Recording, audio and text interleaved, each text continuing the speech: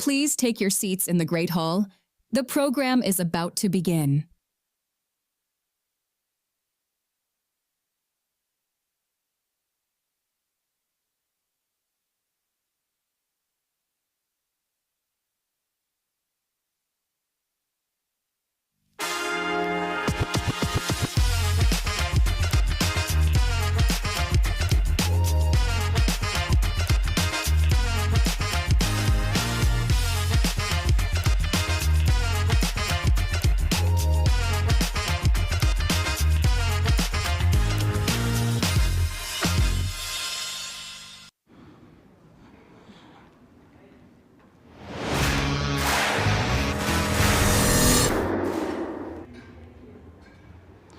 All right, day two, we made it.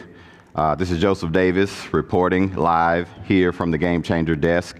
And for day two of Talent Forward, we're going to focus on workforce participation. So we'll get into a lot of great topics. We're going to start off looking at the policy landscape. And if you thought we had a good event going yesterday, we're doubling down today for day two. So as we get started and get ready, grab your seat, get pumped, because it's day two of Talent Forward.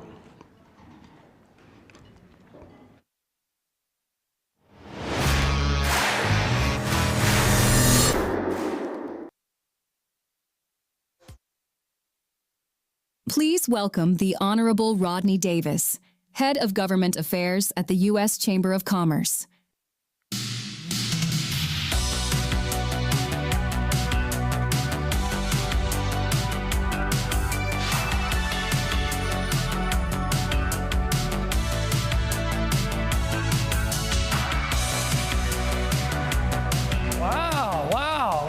I mean, I expect standing ovations when I enter. Hopefully I don't get the standing boos when I leave. They told me the voice of God was going to introduce me. Did the voice of God introduce me? And I missed it?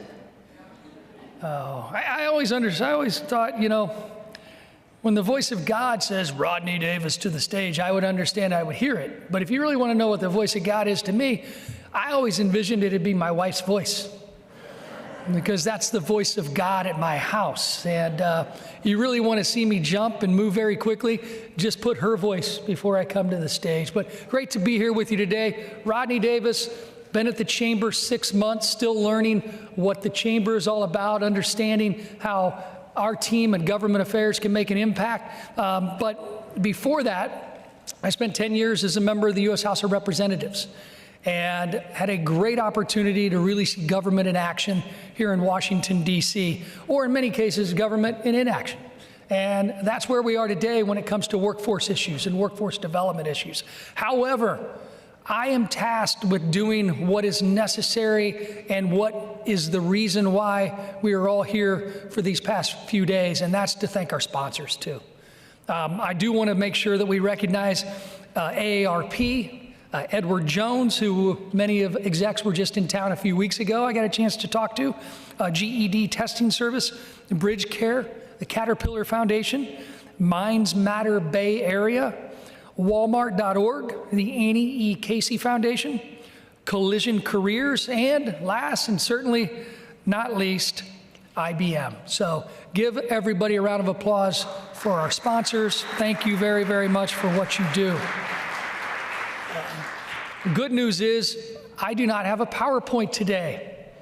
I come to the Chamber and realize that by about 8 a.m. on a Tuesday, they've probably put out about 3,700 PowerPoints. How many of them have you had to witness over the last few days? 3,600? 37, perfect. Look, we're here to talk about workforce.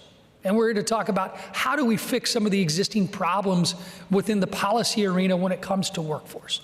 This is not an issue that goes unnoticed on Capitol Hill. And we at the Chamber and our government affairs team that we've revamped over the last 6 months, we want to help be your voice to take your priorities when it comes to workforce development and policy issues over to Capitol Hill, but also back to our states. Because I can tell you from personal experience, one of the biggest frustrations I had as a policymaker when we talk about WIOA and we talk about workforce issues is why aren't we focusing on areas of our country that are taking the existing federal policies that we have in place right now and actually making them work?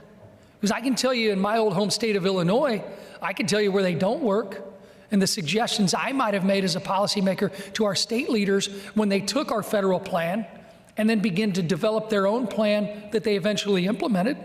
Let's just say they didn't take some of my recommendations. And I like to think if my recommendations would have been implemented, that we would probably be doing a better job in Illinois. That might be a fantasy, but go ahead and let me live it. And this is an opportunity for us as a chamber to help be a bigger voice and a bigger advocate than just one member of Congress in one state. And that's where we really need your help. We need to figure out where in the country the workforce development programs are working, what are they doing right, and how do we take advantage of that success and really try and nuclearize that on a national scale. How do we improve the systems? There are so many ideas just a few blocks from here on Capitol Hill. Many of those ideas I championed when I was in Congress. Apprenticeship programs. How do we ensure that we have programs in place that are going to not have our new workers just inundated by the pain of student debt? I mean, student debt's another issue. How many of you realize that companies as a whole can use the existing tuition reimbursement tax code provisions to allow your companies and your workers to have their student debt paid for and have a tax exemption up to $5,250 per year? Many companies aren't taking advantage of that tax provision, which happens to expire in 2025. We heard a lot about student debt being expunged, right? How many of you had your student debt expunged? You had one? Well, we have some great programs in place, but there are private sector solutions to issues that affect workforce development, recruitment, retention, and the ability to build that strong environment. We got to make sure we break down any hurdles that are in place too. And there are plenty of hurdles. We owe a reauthorization is going to be at the top of the list for the policymakers that are on Capitol Hill. And I know that Chairman Tim Walberg from Michigan, chairs our Education and Workforce Committee, Ranking Member Bobby Scott, two of my best friends that I had the chance to serve with, they are dedicated to working together to make sure they listen to you. And that's the key, make your voice heard. And when you do that, and you make your voice heard, then we speak as one. Part of what I witnessed during my short time here at the Chamber, remember, I'm 6 months old here. And it took me about the first 6 weeks to realize that the easy part of my job was Capitol Hill. Well, the job of government affairs, everybody looks at, and your companies too. Oh, that's our external focus, part of our administration. And our external focus, Capitol Hill, White House across the street, I found out that's the easy part of our team's job. The hardest part is making sure that we have a voice internally when we're having these discussions on what are the chamber priorities, what are our member priorities, so that we are speaking with one voice as a chamber when it comes to your policy objectives. And it's been great to be able to work with folks, and you're going to hear from Elizabeth and John after me, parts of our organization that I didn't know about till I got here, but understand how important they are in getting your message out to us so that when we're talking to Chairman Walberg and Ranking Member Scott, we're actually your voice. And that's why after I leave the stage today, what we talk about when it comes to workforce development has to continue in rooms like this. When you leave this conference, when you leave Talent Forward, let's not end the conversation today. Let's begin it, because it is imperative for us to make the changes that we need to see when it comes to what is happening in workforce development in Washington, D.C. I had an old boss one time that liked to use an analogy that changing policy in Washington, D.C. is like steering an aircraft carrier. Yeah, that was a good one. I used to laugh at it too. But you know what? It's true. Because you make incremental changes and it takes a while for that to turn at any certain way. That's good because you don't have as much disruption. I mean, they're trying to kind of turn it very quickly right now. Might be hitting some waves. But if you make and focus on incremental changes that are positive, then you're moving that aircraft carrier in the right direction. And that's where our focus should be. Yes, there could be some great ideas on major changes to existing workforce development programs, but in the end, we got to look at it through a prism of what does success look like? Now, I used to coach football, youth football. And if there was a youth football coaching hall of fame, I probably would have named myself to it. And I used to tell these kids that I coached, and they still see me every once in a while and call me coach. It's great to see 24-year-old kids come screaming and say coach to you. But I used to tell them, we've got one goal, and that is a touchdown. I don't want to be the coach, and you don't want to be the team that gets the most first downs this game, but you don't win. We want to see a myriad of touchdowns when it comes to WIOA reauthorization. And what that looks like and how we measure success is really determined by each of you.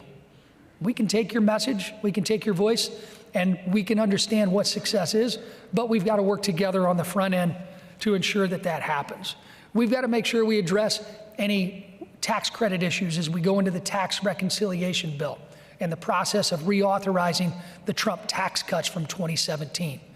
And when we're looking at the tax code right now, this is a chance to really focus on those provisions that help us recruit, retain, and actually get talent all throughout our economy.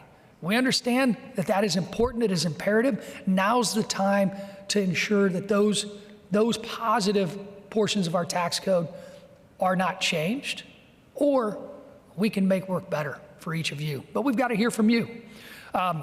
Child care is a major issue, as we know. Look, I raised 3 kids in Central Illinois, and let me tell you, the cost of child care in Taylorville, Illinois, a town of about 12,000 people, is a lot less than the cost of child care right here in Washington, D.C., that the folks that work with me have to pay every day. We've got to figure out a way to ensure that we utilize the tax code and we utilize programs and provisions to ensure that we have affordable child care so that we can continue to see that workforce grow. I like the fact that the issues that you're talking about at Talent Forward are not issues that are just Republican. Look, I've 10 years as a Republican member of Congress in a district that was drawn to elect the other party. Now, I was forced to have to govern because my constituents demanded it, and I enjoyed the bipartisan aspect of my job. I frankly left Congress ranked the 14th most bipartisan member of the U.S. House of Representatives. And how do you get that ranking? Well, because you work together, you find solutions. And when it comes to the issues that you all are debating and talking about today and you're hearing from, these are the issues that are bipartisan with a capital B. That's why I see the opportunity for success. I see the opportunity to coach, to help be coached and coach all of you in what does success look like? How do we get those touchdowns? How do we ensure that the players on the field, led by Chairman Walberg and Ranking Member Scott and leaders in the House, leaders in the Senate, how do we ensure that we get them to look toward the goal line and score some touchdowns? Well, we do it because we're going to be together. And we do it because you have organizations like the U.S. Chamber of Commerce that can be that one voice. And when you're one voice, we'll see that success. When we're not, you know what happens? We'll come back here next year. We'll be debating the exact same issues. We'll be talking about what needs to change. And then we'll do it all over again. That's something of a cycle that we're looking to break. So help us break that cycle with you. Thank you for the opportunity to chat with each and every one of you. And trust me, you're going to like the next panel a lot better than you did me. Elizabeth and John are going to give you the best update that you will hear today. And I'm putting all the pressure on them, and they're standing backstage wishing that I would shut up and putting pressure on them. But ladies and gentlemen, thanks for giving me the opportunity to be here today. Thank you for what you do to the Chamber. And again, thank you to our sponsors for this great event. Take care. Please welcome Elizabeth Baker Keffer, Executive Vice President and Chief Relationship Officer, and John Pattison, Vice President of Strategy and Operations at the U.S. Chamber of Commerce.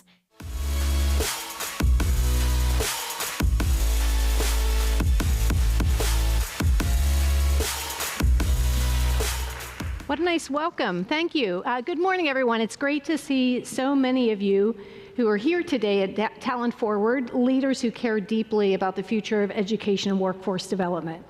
Before we dive in, let us introduce ourselves. My name is Elizabeth Baker-Keffer, and I'm Chief Relationship Officer at the U.S. Chamber. In that role, I both serve our large corporate members, and I focus on building partnerships that can create meaningful change for businesses and for communities. And I'm John Pattison, Vice President of Strategy and Operations. Part of my work at the Chamber focuses on strategic initiatives, including those that address some of the biggest challenges facing our workforce and the economy and how we prepare the next generation for success.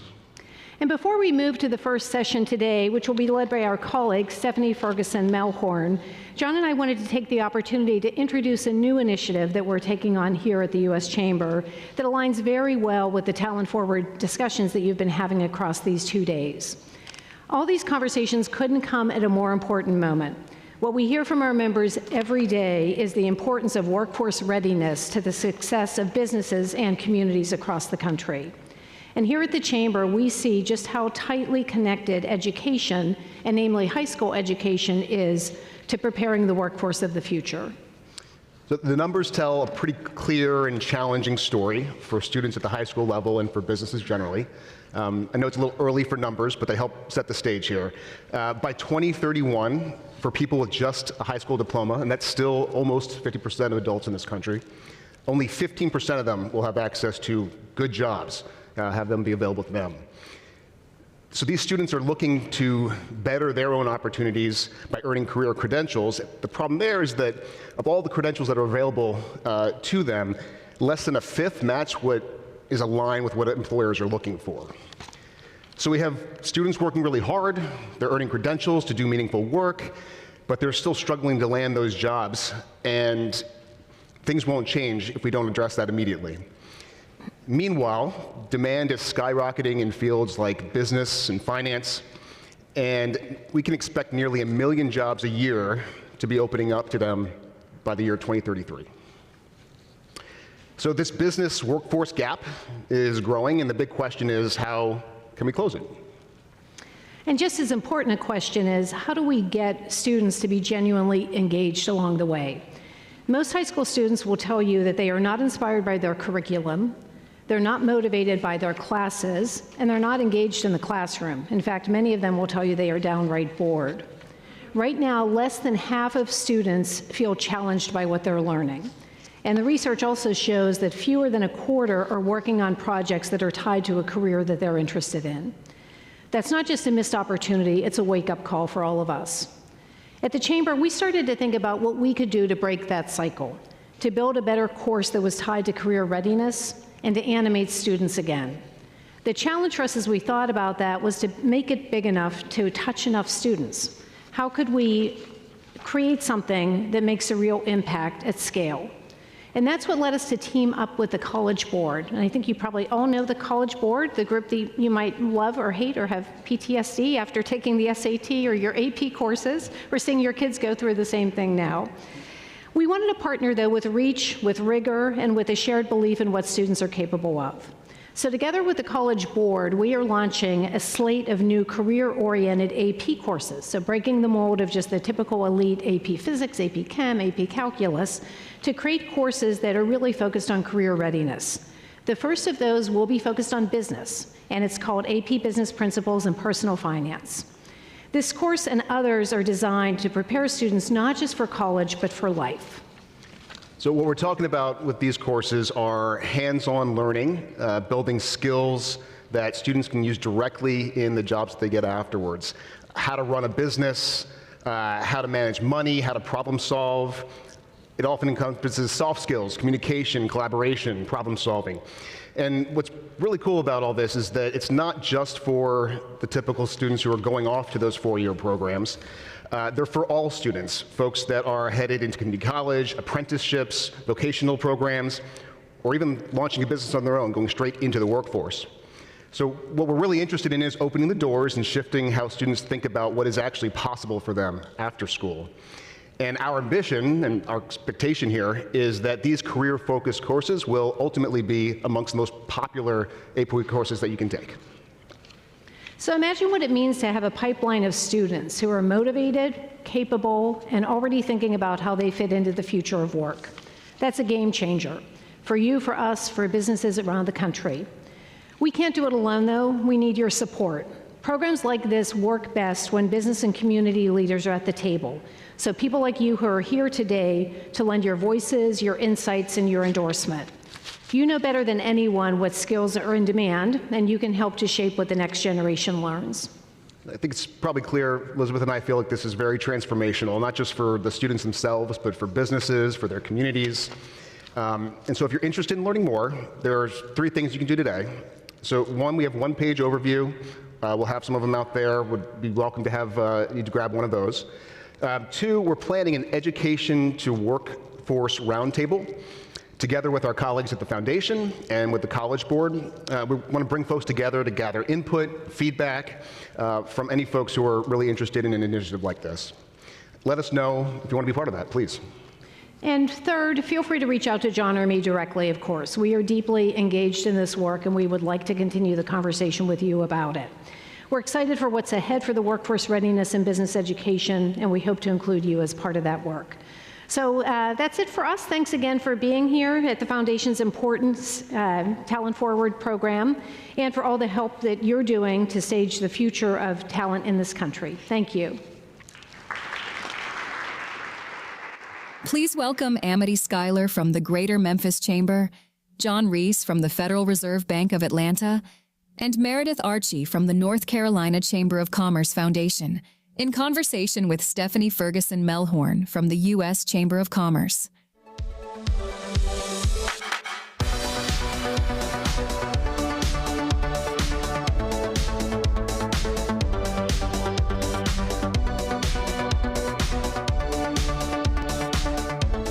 Everybody.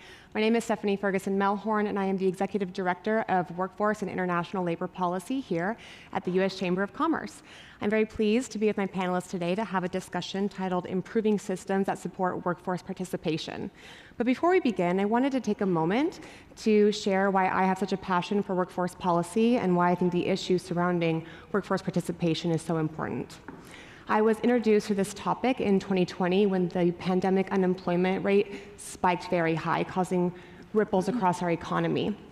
Then that situation quickly changed, and we were faced with a severe worker shortage in which employers across the nation and in all industries were unable to find the talent that they needed to fill their open jobs.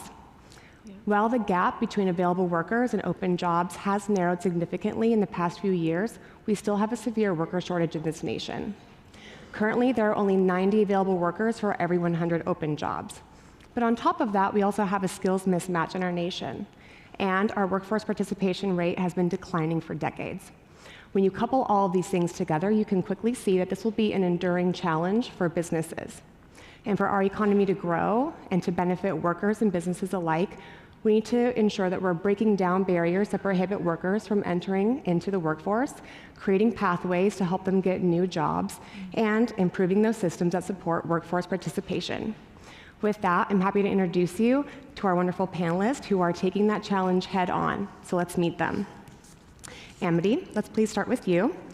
Could you please tell us a little bit about yourself and the work that you're doing at the Greater Memphis Chamber, and a reason why you find fulfillment in helping to build a resilient and agile workforce? You bet. Well, good morning from all of Memphis to you. I am the Chief Innovation Officer and Senior Vice President of Workforce Development at the Greater Memphis Chamber.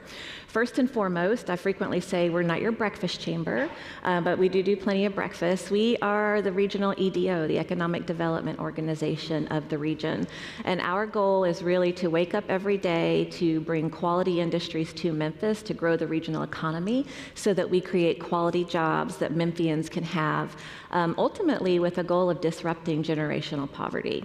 That is what we do. So you can imagine in my role, I spend a lot of time with site selectors and site consultants, really showing them the math of the Memphis labor force and how they can win in Memphis. Secondary to that, of course, is our existing businesses. At the end of the day, my responsibility and our goal at the Chamber is to create that speed of need workforce. We want every business that is in Memphis or coming to Memphis to be able to plant, grow, and thrive with the workforce that they need, not just today, but in the future. And that means we have a lot of ecosystem work to do. And I loved yesterday's conversation because it spoke so much to the weak spots in the workforce ecosystem, the connective tissue that should be there that's not there between organizations, universities, service providers. And that's what the Chamber does in Memphis. We are that stickiness, that connective tissue, and we serve primarily as the convener, and I say the chief collaborator, because at the end of the day, we're standing between systems that should be creating workforce for our businesses, and we're pulling them into a room to identify what's not working. I love yesterday's phrase, the ugly of the situation, and then what do we need to do differently, and then the Chamber serves in the divide to make sure everybody can do what they do, and to have the resources that they need to do it. And finally, the business community plays a huge role in that. And so do know that as we're doing the convening and the diagnostics of our workforce ecosystem and what's working and what's not working, we every day put our business leaders in front of the problem. Business should be leading from the front. Ultimately, they are the employers of the workforce we are creating, and so we're making sure that they have a voice in the solutions that are being created. Thank you, Amity. John, I'd like to ask you the same question. Please tell us about your role at the Federal Reserve Bank of Atlanta and why you find fulfillment in helping to build a resilient and agile workforce. Good morning, everyone. John Reese. I'm a senior advisor with the Federal Reserve Bank of Atlanta as part of our Advancing Careers initiative, which is largely focused on this issue of the benefits cliff, which I'll get more into later today. I think one reason, I've been with the Fed for a couple of years. Before that, it's been about 15 years as an economic development consultant working for places like Memphis, and have always sort of enjoyed workforce because it brings together such a wide array of stakeholders, right? That when you go into a community, there's always a real hunger for advancing this issue. And I think the reason is pretty simple, right? Is that there's so many positive spinoffs from advancing an engaged, agile, and resilient workforce, right? That we know at the regional level, communities that are able to deliver the talent necessary to their employers are just much more dynamic. At the company level, firms are able to nurture and attract great employees, are just more competitive. And at the individual level, people and workers that are well served by functioning workforce systems are better positioned to find jobs that are truly rewarding. And there's just not a lot of issues that you find that galvanize such a wide array of constituents to push an issue forward. And I find that just very, very compelling. Thank you so much. And Meredith, same introduction for you, please. Great. Thank you, Stephanie, and good morning, everyone. I'm Meredith Archie. I'm president of the North Carolina Chamber Foundation, and we are the long-term planning and research center for the North Carolina Chamber, and we have the honor and privilege to represent North Carolina's incredibly diverse, dynamic, and innovative business community. At the foundation, we're focused on thoughtful collaborations, nonpartisan, data-driven research to really guide policy growth focused on job creation, economic vitality across the state of North Carolina so that everyone can have opportunity to grow and thrive in our state. On a personal note, I'm from North Carolina. I'm from the eastern part of our state where my family owns and operates a now fourth generation family business. Growing up, starting at the age of 12, I had the opportunity to work in the family business during the summers. I pumped gas for people. I worked in the office, in the back office, learning the business. And through that experience, what I gained was a deep appreciation for the role of business in our communities. And I also understood the opportunity that comes with a good job. Today, I've got 2 young daughters, an 8-year-old and a 6-year-old. So as I think about their future and the future of all North Carolinians and our state as a whole, I want our state to be the place that people have the pathways and opportunities for meaningful careers. And I want them to stay and come to North Carolina. So that's really what fulfills me in my work every day.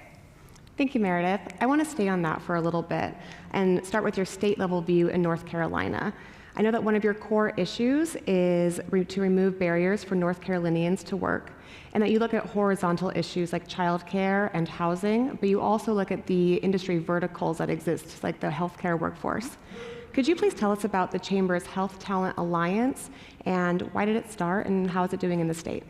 Great, thank you for that, Stephanie. To your point, yes, when we're looking at workforce, we're looking at it from all angles. What are those cross-cutting factors that impact the workforce, from childcare to housing? But importantly, too, we're looking at strengthening the alignment between industry and education.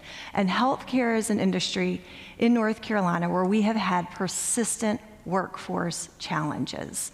And so we came together, and I'll talk more about our coalition here in a second, but we came together really to build a better talent supply chain for healthcare. And we focused in particularly on nursing. So at its core, the North Carolina Health Talent Alliance is a strategic partnership between the North Carolina Chamber Foundation, the NC Center on the Workforce for Health, and NC AHEC, which is our Area Health Education Centers. And so through this work, what we all agreed on was the problem. We have a major healthcare workforce crisis in our state, and we all agreed on the urgency at which we needed to address it. But what we didn't have when we came together as a partnership was a vehicle for action. And that's really where the Chamber Foundation played a great role with bringing forward the U.S. Chamber Foundation's Talent Pipeline Management program. So we use this as a framework for the entire program. We have 9 AHEC regions across the state. So at this point, we have a credentialed talent pipeline manager within each of those 9 regions that is building employer-led coalitions with our healthcare employers, bringing together our education partners, and really understanding, getting down to the bottom of what are those critical needs that we have in our state, and how can we best address them in a timely manner. Thank you for sharing that. Can you talk a little bit about the outcomes that you have experienced since implementing this alliance? Yes, well, I'm excited to share that there are outcomes. We started this partnership about 2 years ago, and first it really started with, okay, what's the data infrastructure?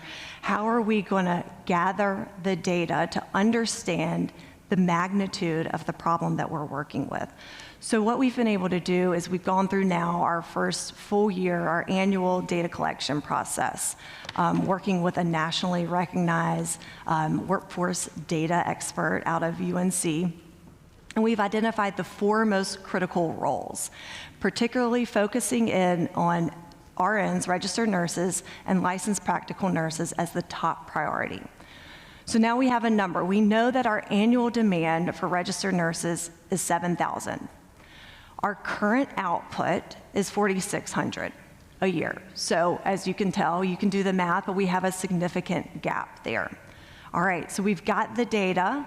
Now, what are the solutions? How are we digging in with our healthcare employers and our other stakeholders to really fill that gap? First, we're looking at what are some of those shorter term, I say shorter term because there's no such thing as a short-term solution, but what are some things that can produce more immediate results?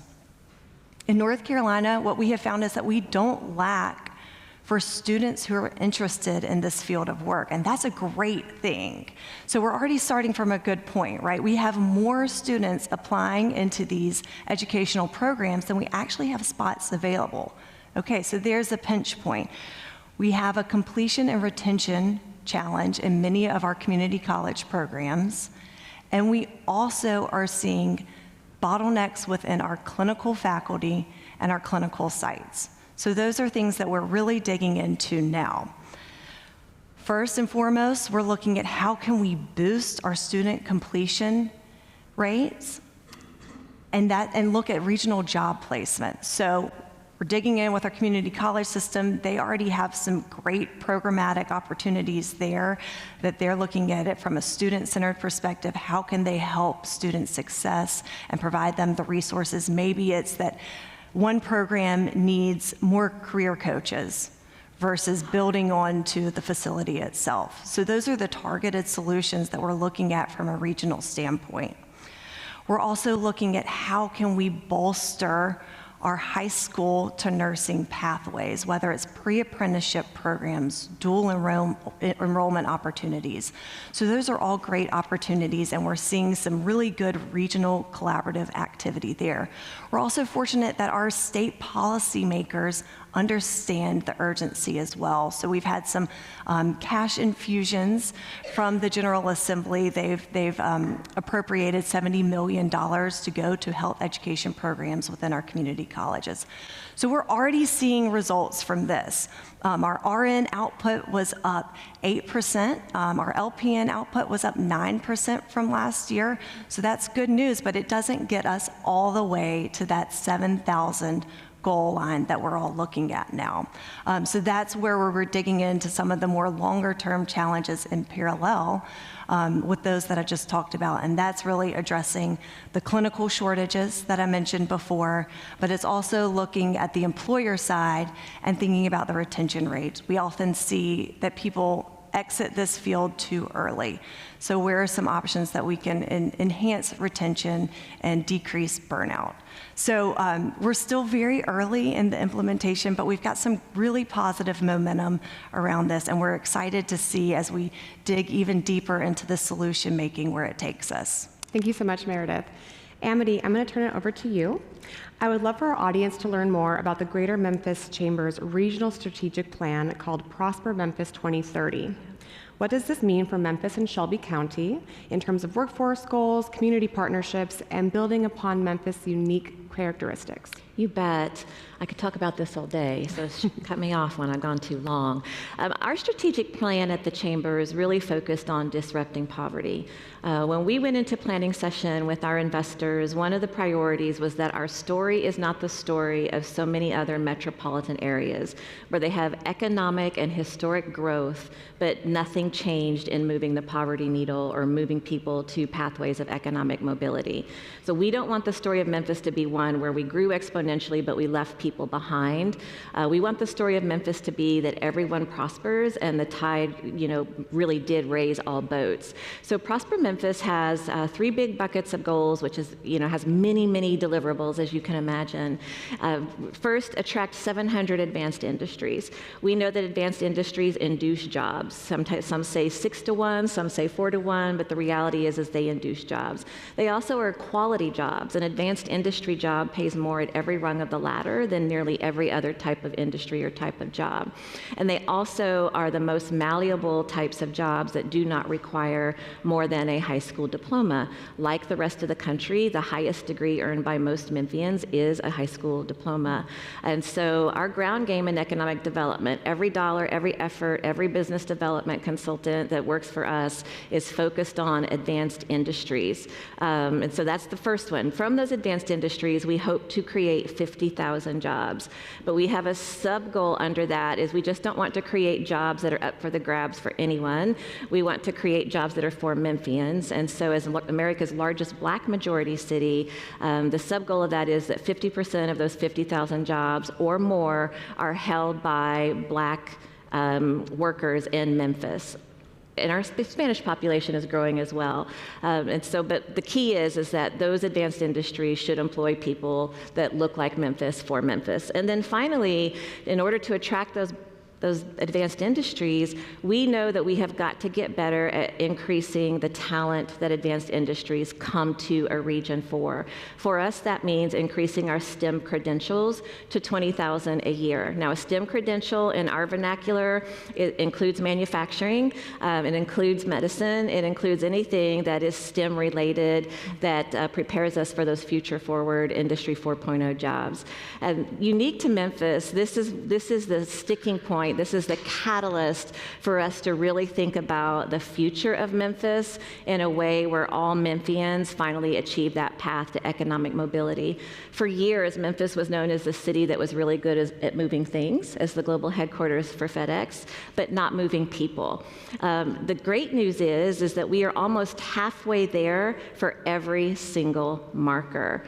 So we have no doubt by 2030 that we are going to be able to capitalize on these goals. And we expect that we will see increases in household income. We expect that we will see greater education attainment.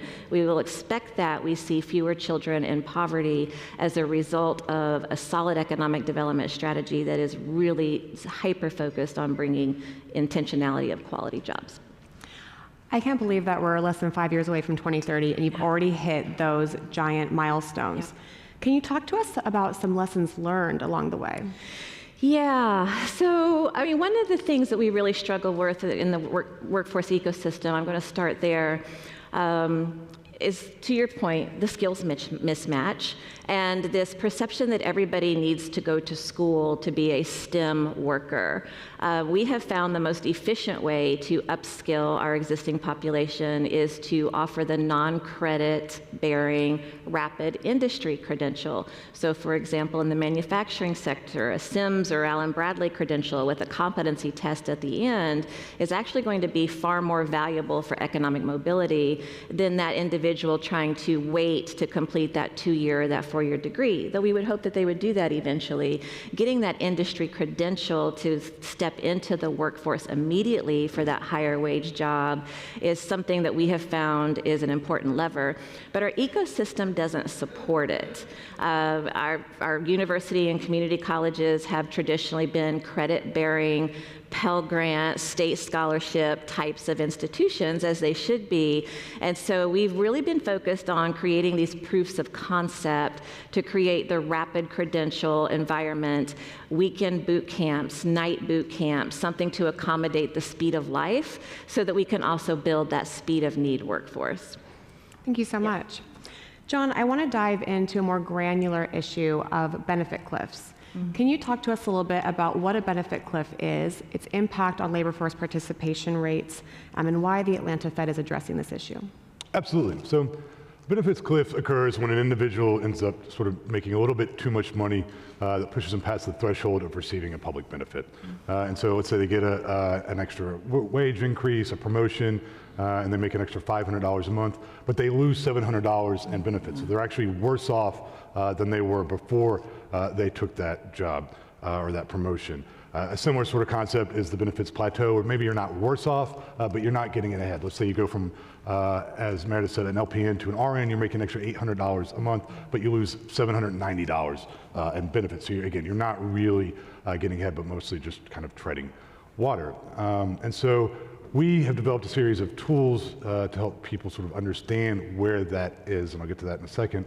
But the reason we are in this space is we think it's a really sort of in our lane for our dual mandate. I think sort of the first part of the Fed's mandate gets a lot more attention, right, to promote stable prices through our interest setting mechanism at the Federal Open Market Committee. But the other part of that mandate is to promote maximum employment. And so at the Atlanta Fed, particularly the one in Atlanta where I work, we see obstacles to economic mobility and addressing those obstacles as fundamentally in support of that maximum employment mandate. And we do know that the benefits cliff is an obstacle. A couple years ago, our partner in the Florida Chamber surveyed their member organizations, asking them, did you have workers that have turned down promotion, additional hours, wage increases because of this fear of losing benefits? And about 1 in 3 companies in that survey said that they had.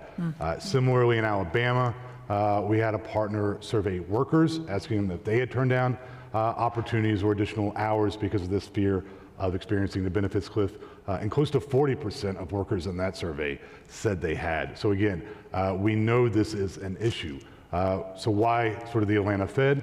I think we bring kind of a unique combination of talents and strengths to this issue. One is just our kind of technical competency. I'm not part of this team that does it, but one of the reasons this exists is because the cliff is going to look different for every individual depending on your household composition, what benefits you're currently receiving, and where you live. And it's been extremely hard to understand where those exist for any particular one worker or their family. We have spent a couple of years, or my team has spent a couple of years, distilling all the public benefits rules for at least the major programs in this country so that we can create models that allow workers, to allow employers to see where these cliffs exist. And hopefully by sort of showing this and demonstrating, we can come up with pathways to address that. Secondly, it's not just sort of technology and technical expertise, but like the U.S. Chamber Foundation, we're really great at bringing people together, and we have, I think, remarkable convening powers because this problem exists for a lot of reasons. It's a very complex problem, so it's going to take a broad coalition of stakeholders to address, and so that's generally something that we're quite good at, is connecting people to hopefully sort of advance this state by state, community by community, so that's less and less of an issue for workers. And is there any tool available to a person who may be trying to figure out where that threshold lies and how they might be able to navigate reentering the workforce while not giving up those benefits? So in general, we have tried to promote our tool in concert and sort of a broader counseling session. So we partner with states, with workforce development organizations, even some EDOs, so that they can do it in a sort of a counseling and coaching setting. And the reason is it's not just a math problem, right? Like part of it is, but we also want to sort of frame positive conversations that galvanize hope, right? That someone could take our tool and say, all right, maybe they're going to be better ahead, but they're still going to lose a little bit of public assistance. Sort of that loss aversion can be really intimidating. And so how do you sort of boost someone up to say, it's going to be all right. I know it's a very scary prospect, but you're going to come out the other side of this in a much better position. Similar, or conversely, you can imagine a worker that's going to experience a cliff, but the long-term trajectory of that position is going to position them in a much better financial place. Again, how do you sort of coach around that? And so we have not generally made it available to individuals, but through our partners. I will say, while we have partnered with several states, it's part of Career Source Florida's workforce development agenda. We have partnerships with the state of Alabama and South Carolina. We're also open to any sort of smaller organization, right? We've basically uploaded a tremendous amount of support materials, whether it's online training videos, we have open house, it's all online, that's relatively turnkey. And one great thing about working for the Fed is that we don't charge for any of this. So anybody who is interested can contact me or go to sort of our website and sort of become a partner tomorrow. Thank you. So catch John at the break, everybody.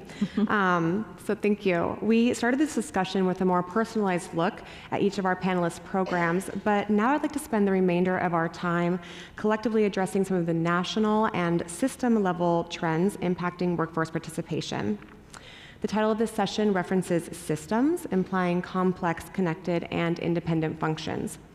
And a theme among all of your programs are stakeholders and the ecosystems that follow.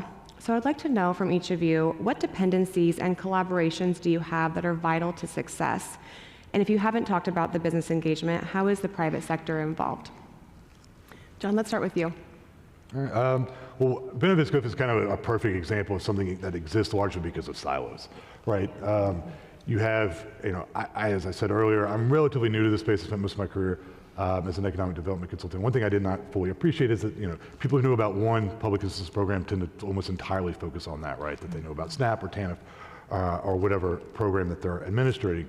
But that's not how individuals live their lives, right? That someone might be receiving multiple programs. And so trying to connect not only those agencies together and sort of helping people understand how these sort of come together at the individual level, but also connecting.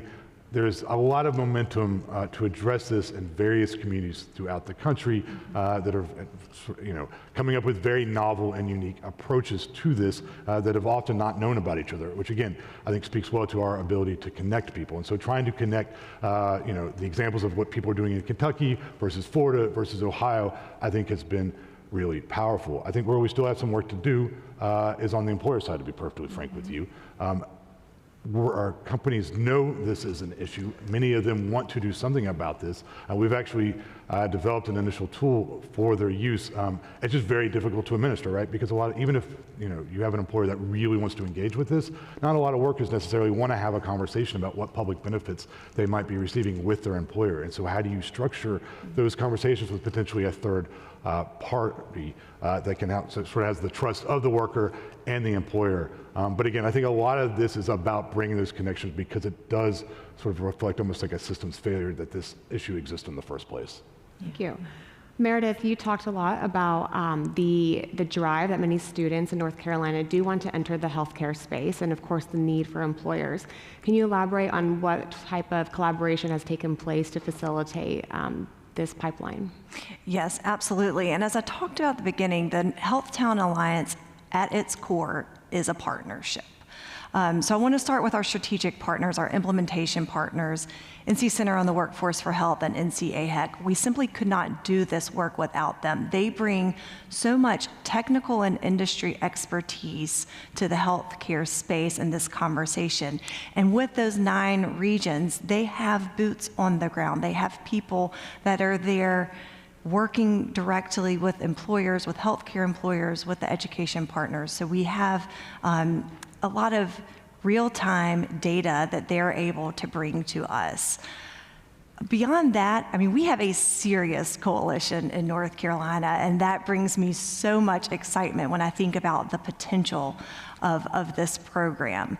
I mean, we have intentionally made our stakeholder ecosystem very broad.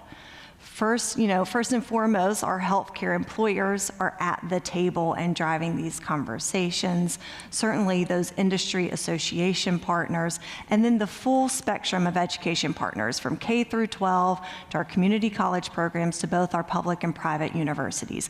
And this really allows us to tackle the healthcare talent supply all the way through from early awareness in high school to training and credentialing, and then to retention and upskilling with the employers. So we have intentionally built a broad stakeholder ecosystem. And I think, John talked about breaking down silos. I think that is absolutely a necessity to have this broad coalition to be able to do just that, to make sure that we're connecting the dots between what the educators are providing, what their needs are, and how they can fill those to then in turn meet the demand that our healthcare employers have. That communication is so important so individuals know what they're looking for, and I think that exists. Most of us are very familiar with healthcare. Amity, for you, you're now bringing in new industries to Memphis and ensuring that Memphians are not left behind, as you mentioned. Right. How are you facilitating that communication piece? Well, a lot of it we heard yesterday and hear from my peers, but there's one piece that I don't think that we've talked enough about that is mission critical in Memphis, and that is the mavens at the street level. I call them the street team, the neighborhood leaders. When you think about silos inside of what we call the inner core of Memphis, which is the belt, those are neighborhood silos that are not defined by zip codes. They're defined by things that go back in time before I was ever in Memphis, but they have their own unique identities. And so one of the most important groups that we have had to mobilize, and we've done so successfully, is at the neighborhood level. That starts with the Pastoral Association. That starts with Miss Betty, who has watched everybody's children for the last 20 years. It also starts with those service providers, whether that's the Boys Club, the Girls Club, or some other folks that are doing really neighborhood-based work, and getting them to the table with other providers, training providers and employers. Here's one of the simplest, biggest aha moments that we've had in doing workforce development and really thinking about how do we get Memphians into quality jobs. Employers have never been, and they need a significant amount of support in building a bridge to the neighborhoods where people are. You can't put people in quality jobs if you can't get them from their front door into training to close that skills gap, into an employer's seat for that quality job. And so the Chamber has really served as the bridge and the connector from the neighborhood level, building trust with neighborhood individuals, to the employer level, assuring them that the talent that they need is in Memphis. As a matter of fact, Memphis has one of the most robust labor forces in terms of participation in the country. People stay in the labor force and they enter young, and site consultants see it, and that's how we end up on their lists all of the time. It's just sometimes easy to lose sight of that as an employer when you're doing the same things that you've always been doing, advertising online, advertising on Indeed, on LinkedIn, and at the neighborhood level, they don't speak any of those languages. They speak Miss Betty. They find out about their jobs, at church on Sunday, and they do show up when they know where the jobs are or where the opportunities are. So that's been a really important stickiness for us. The other one is just changing nomenclature. I think semantics and nomenclature as we move forward talking about workforce is going to be more important than ever. So as we work in the ecosystem with our service providers and our schools and universities, one of the things we've really tried to instill in them is like, would you please stop talking about workforce like it is social service? Workforce development is talent development, and whether you have students in seats or you have students in your pews or workers in your child care facilities, you are doing talent development, not social service, because you can't approach an employer with a social service value statement. The employer has to be, the language has to be around talent development. And the other thing is from the employer side is that, they've got to start doing a little things differently, and then, doing that neighborhood place-based hiring and providing the technical assistance to do that. And we too will be starting a TPM cohort just for those very things. That sounds amazing, and that's a great segue into my last question that I have for each of you. Looking forward, there may be folks in the room today who believe that they have a role to play in workforce participation ecosystem, and they may feel that it's daunting to get started. What are your parting words of advice? Amity, let's start with you. It's a long list. No, I will say this. If you are touching talent or people in any way, you are already doing workforce development. If you are doing economic development, you are doing workforce development. They should have never been bifurcated. Those are two and the same thing as far as we are concerned. I would say start looking at the one thing that you can play a role in course correcting. And it could be something simple like there is a course that employers need in a university that nobody knows about. It could be some career coaching for an individual that anything that steers people in the right direction to a quality pathway or a quality job at a personal level, at a professional level, is going to be incredibly impactful to the overall picture. It's one small win at a time, one person in a quality job at a time. Thank you, Amity. John, what are your parting words of advice? I'll keep brief. I think it was that JFK said we're not going to go to the moon because it's easy, but because it's hard. I mean, I kind of feel the same way about economic development, right? And it can feel really daunting because there are so many challenges. But I think the thing that just galvanizes me are honestly events such as this, just to hear how much sort of passion and ingenuity people are bringing to this, and to so hopefully learn all that and bring it back to the communities that we serve as well. Well said. And Meredith, please close us out. Yes, well, I'll have a little saying too. You've heard if you want to go far, or if you want to go fast, go alone, and if you want to go far, go together. And I think we're really bucking that trend here in North Carolina, and I really do attribute a lot of that to the framework that we're using with talent pipeline management. It's been able to bring people together in a way that coalesces them around a big problem that is broken out into a lot of measurable steps. And to oversimplify, what we're really doing is collecting data, quantifying the problem, and then prioritizing it and moving forward. Thank you so much. Amity, John, Meredith, thank you for joining us for this important conversation today, and thank all of you for listening in. This will be available for playback on the Chamber Foundation website early this spring. I hope that you enjoy the rest of Talent Forward, and we look forward to continuing the conversation with you all. Thank you. Thank you. Please welcome Keller Ann Rubel from BridgeCare, Sarah Reddington from the Miles Foundation, and Alan Robbins from Bright Horizons, in conversation with Kate Lynn Gibbert from Goldman Sachs.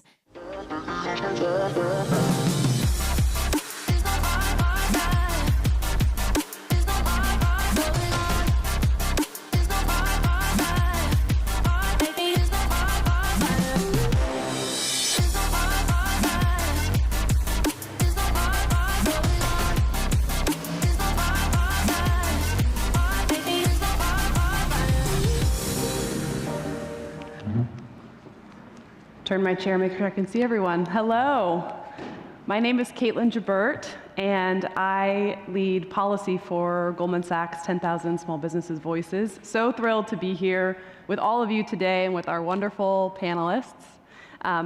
In my work, just to give a little bit of a brief introduction and to how we'll be spending our time today, I have the privilege of working with over 16,000 small businesses across the country as they advocate for bipartisan policy solutions, among which care is very top of mind. I'm thrilled to be here today at Talent Forward, hosted by the U.S. Chamber Foundation. The Chamber Foundation views childcare, and as we'll talk about the broader kind of continuum of care, as a two-generation workforce issue, essential for the workforce of today to thrive, and also a critical foundation for the workforce of tomorrow. We've heard very similar sentiments from many of the small business owners that we work with who are struggling with care and the impact of care as it relates to recruiting and retaining their employees, which we'll talk about today. I want to share just a couple of data points from a survey of our small business community to kind of ground the conversation. 84% of small business owners believe it's difficult for working parents to afford high-quality childcare. And interestingly, the balance didn't necessarily say it was easy. They actually just said that they weren't sure, or maybe they weren't as close to the issue. And I think we'll spend some time today talking about employers who are interested in care, recognize its importance, but don't necessarily know where to take that and how to support their employees in that.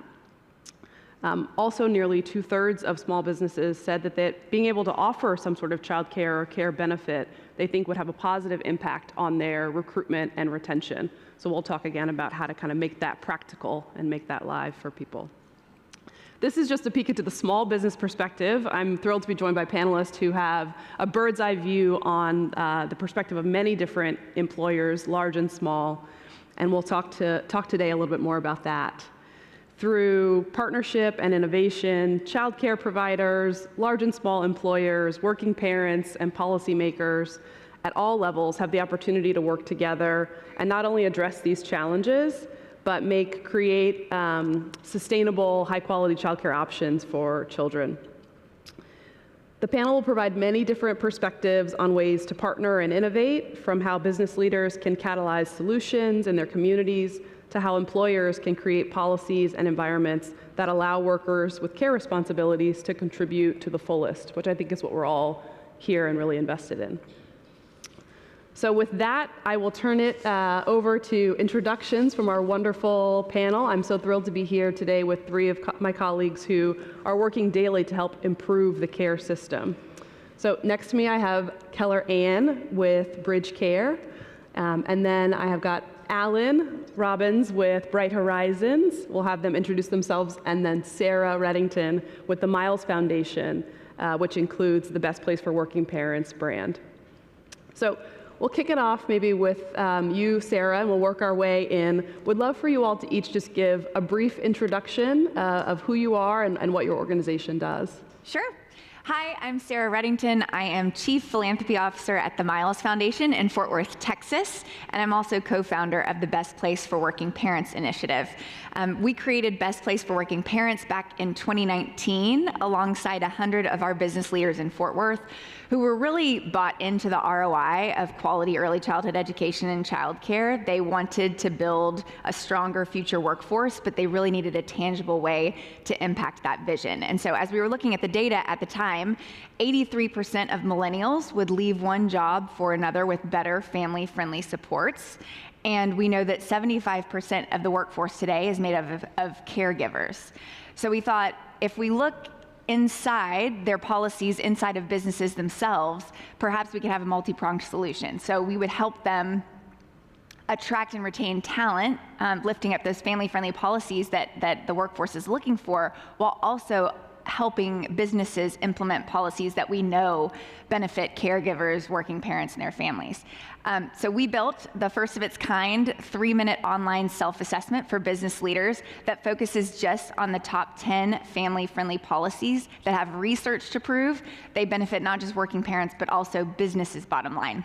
And today, the Best Place for Working Parents Network is a growing national network of business leaders in 22 regions and 12 states across the US, proving that family-friendly is business-friendly through the implementation of those policies, and with over 4 million employees that work for a Best Place for Working Parents business. Hi, everybody. My name is Alan Robbins with Bright Horizons, and my role at Bright Horizons is really to work with HR and benefits brokers and consultants particularly, so those folks who are out there talking to many, many employers about what's going on in their world with regard to caregiving benefits. So Bright Horizons, some of you may be familiar with, we run several hundred employer-sponsored childcare centers across the US. We also, but beyond that, we also offer programs that really help with the range of caregiving needs. And that goes from short-term sort of breakdowns in care right the way through to long-term care solutions, and it covers the range of dependents as well. Increasingly, we do a lot with childcare, but increasingly we're partnering with employers to help their employees with elder care needs as well. You know, as it relates to the folks in this room, yesterday I had the pleasure of listening to a lot of the great initiatives that you've put in place with regard to developing talent. Where we really see our role is to make sure that talent can stay in the workforce, doesn't need to take time out for caregiving needs, and can be 100% focused. So there's a good thing to do for your employees, but there's also a great thing from the bottom line in terms of making sure the talent you've spent time developing stays in with your organization and in the workforce more generally. So important. Good morning, everyone. My name is Keller Ann Rubel. I am a client success manager at BridgeCare. BridgeCare is a white-labeled SaaS platform that supports solutions for all elements of the childcare ecosystem and the early childhood ecosystem as well. So our clients are mostly state and county governments, childcare resource and referral networks, and our integrated modular solutions also support providers and families searching for care. So with our technology, families can look at all licensed childcare facilities in their area and see real-time availability for their age groups. And I'm really proud of the work that we do at BridgeCare because we are really augmenting the technological underpinnings of the early child care system writ large for administrators, for providers, and for families. My work at BridgeCare, I support some of our large enterprise clients. I live in Colorado, and so I support specifically Colorado's usage of our platforms. We are proud to support Colorado's universal preschool program, helping families apply, get matched with, and enroll in the universal preschool program and receive the benefit of that from the state of Colorado, as well as Colorado's Raising Colorado Kids, which is a coordinated eligibility platform that allows families to fill out an anonymous screener and see the breadth of benefits, programs, and services across the 0 to 8 spectrum that their family might benefit from. So thank you so much for being here. Fantastic. And I definitely want to hear more about the Colorado ecosystem and sort of how that came about. I think that'll be an important part of this conversation. So to kick it off, I want to spend a little bit more time digging into the purview of the work of your organizations. And so Alan, I'll start with you. Part of your role with Bright Horizons, as you mentioned, is engaging with a number of different types of stakeholders, employers, trade groups, brokers, and others in the care ecosystem to ensure that you all really have a pulse on the changing environment and some of the challenges around care. Can you talk at a high level about how those conversations are going, kind of what you're hearing from these different stakeholders, and how Bright Horizons shows up as a solutions provider? Sure, happy to. I mean, there's a lot of change going on at the moment. One thing we are finding that is a constant and perhaps is increasing is that caregiving is a gap, that there is a need for this, that businesses are still very, very much focused on this. And again, we're going to think about it in terms of what that means for your organizations. You've invested in people, you're keeping them in the workforce. You can imagine a situation where somebody just becomes overwhelmed and they're not able to stay in the workforce because their caregiving situation isn't working out, and that could be on a short or a long-term basis. So we, in terms of Bright Horizons, we are looking at a range of solutions. As I mentioned, some of the childcare centers we have really go to that long-term need. What we're looking to do is to try and increase supply, and we partner with employers to increase supply, and that goes to the financial model here. We talk a lot about a three-legged stool for care, if you like. You need to have access, affordability, and quality. And if you take away any of those things for care, then that model doesn't work. So essentially, when you bring employers into the picture, as Bright Horizons does, you're bringing an additional investment in, which can help to provide additional care options, additional providers, and because it's an employer-sponsored benefit, we can also make sure that it's of high quality. We hear that when we talk to employers, we hear that they want to provide a solution, but they also recognize that everybody's need for care is a little different. So if you think about yourself and a colleague, you may feel that you do exactly the same role, but your approach to what a caregiving solution might look like for your children, or for mom if it's an elder care situation, may be very, very different. So we do recognize that it is not a one-size-fits-all solution, that you need to be able to put in place that personal touch and to make sure that people are reassured and comfortable with the solution. So, that ranges then in terms of what we can provide. We are on the backup care side. Backup care, it really goes to help employees get into work when they have a breakdown in their temporary care arrangements. That covers, but we've expanded then beyond that for older children. We're doing a lot around school-age programs. So we are not just looking at those sort of preschool situations. And then elder care is an increasingly growing area. We're hearing a lot from employers right now about our changing employee demographics. We all know that demographics globally, the number of elders has overtaken the number of children under 18. And so elder care will continue to be an increasing issue. We're hearing that as a major priority for a lot of employers as well, as to how do they help their employees with that.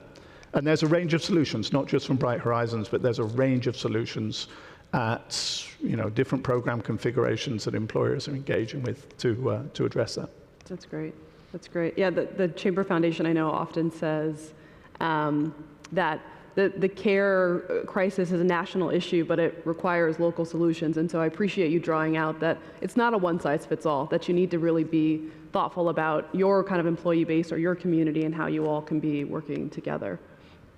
Sarah, I will turn to you now. You work with employers who are building this sort of culture that cares about care, if you will. Can you tell us a little bit about Best Place for Working Parents and the work that you do there? Sure. So I think the first distinguishing thing about how we approach employers and engage them around care when they're thinking about implementing care policies is we approach it from the lens of how does this policy benefit your business? When we first started having conversations with business leaders of all sizes and industries back in 2015 in Fort Worth, Texas, and this has been reiterated several times at this conference, that the resounding need was attracting and retaining top talent, regardless of size or industry. And so we wanted to build a solution that would be sustainable, meaning, if businesses were going to adopt these policies, it had to speak to their bottom line. It had to help them in their profitability and productivity. And so to that end, all of our 10 family-friendly policies at Best Place for Working Parents have research to back up how they impact employee motivation, productivity, satisfaction, loyalty, even health and well-being. And I think that is really why we're seeing the uptick in these policies across the country, is because they're actually helping businesses thrive in addition to strengthening families and helping working parents show up as their best selves at work. The second distinguishing factor, I think, for Best Place for Working Parents and how we engage with employers is we really have a gamut of policies, from flexibility all the way up to on-site childcare.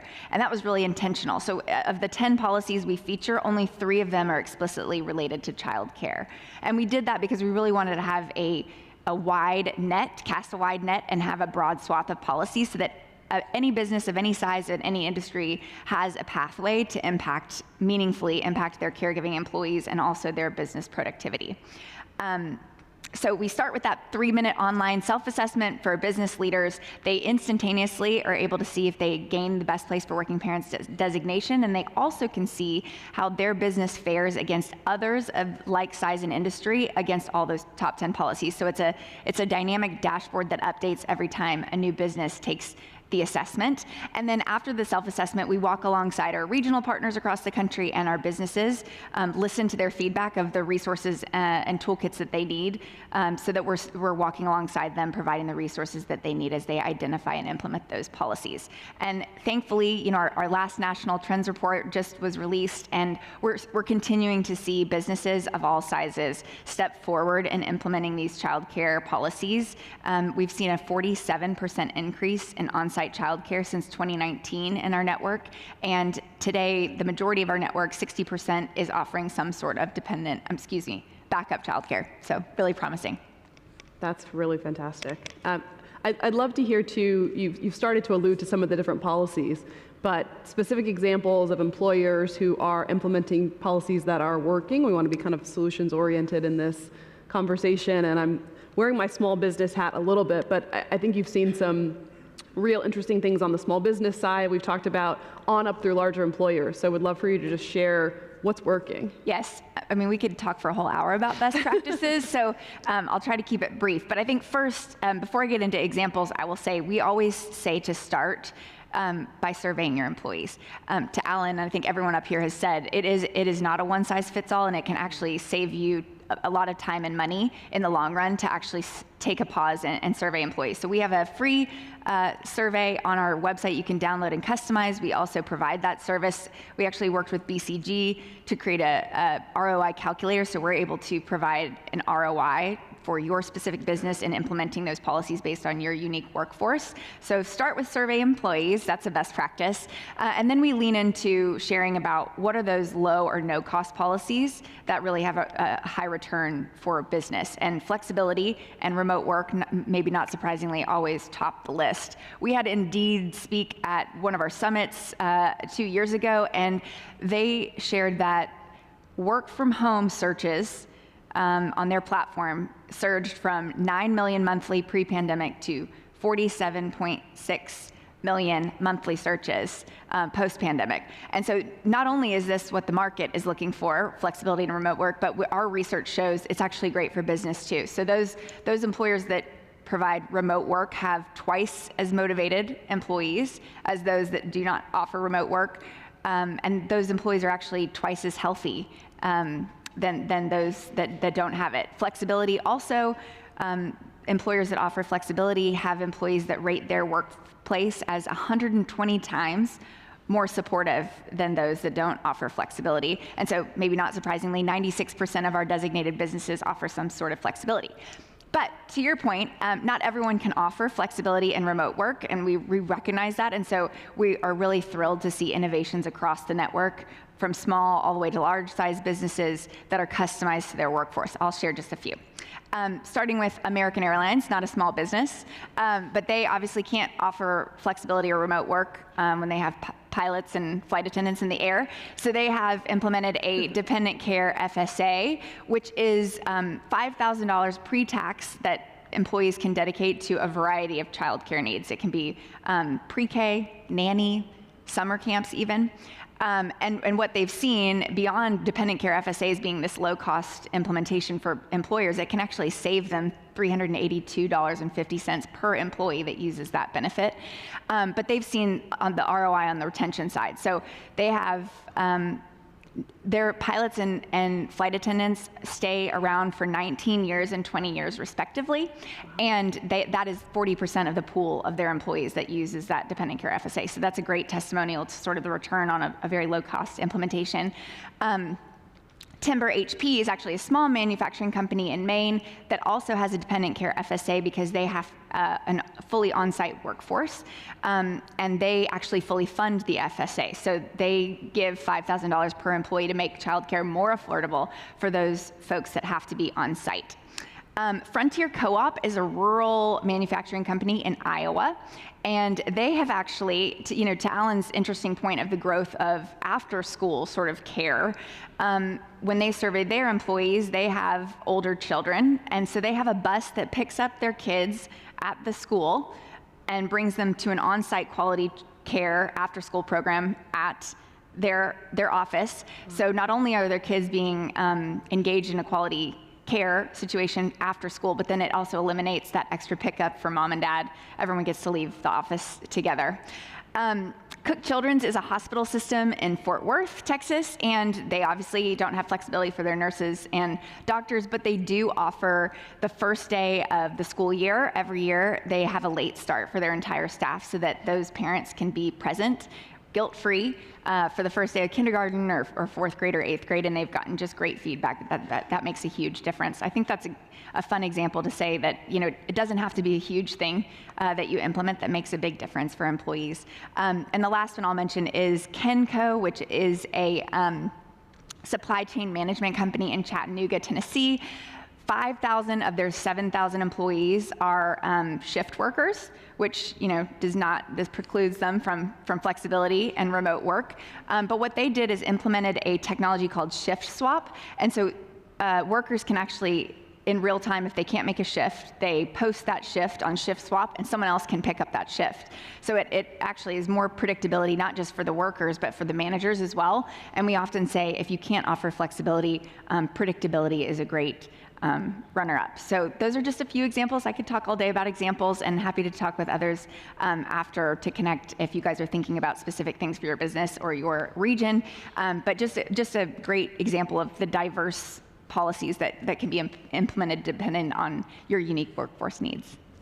If I can just do a very quick follow-on point there. You talked about, those employers that have to have people on site. Clearly, that's a big contingent of the marketplace. But the other big concern to the original question as well about what we're hearing is return to office and managing return to office, how that plays out for dependent care. It's a huge issue at the moment, particularly the switch from 2 to 3 days is one thing, 5 days a week back in the office. I think it's going to be and from a talent viewpoint, something for you all to be thinking about is how do you, at the same time as you're making that request of your employees, how do you make sure it doesn't have a negative impact on your talent? Can you offer some of these wonderful, some of these examples, some kind of additional dependent care support at the same time to recognize the very real change you're looking your employees to make? And I'll just add one more stat that I think is actually pretty stunning when you talk about flexibility and back to work policies. 73% of the highly credentialed women that leave the workforce say they wouldn't have left had they just had access to flexibility.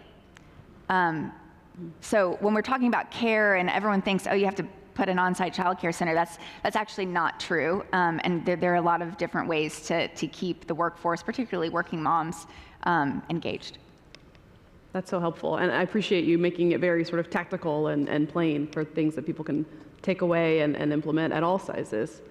Keller, and I want to get you into the conversation because I think you have a really unique perspective as you think about helping to support innovation and research and advocacy, bringing a little bit of this sort of data-driven lens. We talked about the importance of understanding the needs of the employees, understanding kind of what your end goal is. We'd love to hear from you about how BridgeCare thinks about facilitating that approach. Absolutely.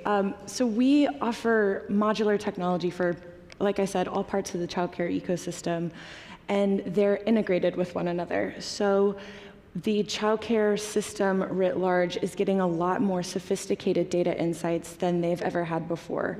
And this is helping our partners in a number of different ways with their resource allocation, with their advocacy efforts, and really just knowing where and how to best invest in childcare in their communities. Yeah. So with our family search portal, families can look for care across a lot of different aspects that they're looking for: age, geography, whether it's along their commute, the types of care facilities, whether it's a home-based childcare, a Montessori, or a pre-K program. And so our clients can see really robust insights into what types of care families are looking for and where, so that not only can they effectively advocate for more investment in care generally, they can also support providers at a small level as well. We also have a lot of different use cases for our technology, and so one big challenge in the childcare field in getting families access to affordable care is the notion of blending and braiding funds, which is really just using every available dollar that the family is eligible for to help offset the costs of care. And so one community in Colorado, Larimer County, has created their own Larimer Child Care Fund, and this has been used to support families who are earning just a little too much to qualify for child care assistance, but still really need offsets to the cost of care.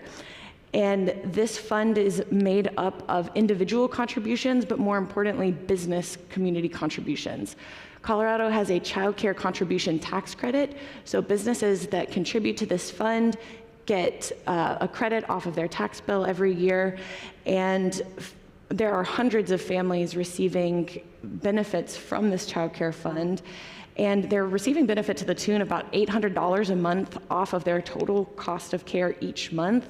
And then they're using our platform to not only facilitate those payments to providers, to enter in agreements with families, providers, and the fund itself to say, this is what the total cost of care is per month, this is what the fund will cover, and then they'll also bring in other funding streams such as Universal Preschool Program, say, and this is what UPK will cover, and this is what you as the family will be required to pay each month.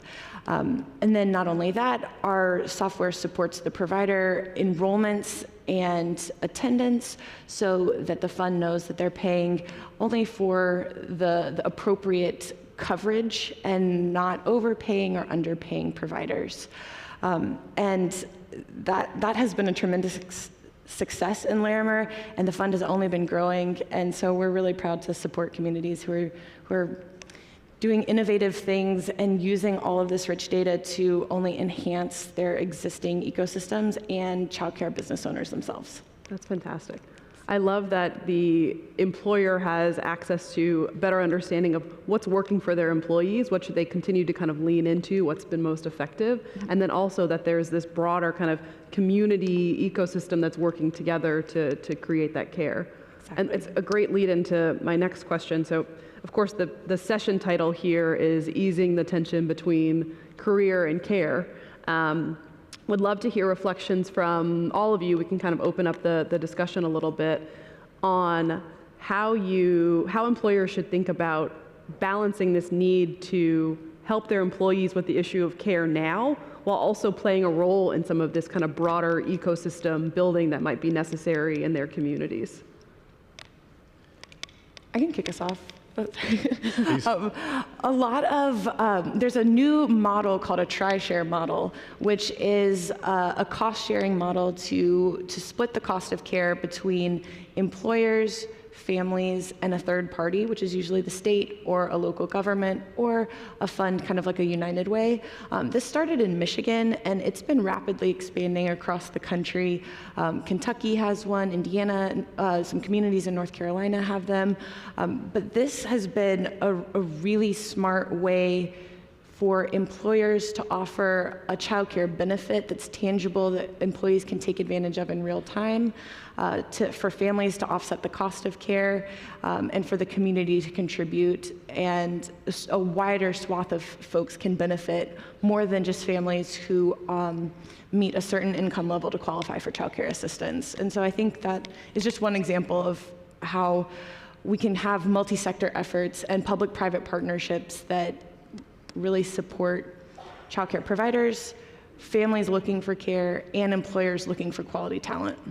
Yeah, and I think that's a great example, and it fits into, I think, the bigger idea here is that by bringing in some additional investment from third parties, and employers can be those third parties as well, an employer can not only solve a particular talent problem for themselves, but we can contribute to the both local and national infrastructure. So as an example, if you are helping your employees, providing a subsidy, doing some of the great things that we're hearing about here, in that case now, you can begin to encourage the growth of new providers, maybe in areas where previously there weren't child or elder care providers previously. So I would say that, think about that. The nub of the issue for childcare particularly, it's a very difficult business model to make work. To provide high quality care, which is accessible, which has plenty of places, and is affordable, is really, really tough to make it work. So if you just bring in an additional funding source from elsewhere, then that flies a little bit better. The other piece which I really like about involving an employer or another outside organization in this is that it does tend to reward the high quality providers, right? As an employer, if you're underwriting a caregiving benefit, you want to make sure that it's a great experience for your employees every time. So you're going to focus a little bit more on what the quality is for that as well. So I think in that way, I would say do something, right? What can you do now is do something now. There are multiple options. You've heard about some of them today. But the second thing is know that by doing your little bit, rising tide lifts all ships, and you're doing your bit to help create a better care infrastructure in the country and in your region.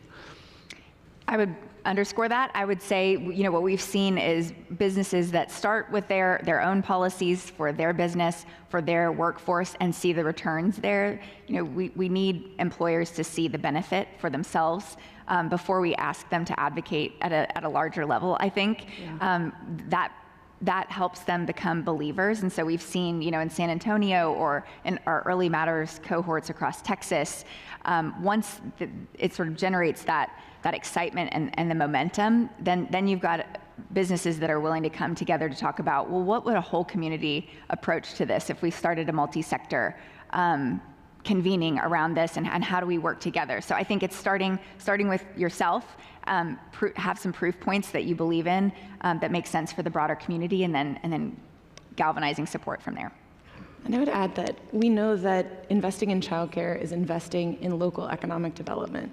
The more care, quality care that we have available that's accessible and affordable, the more people are able and willing to enter the workforce and have more local income tax revenue, and they're spending more in their local economies. And so there are so many different ways that we can approach improving both access to care, improving the number of providers, supporting their provider business models, and helping families get back to work. And just one very, very quick point as well. I'm just thinking, you folks in the room know what your talent objectives are. So that's the place to start when you're having conversations internally as to why you should be supporting childcare or elder care or whatever the dependent care needs for your employees. Frame it from the point of view of your talent objectives and go from there, and your colleagues elsewhere in the organization will be super grateful for that support as well. That's great. And then I want to zoom in a little bit again and kind of get practical here. One of the things that we hear from many of the small businesses that we speak to is around appetite for some sort of pooled care, right? If I'm a small business, maybe I can't offer childcare on site, but I could join with other local businesses, and there's an opportunity to sort of pool. What is the first step if employers are trying to understand how to build relationships with the care providers in their communities? Where do they go? They know there's a need. They know they want to create some sort of a partnership. It could be pool or otherwise. What's that kind of first step? I am hesitant to, so certainly working with the chamber is always a great place to start, right? The chamber can be a fabulous, fabulous forum for those conversations. So we would encourage you that. So there's a plug for the chamber. I'll provide a plug for Bright Horizons. Shameless plug here is in terms of, what we are doing. Part of what we do for our clients is to look where there are gaps, where there are childcare deserts, where there are gaps in care, and try and see what we can do in terms of bringing together our clients, in this case, de facto employers, and saying, by bringing them on board, we're then filling those gaps as well. So we're sort of filling that role a little bit as well. Apologies for the plug, but. Yeah.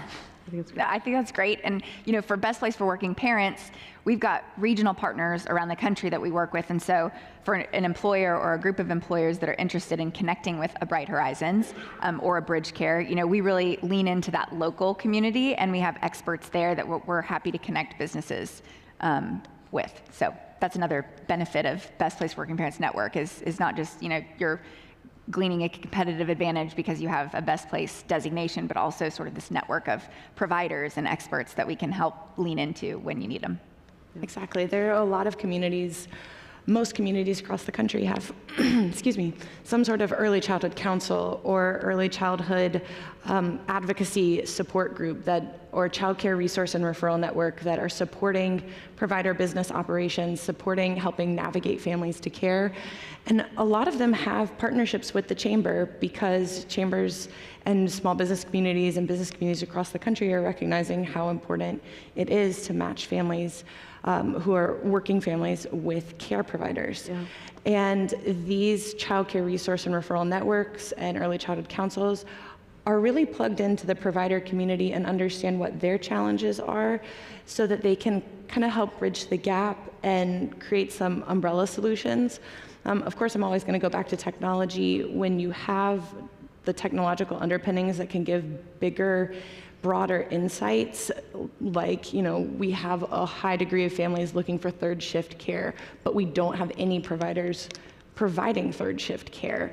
Let's figure out. Say what third shift care is. Oh, third shift care is usually overnight shifts, and so that's not often when care providers are open. And so thank you. And so insights like that can help communities say, all right, we need to invest in these types of hours or these types of providers, or for this age group. Yeah, that makes sense. We are coming up on time, so I want to do one final question for each of you. We've covered a lot of ground, both kind of at the high level, strategically, ecosystem building, how do you engage in community, to the tactical kind of what can you do today. If there's sort of one message you want employers in the room today to hear about care, what would it be? Sarah, maybe I'll start with you and work our way in. Start small. You don't have to implement an on-site child care center. But there are a plethora of ways that you can make a really meaningful difference for your employees. Our self-assessment is free and confidential. If you want to start there and take a look at the swath of policies that might be a good fit for your business. I would say think about the group that is most impacted by dependent care issues.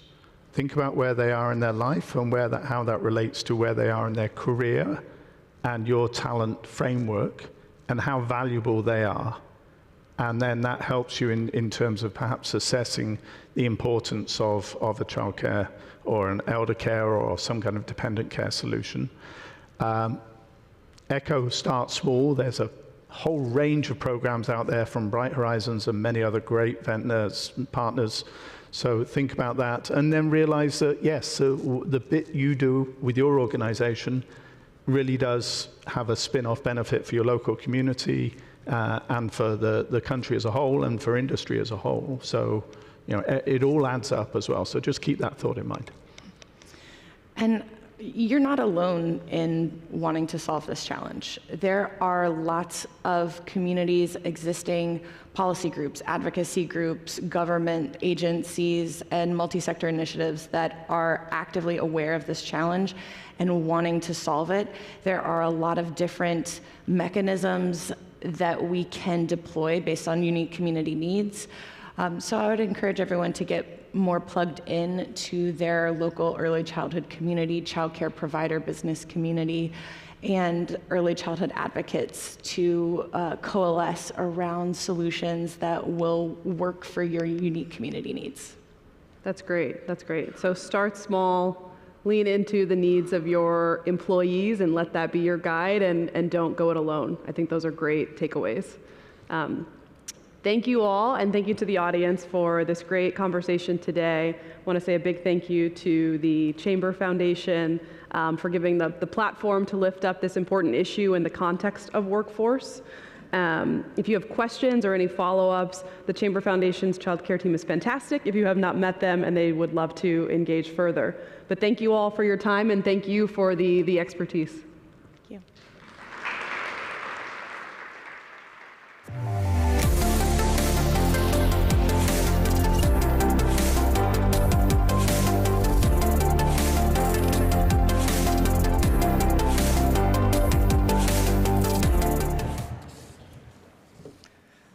Hello, my name is Keller Ann Rubel. It's nice to see you all again.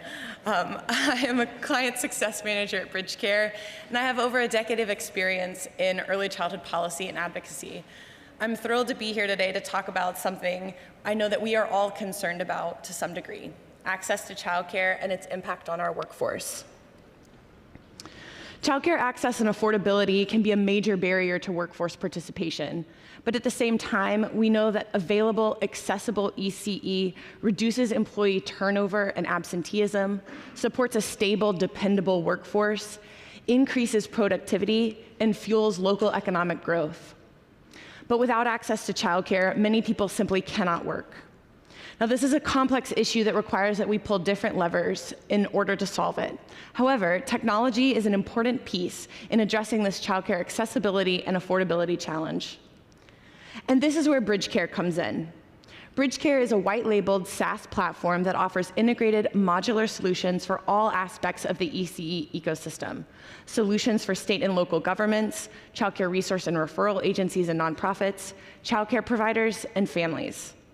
This slide shows just a few of the BridgeCare models that communities can plug and play in order to meet their current ECE technology needs.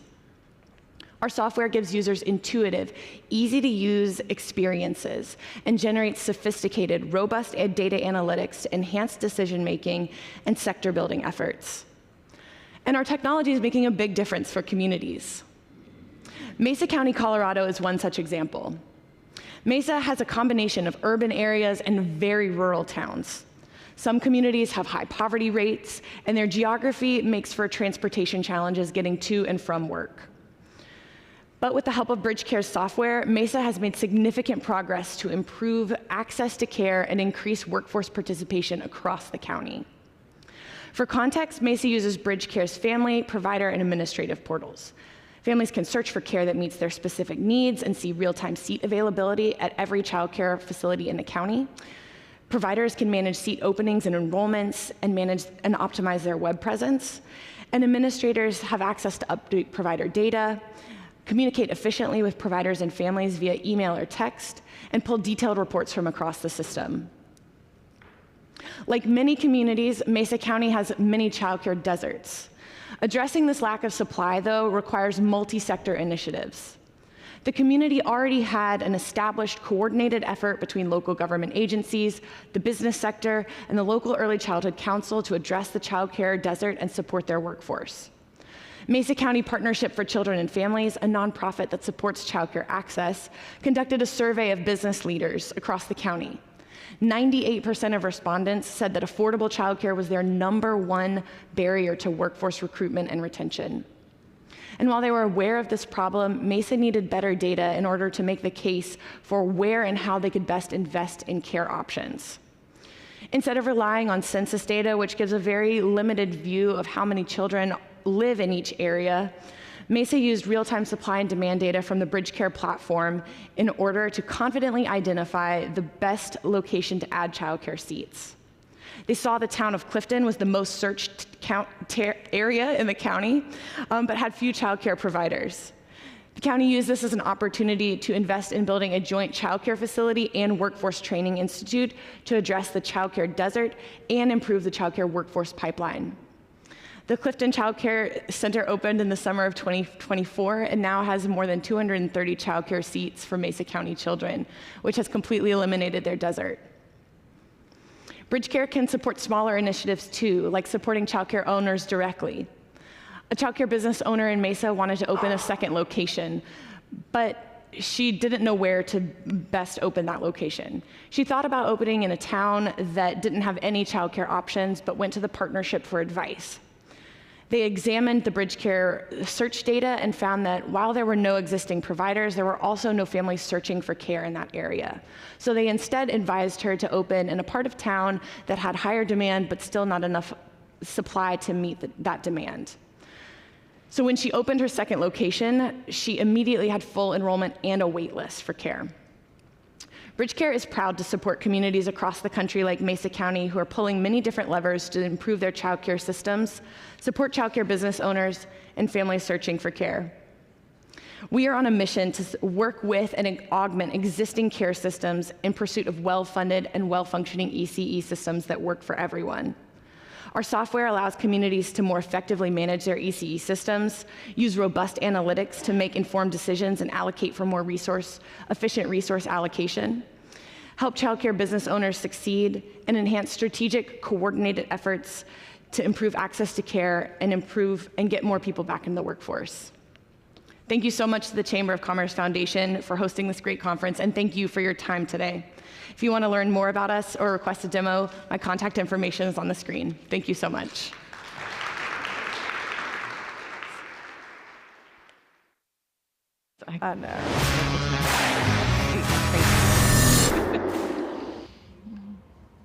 All right, we're back at the Gamechanger desk, and I am joined by two fantastic chamber leaders.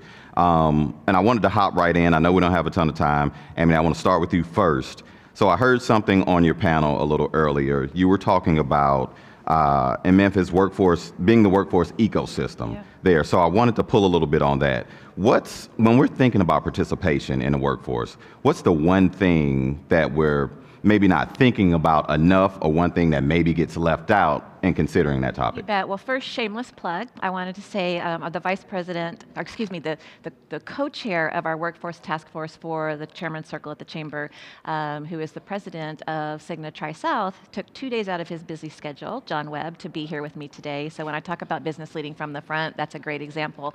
Now, what we're not talking about, literacy and math readiness.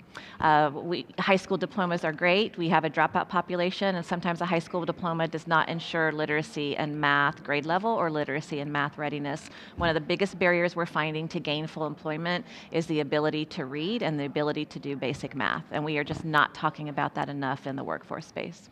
All right.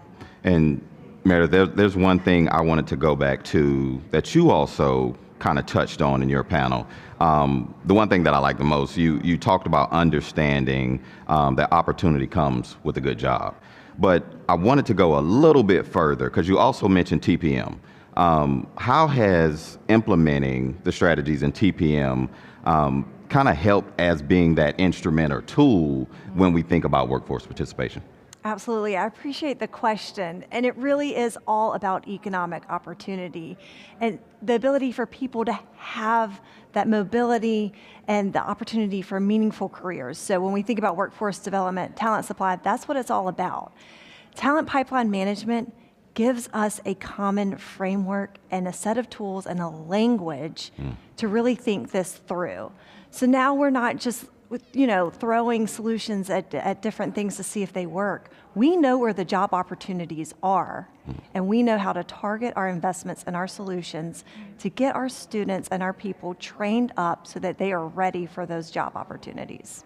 That's excellent. Yeah. Well, thank you both for your time on the panel, and thank you for joining me here. We're going to call this round one at the Gamechanger desk. Right. So thanks again. We appreciate it. And thank you all for sitting here with us, and we'll be back a little bit later. Great. Thanks. Thank you.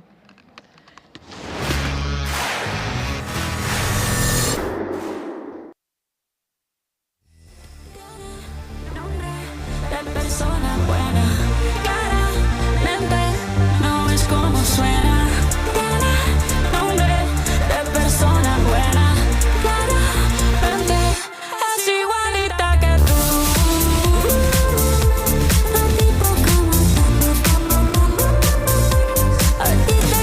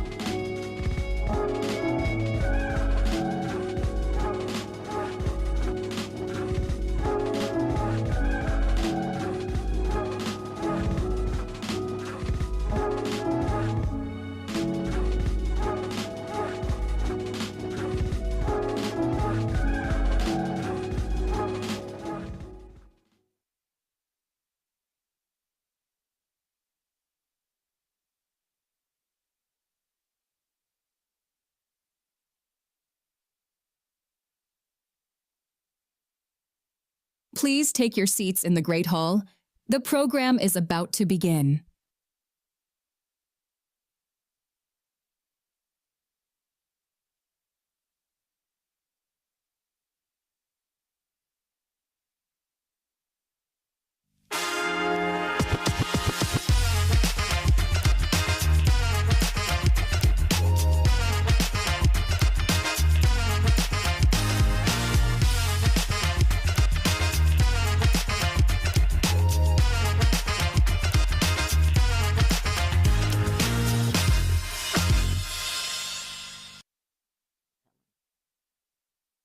Please welcome Lisa Lawson, President and CEO at the Annie E. Casey Foundation, for this momentum moment.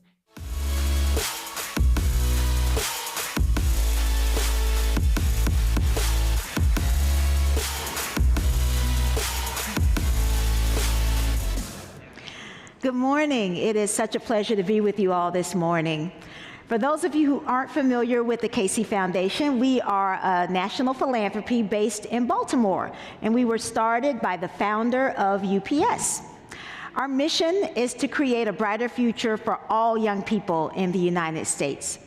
And for us, that means making sure that they grow up in a strong family, that they have the opportunity to get a good education and a good job, and that they can grow up in healthy neighborhoods. We do all this certainly because it's good for kids, but it's also good for our country. We need everybody, including young people and other talent populations, to be successful.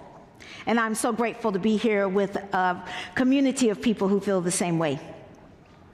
Well, we know that businesses today are facing lots of change while also trying to find and develop the talent that they need.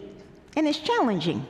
As you see on the slide, 71% of employers say they can't find people with the skills they are looking for, even for entry-level jobs. But we know things are tough for workers, too.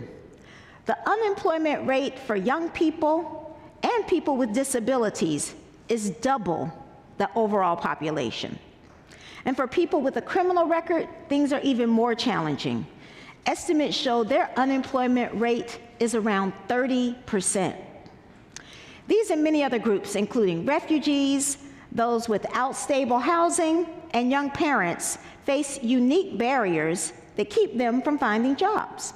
This includes the high cost of college, lack of transportation, legal barriers, and workplace accessibility. These are tough situations that I know many of you in this room are working to address. But there's another big issue that I think we don't talk enough about, and that's the negative perceptions we sometimes hold. And I see this every day in my work on behalf of young people.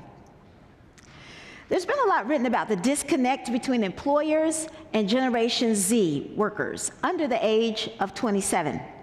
And the survey results on this slide are just one example. 74% of managers say Gen Z is the most difficult generation to work with. Now, you'll see some of the reasons they say this on the slide, from low productivity or poor communication skills. Now, I certainly don't fault employers for having high expectations, but we need to investigate why some young people are having challenges. And that exploration, I think, needs to be done with an open mind. So part of what shapes the views that we all hold about young people are the ways they're depicted in the media. If I say the word teenager, what comes to mind? Call out some of the things you think. I haven't heard a positive one yet. Even think about the television shows. I was watching Netflix last night. There's a new television show out called Adolescence. Do you know what it's about? A 13-year-old who kills his friend. How does that shape our view of young people if a show called Adolescence is about something so negative? According to our research, the public conversation about young people has largely been negative. Things like crime, violence, mental health issues. But these messages are not at all in line with what young people are talking about, what they care about, which you see in the right-hand column. Young people are talking about the economy and wanting to work. They care about their communities, their homes, their families, and they are focused on their educational goals. I suspect the same is true for the other talent populations I mentioned as well. Every day, I hear about the big dreams that young people have. Young women like Lizette. She got an internship through Future Focused Education, which is one of our partners in New Mexico. It gave Lizette paid work experience that set her on a strong career path. It connected her to mentors who cared about her and really helped her grow. And as you'll hear, all that support really helped Lizette thrive. Please play the video.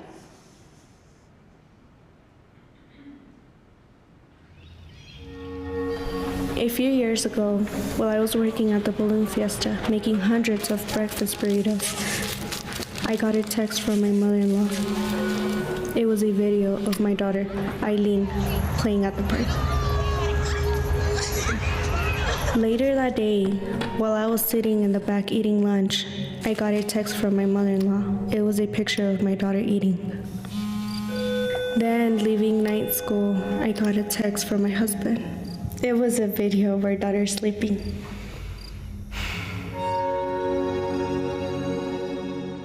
Sometimes I would feel my body just begging me to stop working, stop studying, but I couldn't. I dropped out of high school at 15, and at 21, it was my dream to get my diploma and be the first in my family to graduate. I had been working at a fast food restaurant for 4 years and was only making $10 an hour. And when I was offered a future-focused internship that started at $10 an hour, hell yeah, I took it. But when I was supposed to start in the internship, I was like, wait, how do I dress? What if I look different from them? I imagine people in expensive suits and ties, high heels, and dresses. I sometimes thought I would always be wearing a fast food uniform. But when I started the internship,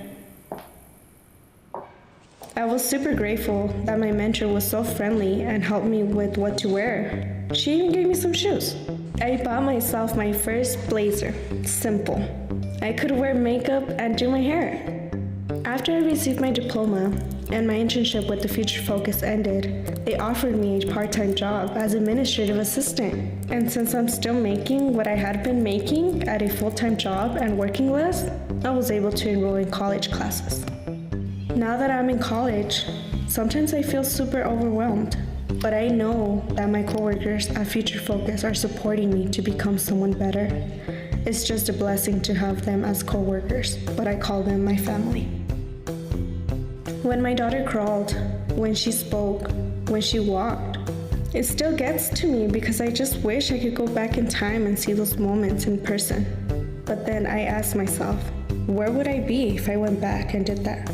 I wouldn't be where I'm at now. I just want her to be happy and to know that I took these steps for her.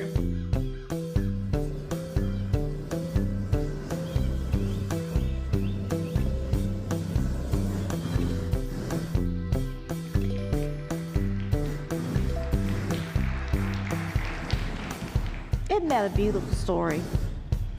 There are so many other young people just like Lizette who want to succeed, who want to provide for themselves and their families. And as you saw in the video, they just need the right opportunity and mentors to help them figure it out. No one benefits from the negative stories and assumptions we often repeat about young people.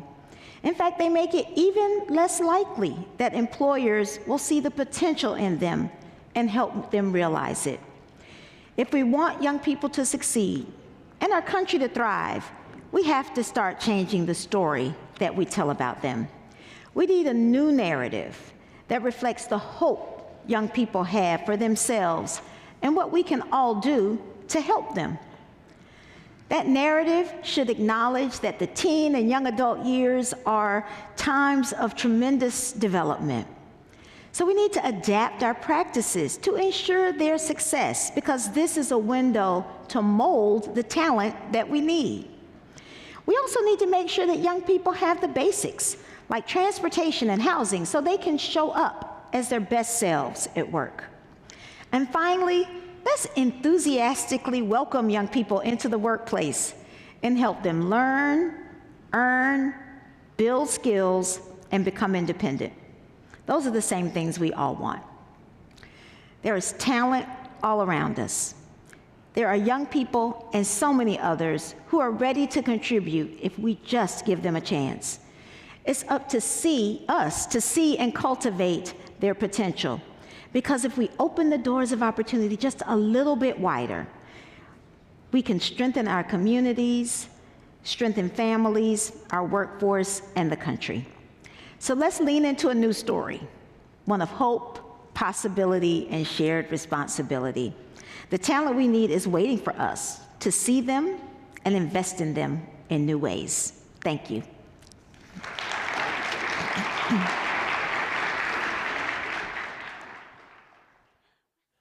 I'm Dave DeLong. I'm the author of a new book, Hidden Talent: How to Employ Refugees, the Formerly Incarcerated, and People with Disabilities. I wrote this book because I wanted to find businesses who cracked the code for hiring and employing marginalized workers. That is, refugees, the formerly incarcerated, and people with disabilities. We face a profound shortage of workers in this country that's only going to get worse. So we must become more effective at employing people from these marginalized talent pools. And I thought to myself, there must be companies that have figured out how to make this work. And that's what my book, Hidden Talent, is all about. Please welcome Dr. Marvin Carr from Walmart Foundation, Amelia Nickerson from First Step Staffing, and Alex Beck from Brattleboro Development Credit Corporation in conversation with David DeLong, author of Hidden Talent.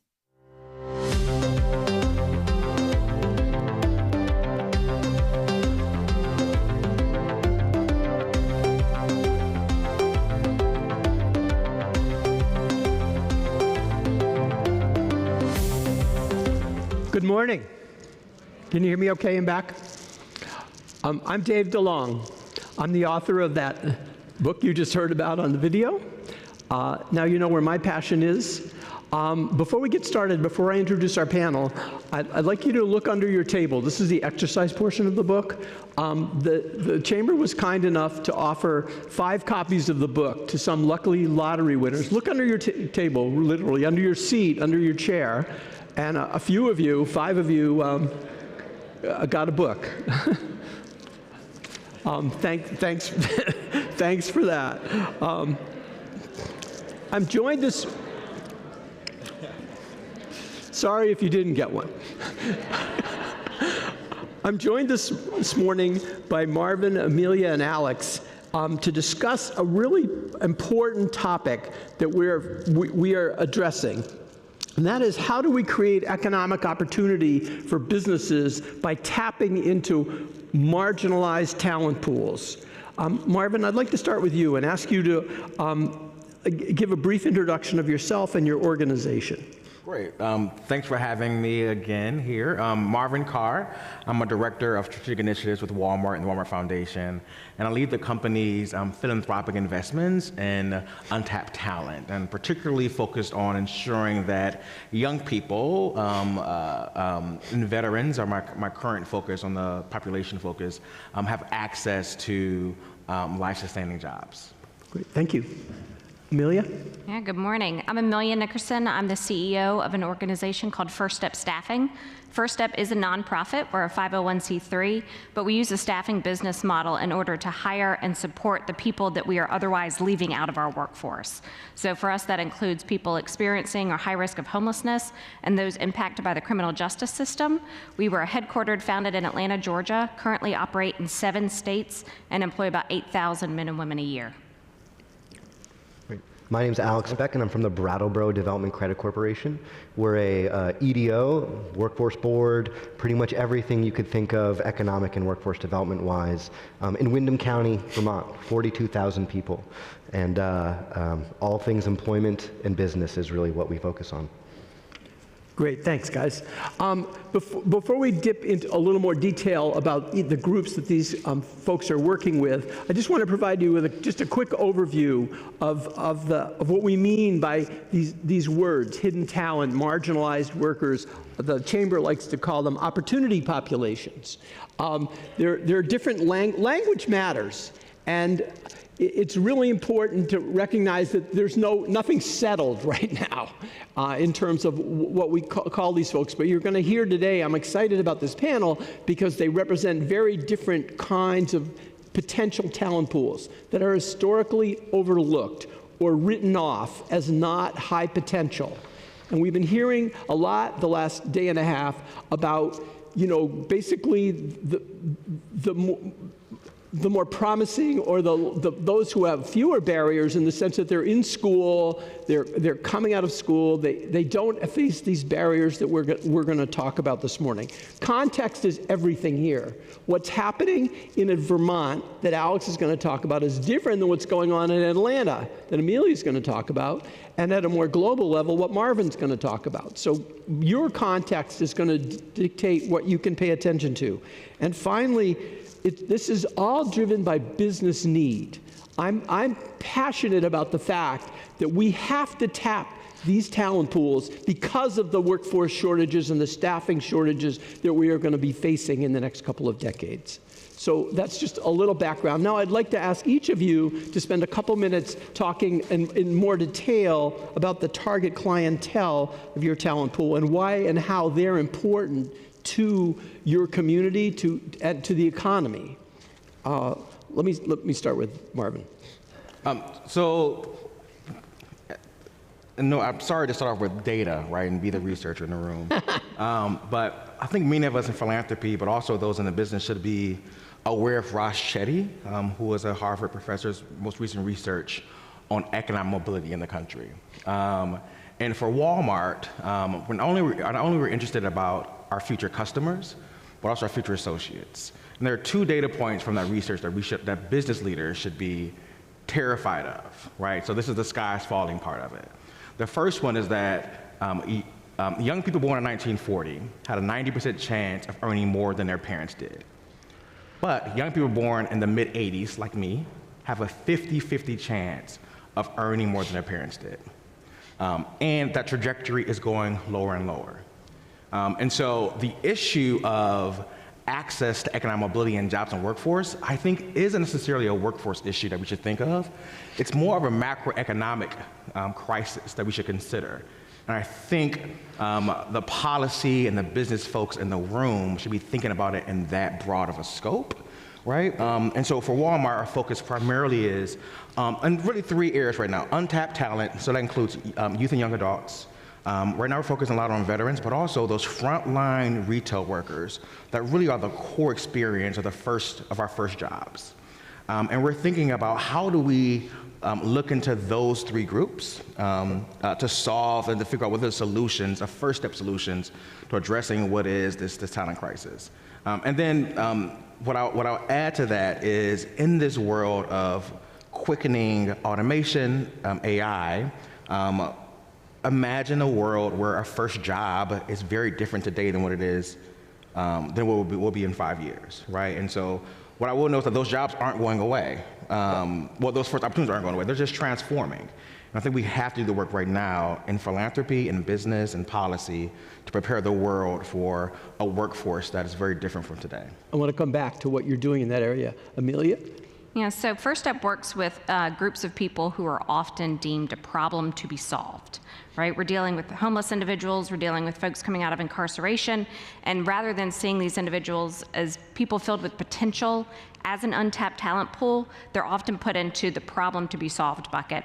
And we kind of turn that on its head, right? We're talking about potential for people to be successful at work and to help businesses thrive.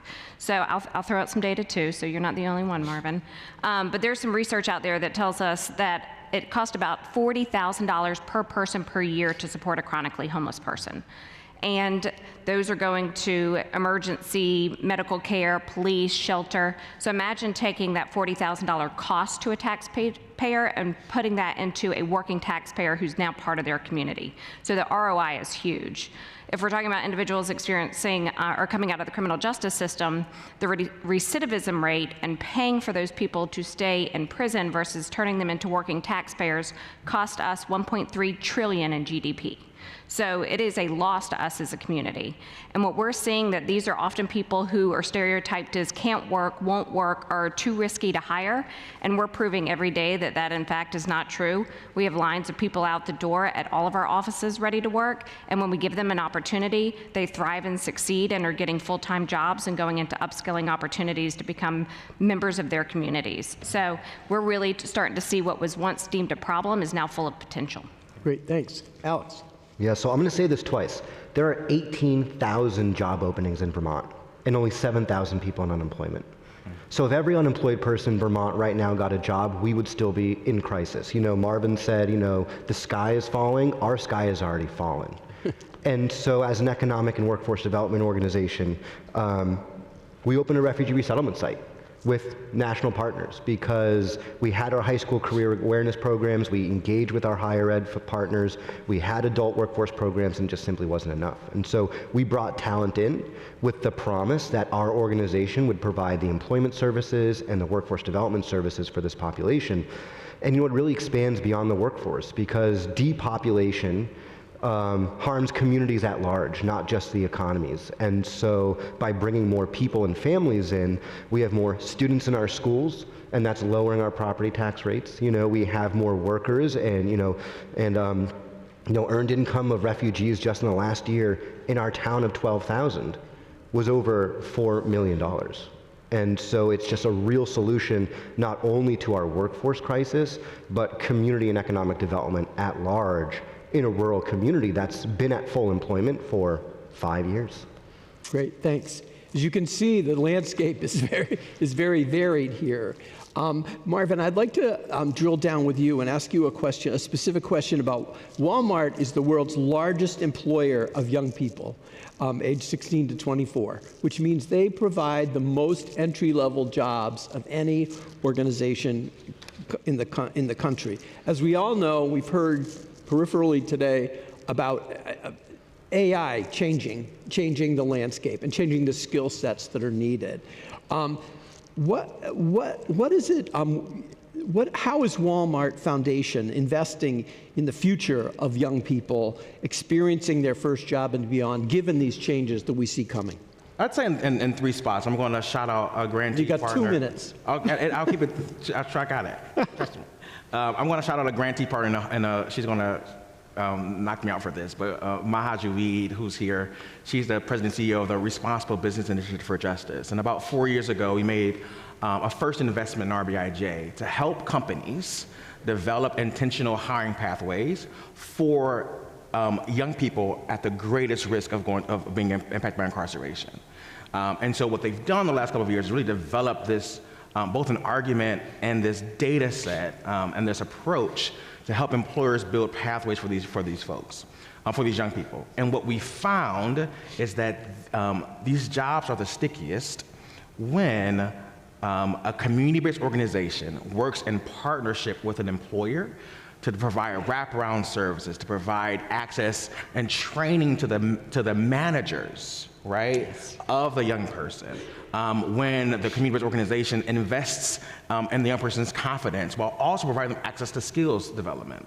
And so those are the investments we're making. And one of the things that we're really focused on in this next work that we're doing is a new portfolio that I have called Impact Employment, which is thinking about how do we actually intentionally build out the nation's ecosystem where even across the many Walmarts across the country, we're building individual relationships between community-based organizations and Walmart store managers, right? How do we make this local, hyper-local workforce development and connect opportunities at the local level? I think our friends from Memphis mentioned the importance of that earlier today.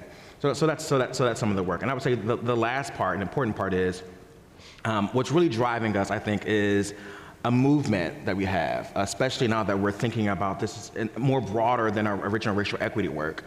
And it's like Walmart. There's a Walmart, every American lives within, 95% of Americans live within 10 miles of a Walmart. Wow. And one of the things we realize is that in our work, what is driving us is that while, like Walmart, talent is evenly distributed across the country, opportunities are not. And how can we use Walmart and Walmart's associate proposition as a way to more evenly distribute opportunities? So that's really what we're focused on as a company and as a foundation in developing those relationships with communities, with workforce boards, and with companies. And so a little shout out to Maha and to their group. They are bringing in hopefully many more companies into RBIJ's workforce work. And so shout out to Maha. Great, thanks. Now, Amelia and Alex, you're at the opposite ends of the pipeline. Amelia, you've got people coming out the door looking for jobs, and Alex, you've got employers who've got nobody to talk to. Tell me a little bit about the strategies you're using to implement the work you're doing, both in terms of finding potential talent and having a pool of employers ready to hire. That is, share some brief lessons you've learned in doing this. Go first. So we are essentially running a staffing company, right? So I heard somebody in an earlier panel say workforce development is not social service, it's a business solution. That's how we market ourselves. We're working with for-profit companies who already use staffing in order to onboard new talent, and we're asking for the same contracts for-profit staffing companies do. So we have to perform as well, if not better, than those companies do. Most of our employer partners, and we work with over 100 a year in manufacturing, logistics, and hospitality, do not care that we're a nonprofit. They care that we have people showing up who are motivated, show up to work on time, and get the work done. So we're able to prove that out over and over again in order to maintain our employer partners. In fact, I know it's working because we've worked with employers in one city who then ask us to go with them to another city. And that's been part of our growth. So they wouldn't ask us to do that if we weren't doing a good job on the employment front. So we're always looking for more employer partners who want to work with us because they know that we have a great talent pool to put into those jobs. And then when you talk about the people that we are trying to get back into the workforce, it's a partnership-based model. We work with a lot of nonprofits who might be touching these populations for shelter, food, the criminal justice system. They refer individuals to us. But I would say, especially once we've been open a while, it's word of mouth. Because when you treat people like they're full of potential instead of part of a problem, they start lining up outside your door. And they do. So we have a ready workforce who is just looking for that opportunity. And many times people come to us and our name is First Step. We are usually not the first stop. Yeah. They have applied for 10, 20, 25 jobs and been told no, no, and no again. And as soon as they come in and we say, you can have a job and it starts tomorrow, it changes the trajectory of their life. And so they're able to start getting back on their feet, and that's when they can start to build and get upskilling and credentials and things that we help with after the fact. But we currently don't have a hard time finding people, but we are always trying to find more employers. Great. Yeah, so one of the really cool things about being an economic development, traditional BRE, business capital organization, and a workforce development organization is that we can work really closely with our employer partners, and we have those relationships. And so we are talent pipeline management alumni. I'm a fellow, and so instead of industry collaboratives, like sector-based collaboratives in Southern Vermont, we have one, and it's an inclusion-focused collaborative. So employers who are desperate enough for workers, which is most of them, can come and learn about what it takes to be a good employer of folks of immigrant backgrounds. And we knew our first group of new Vermonters was going to be arriving in after the fall of Kabul, that winter. We were training our employer partners months before the first arrival. And we could do that because we've run these employer collaboratives through Talent Pipeline, because we have those close business relationships. And so that was one key strategy, is empowering employers who in lily white Southern Vermont, many of them had never hired someone from outside of the United States before. And then they were onboarding 5, 6, 10 refugees at a time. And so it was a huge change, but supporting those employers to do well for their business and for the employees was one thing. And then the other is what does integration and inclusion mean? If we created separate workforce programs for this population, we would just be spending twice as much money to train folks. And so our goal was to include these people in the existing workforce system. And I'll talk about challenges later, but we don't have a workforce development board in Vermont, in southern Vermont. We don't have regional workforce development boards. And so we could build it as we build the plane as we flew it. And so we could say, how do we get more of these folks into the existing LNA programs or into the existing career and technical education programs? And so that we didn't have extra cash lying around to launch new programs. And so integrating them into the existing workforce system yielded actually far better results than sidelining them and say, well, you can take this ELL class over here, and when you're ready, you can, join the big leagues. Thank you, thank you. That's the good news. Now I want to turn to the challenges. One of the reasons I wrote my book is I wanted to get out. If this was easy, you'd all be doing it now. There are challenges here. And I want to encourage our panel to talk about those, to reflect on those. And Alex, let's start with you this time. Sort of, what are the challenges the biggest challenges you're facing in trying to achieve your goals, and what have you tried? What are you trying to do? Yeah. So, in my experience, the immigrants we've been working with are they arrive with nothing, and have the fastest economic upward mobility of any population we work with. And so the greatest need for these folks is just middle-class infrastructure, childcare, housing, transportation. And so that's the real barrier to upward mobility once folks have arrived. The other thing I will speak frankly about is the lack of in-migration we can expect moving forward. The refugee resettlement program in the United States has been paused. And so there are times when you may have heard one governor will send a bus full of folks to another community. I had employers saying, "Where's my bus?"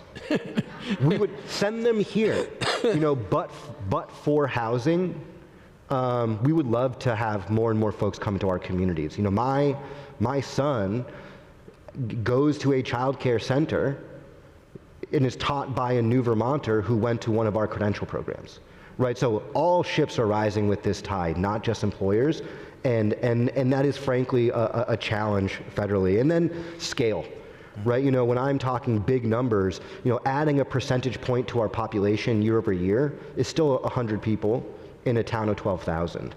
And so when we're talking about the economies of scale we need to really move the needle, that's really hard to come by in Vermont. And for me, just some schmo in Brattleboro, to be the state expert in refugee physician relicensing, it's a cool thing, but someone in the rest of the state needs to be in charge of some of these new and novel pathways and opportunities that we're identifying. And until there's a real scale in our state and a seriousness on this, it's a real barrier in a small state like ours. Great, thank you. Amelia. Yeah, so we see some challenges on both the employer and the employee side. So on the employer side, I will say it's largely stereotypes. We've literally talked to new employers and they hear we're second chance friendly and they say, you're just gonna send us murderers and rapists. And we have to explain to them that 1 in 3 Americans actually have something that will show up on their background, and talk them through what that actually means to be second chance friendly. And then on the individual side, you mentioned most of them. We've got tangible barriers we're trying to tackle: transportation, housing needs, skill-based learning. And we do that. Our model right now is 95% earned revenue, so earned revenue through staffing contracts, and then 5% philanthropy. We use our philanthropy very strategically to provide those wraparound services. We'll do 100,000 rides to and from work in a year through multiple means. I basically run a mini transportation company some days. We have direct housing assistance programs. We have financial literacy programs. So sometimes it's those tangible barriers the individuals that we're hiring face, and sometimes it's intangible. And the biggest thing that we're hearing is lack of social connection. They don't have a social network. They don't have the group of people. If you or I were going out to look for a new job, we pull up LinkedIn and figure out where we can go and who we know that can make an introduction.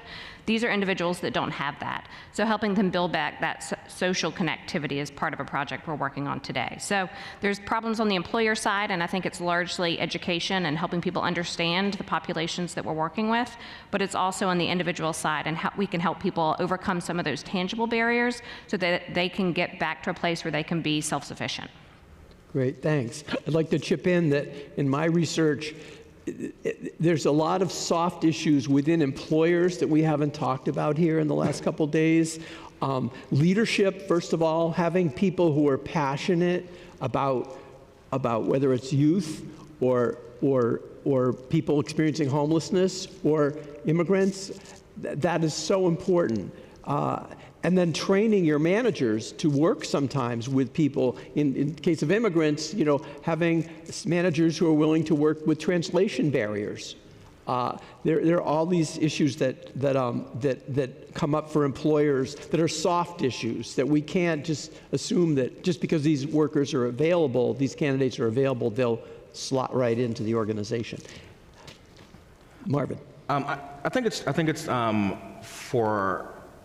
for me, it's the need to build the capacity of nonprofits and NGOs and communities to be able to support employers and workers. Right. I think someone made a point earlier that the truth is a lot of the folks who are working in our communities and NGOs and community-based organizations are unfortunately have a deficit approach to their work, right, and to how they support because of a lack of resources.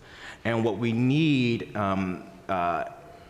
for them to think about is the assets that they can provide and support with companies. So one of the biggest problems is a lot of the NGOs we support, nonprofits we support in the communities, are totally disconnected from any of the things we talked about the last 3 days here. Right? If you go to any of a local Y or a local church in Baltimore and you ask them about a learning and employment record, they would have no idea what you're talking about. Or the Skills Plus ecosystem. And one of the things from Ross Shetty's research is the importance of mobility at the local level. And if the local communities, if the parents, if the schools, if the pastors have no idea that employers are moving towards a skills-based economy, and no one's preparing the CBOs or supporting young people or supporting second chance groups for that world, then they don't have the tools to help us hire and help us fill the skills gap. And so that's probably the greatest challenge that we have right now. And my philanthropic portfolio and my kind of support for Walmart talent leaders is helping communities fill that gap, helping CBOs build the capacity to understand what we mean by skills. The skills isn't just the 21st century skills we talked about 8-10 years ago. We mean actual hardcore skills as well. Right, great. Do either of you have any other thoughts as you're listening, or other challenges that you would speak to? So the skills-based component, in my mind, is a real driver of equity, because it is not judgment based on pedigree. It is really about what you can and cannot do. And the irony is Vermont is very low tech across the board. We use an AI skills-based intake and resume generating tool. I'm not here to talk about that today. And we have 300 refugees using it. And so when someone says, I was a pipe fitter in Afghanistan, I don't know what a pipe fitter is in the United States, let alone the difference between those two jobs here. And so there is some really good technology that can help build those skills, because the guy I'm talking to, who's like a mom and pop plumber HVAC company, they're like, they don't care where they went to school or if they speak English, can they do the job? And so I think that is something that we're seeing as a trend, as a good thing. And then we're also seeing a lot of our folks encouraged to go into what now would be considered dead-end career pathways. That, it's like, okay, well, if everyone is going into the LNA program and we only have one hospital in our region, eventually we won't need any more LNAs. And so this idea that this is the only pathway into the health career system 5 years ago might have been true, but it is not true anymore. And so that's where that skills-based and really pegging everything to employer demand is important, because we refuse to train someone for a job that doesn't exist, because we refuse to waste our clients' time, and their money, and they could be working and feeding their families. So I think that's a tension we face. Yeah, and going to the skills conversation. So we talk about first step is the first step is economic opportunity, just getting access to work to be part of the workforce. Then the next step is economic mobility, and you do that through skills-based training. And I would say when I started at First Step in 2018, we really didn't have that second step built out, and it was tremendously hard to find training partners who were willing to work with low-wage working adults. They had to, it was a free program, but it was Monday through Friday, 9 to 5, no earned revenue. Well, how's somebody supposed to pay for food and shelter, even if they end up 6 weeks later with a credential that gets them a job? So finding opportunities that are either earn and learn, apprenticeship-based programs, or schedules that work for working adults has been part of what we've built out over the last few years. So we now have about 600 of our 8,000 going through upskilling programs that we pay for, provide a stipend if that doesn't already exist, and help to kind of craft schedules that work for these individuals so that they can move into higher wage jobs. But too few of those exist. So if you're on the policy or side, I would say earn and learn or something that works for low wage workers. Okay, thank you. Now we come to the lightning round. I want to leave our friends here with, assuming they're interested in taking steps here, what's one practical next step you can suggest to them that they could take in their place of employment or with the organizations they work with or they touch that would help move the ball forward? Alex, let's start with you. So there's some really straightforward and easy English language learning tools, both for workforce development and for employment, and like Google Translate. You know, if your operations person can use Google Translate, that's probably enough. But the other thing I'll say is like, just dive in. You know, we have native-born Americans side by side who are not culturally, politically, or religiously similar, right? So this fear we have of including people from other cultures and countries is founded on the misconception that all of Americans get along and that we have a unified culture within our workplace. And so just try it. You know, people who are eager for economic opportunity will be grateful even if you do it wrong. And we have some great examples. I'll leave with a story of a maybe failure at the end. Yeah, thanks. Amelia. Yeah, so I mentioned one, earn and learn. It's my favorite, ways we can get more people connected to skills-based learning. And the second I would say is if you're an employer, which everybody in this room is in some way, take a look at your hiring practices. If you have a policy right now that says no felonies in the last 7 years, there is literally zero data to support it. 7 years is not a magic number. Most reoffenses happen in the first 2 years. So if you're able to make a small tweak and move that to 5 years, or even better yet, 3, or even better yet, eliminate it altogether, that's a small change that you can do in your hiring practices to open up a pool for hundreds of thousands of people. Perfect, thank you. Marvin. I'd say make your hiring decisions and hiring relationships local. Is I think an important part that we've learned. That relationships with local Ys, with the local urban league, with the local church, with the local school. Sam's Club started its very first high school internship program 2 years ago. And it is partnering with local school districts to bring in young people to establish their very first job. And it's providing additional wraparound supports and services in partnership with the school to develop and build that first professional experience. Now imagine a world where young Americans, where we don't know what the first job for a young person is anymore in America. Right. Perfect. And so like I think that is what we need to think about. How do we plan for that world where the first job isn't traditional retail or food services? And we're not prepared for that world right now. Great, thanks. As we wrap up here, can you each leave us with a story of a person you've worked with who reminds you that the hard work and the challenges you face every day is worth it? Alex, can you start there? So this is kind of a weird answer to that. So the smartest thing we did was hire an Afghan to work with our team, and he's still with us. He knows more about the Vermont Department of Labor than maybe the Vermont Department of Labor does at this point. But so, and this is timely. So the first Eid, which is the end of Ramadan, none of the employees showed up to work. And normally, no call, no show, you get fired, right? So instead of a mass layoff event, we had the relationships in place that these employers were calling Amir, the phone ringing off the hook and say, where is everyone? And that was an incredible example of, he was in a position to educate our employers that, you know, no one would show up to Christmas because in these folks' home countries, everything's closed on Eid. And so he educated the employers and then went back to the workers and said, in the United States, if you're going to be out of work, you have to communicate that to your employer with advance notice. And so what could have been a really detrimental round of layoffs across the entire community was instead an intercultural learning environment.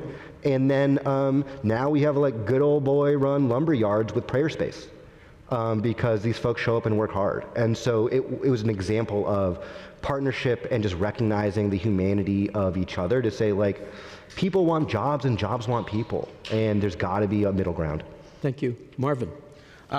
It's two people, Roland and Xavier. They are participants in our Unlock Potential program in Memphis. And about probably, I think it was last summer, they got their very first job. So both of these young men were in foster care or involved in the juvenile justice system. And they got connected with a CBO in Memphis who's partnering with RBIJ. And they got their very first job, but it wasn't a traditional first retail job in a store. They were working in a distribution center, and they were in our associate to technician program. And so within 4 months, they had the skills to start becoming a Walmart HVAC professional, a Walmart plumbing professional. And so this tactical and clear approach to connecting CBOs and young people to companies with skills really provide their first experience. Xavier bought his first car, and talks about it every time he can get. And so tangible opportunities. That's wonderful. Amelia's going to tee up one last story for us in a video. But I want to take this moment to thank our panel, to ask you to thank our panel for these, the work they're doing and their contributions here today. Thank you. Yes. So you'll get to... This session has been recorded and will be available on YouTube in early April, and I hope you'll share it with your colleagues. Thank you very much. Yep. And I think we have a video of Nick that you're about to see. It was produced by, I think we have another partner in the room, the Stand Together Foundation, who partners with us. But you'll see a little bit of Nick's story. We have a longer version of the video, but since this video was filmed, Nick has his own apartment and is now a welding apprentice and set to earn $100,000 a year next year. So you'll get to see a little bit of his story, but he's just one of thousands, but he's pretty awesome. Thank you. Next day, right after I finished orientation, yeah, I got a job. And I felt so light. I just felt free. I think the misconception is these individuals don't want to work, can't work, or are too risky to hire because of their background. But when they have 3 successful months and they're getting recognized by a supervisor, they're seeing just how much potential they truly have, and it's limitless. Right now, I work at 1-800-Flowers. I went in as a line worker. I've been promoted 3 times, and the last promotion just came recently. So they've entrusted me the responsibility of taking people's gifts that they created and bring that to fruition and make it tangible. Oh, there's no better joy than that. I think Nick has a personal fan base going on at 1-800-Flowers, and I hope that Nick sees the success that he's mapped out for himself. Please welcome Rosemary Williams from Deloitte Consulting in conversation with Elizabeth O'Brien from Hiring Our Heroes at the U.S. Chamber of Commerce Foundation.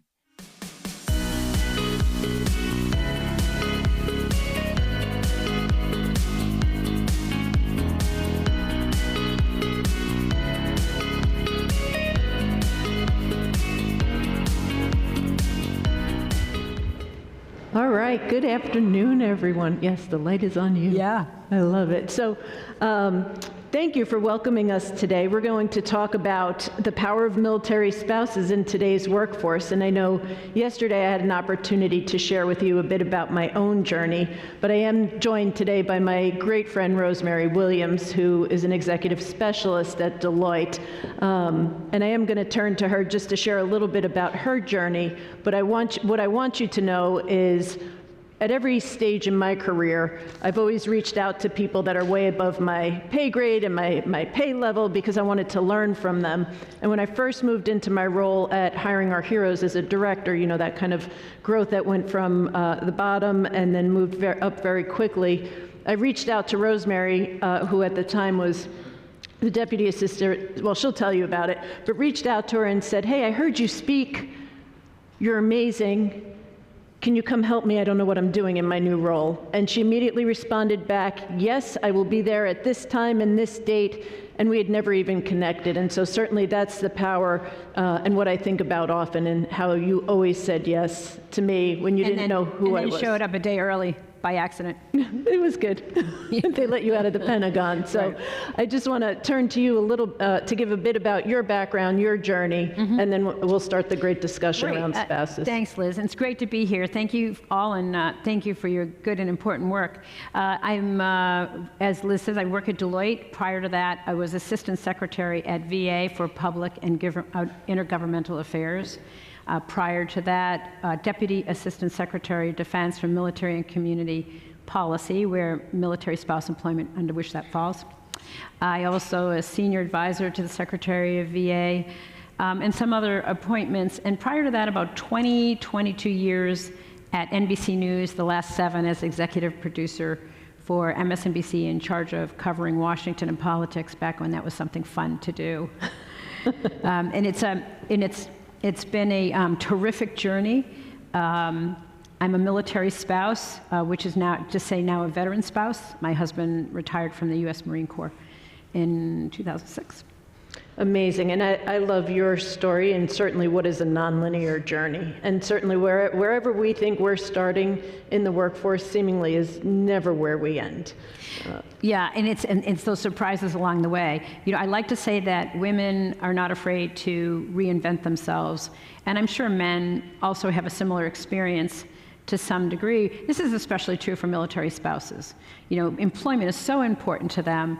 It is, let me get something, I will build it into the next thing. Absolutely, and it's important to note, just to reiterate from yesterday, military spouses are 92% female. So all of the challenges that women in America in the workforce experience, then add on the fact we have other unique challenges that come along with being a military spouse. I think certainly leveraging your deep knowledge and experience, especially when you were DASD, can you talk and share with folks a little bit about what it means to be a military spouse, inside and outside the gates, why employment is important as a wellness tool? This is one of my favorite topics, as you know, so happy to share. 85% of military spouses are 35 years or younger. And you know enough about that demographic, I'm sure. I don't need to share with you. 72% of military families live outside the installation gates. So this is a very different scenario than when the all-volunteer force came in the 70s, and then, of course, in the 80s as well. Military families move every 2 to 4 years. And so what does that mean? It means it's hard to keep a career. It's difficult to keep a job. It also means that you're reinventing yourself every 2 to 4 years.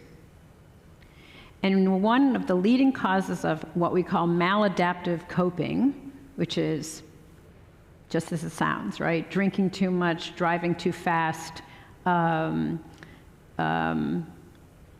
unreasonable anger, even suicidal ideations, comes from one of the leading causes, or factors I should say, is isolation.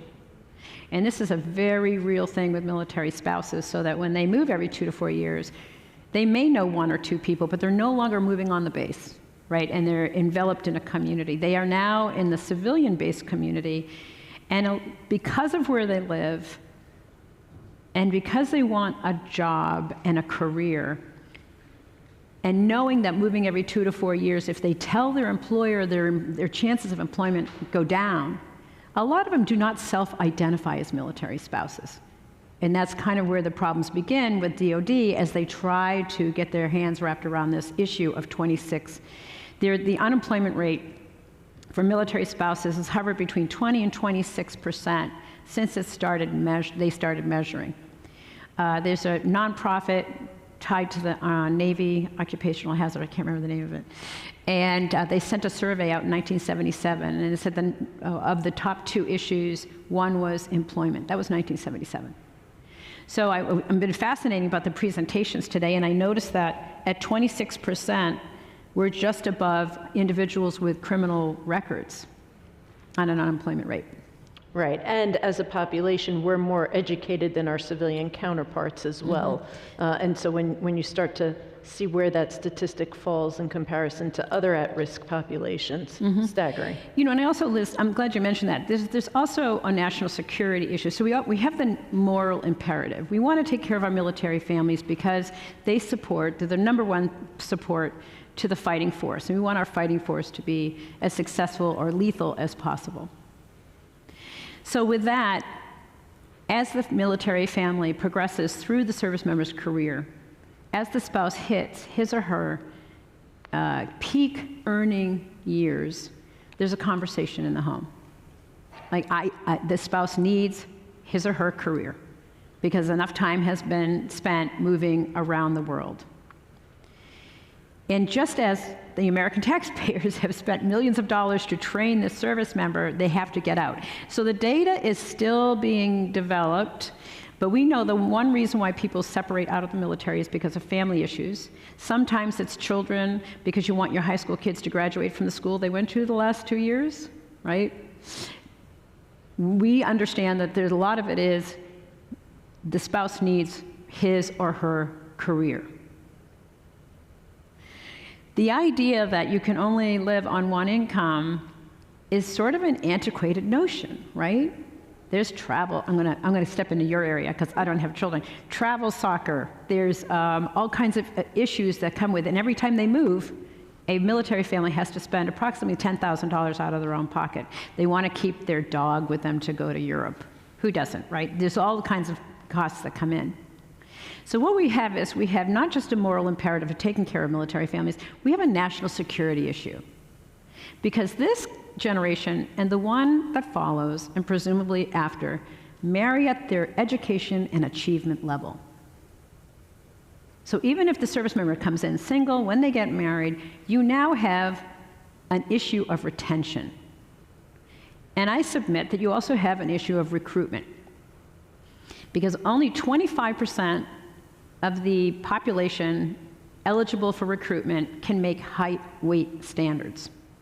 On top of that, you have legal marijuana use, which is no-go for the military, and you also have residual feelings from the longest war.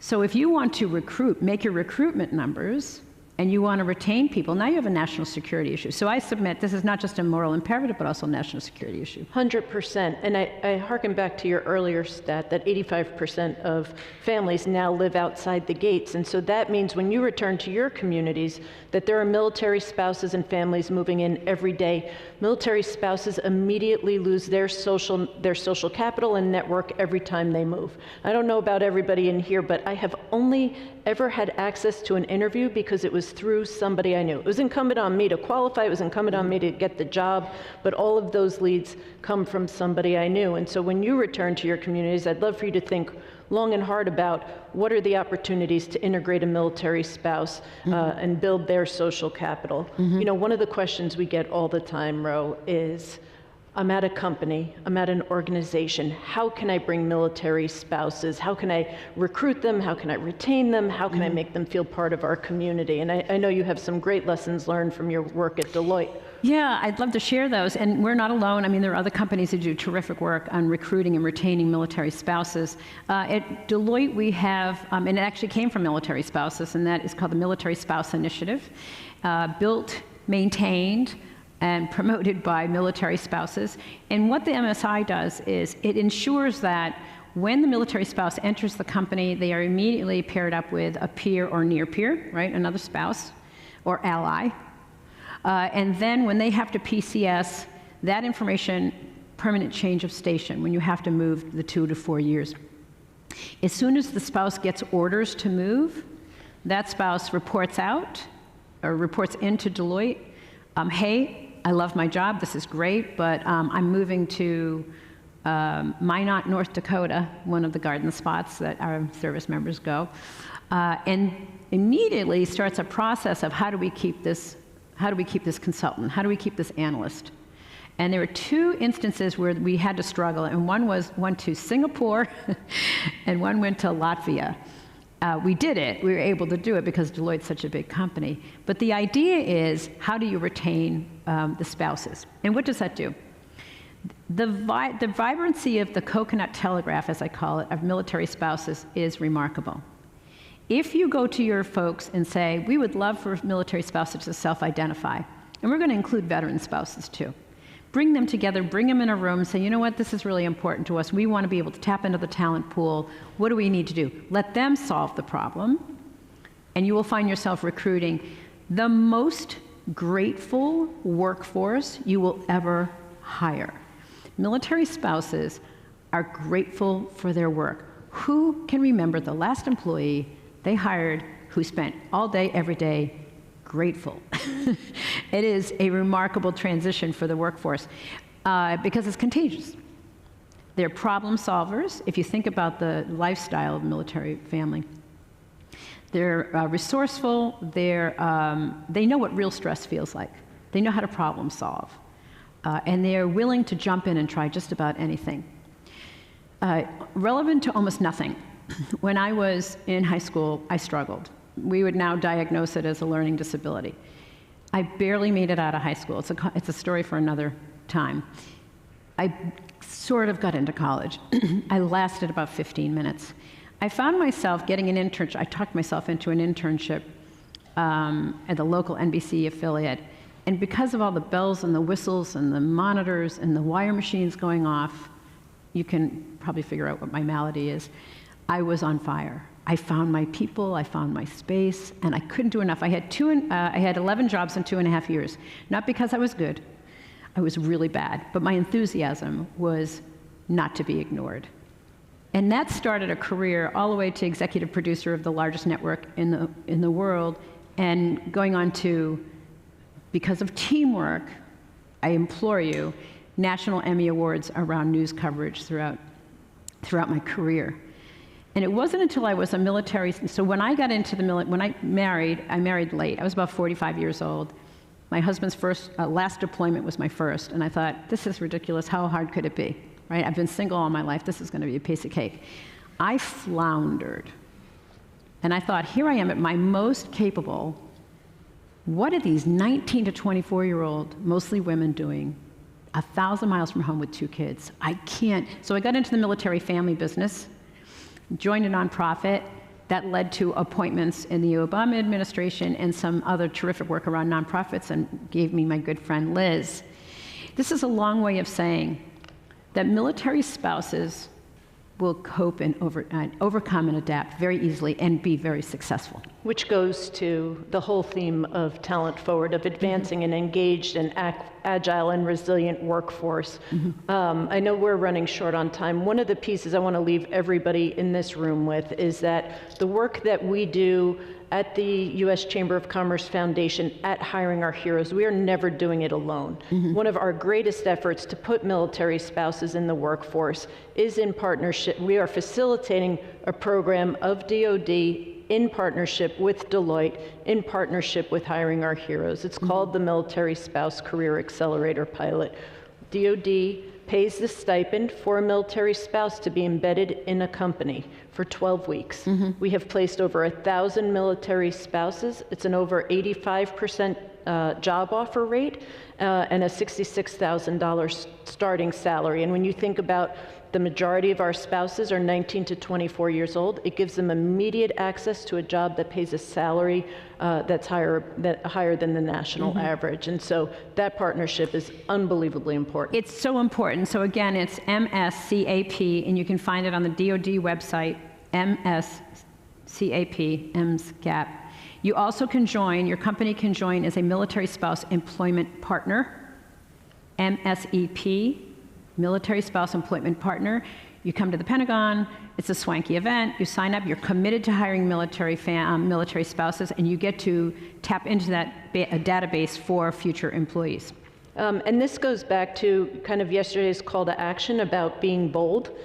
We make it very easy to be bold. We have the packaged programs, we have the opportunities, and as a final thought, I would encourage you to look at programs that already exist under your umbrellas. You don't have to reinvent, you just have to find opportunity for where you can plug a military spouse and where you can help upskill, help reskill, help drive them into the workforce. Because as Rose shared, we firmly believe it has a direct impact on our national security and how we recruit and retain our all-volunteer force. And as a long recovering television news producer, we are out of time. But I do want to let you know that Hiring Our Heroes, if you haven't joined them as a corporate sponsor, you must, because the benefits are far more agile and responsive than the government. It's not the fault of the government, but you do remarkable work here. Thank you for your time. Thank you. Thank you, Liz.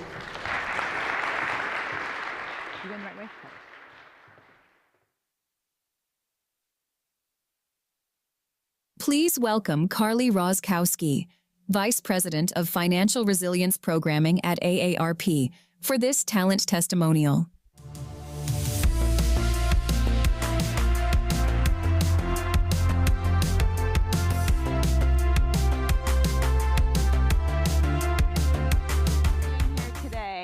I'm Carly Roskowski, Vice President of Financial Resilience Programming at AARP. AARP's mission is to empower people to choose how they live as they age. We advocate, drive global innovation on aging, lead forward-thinking research, and deliver value to our members. As employers struggle to fill open jobs and hire the talent they need in this evolving labor market, they often neglect a time-tested asset, older workers. Workers age 50 plus will make up a growing share of the labor force in the coming decade. And their expanding presence will be increasingly important to business operations and economic prosperity. Actually, in this decade of 2020 to 2030, the only growing segment of the labor market is the 75 plus.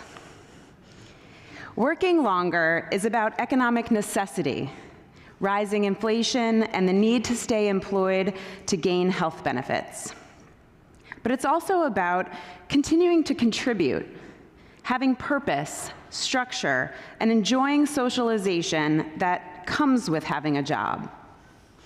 It's time to change the way we think about aging in the workplace. So many older workers want or need to continue working, but face significant barriers, including age discrimination. Our latest AARP research shows that 64% of the 40 plus experience or see age discrimination in the workplace today, and 94% of them say it's commonplace.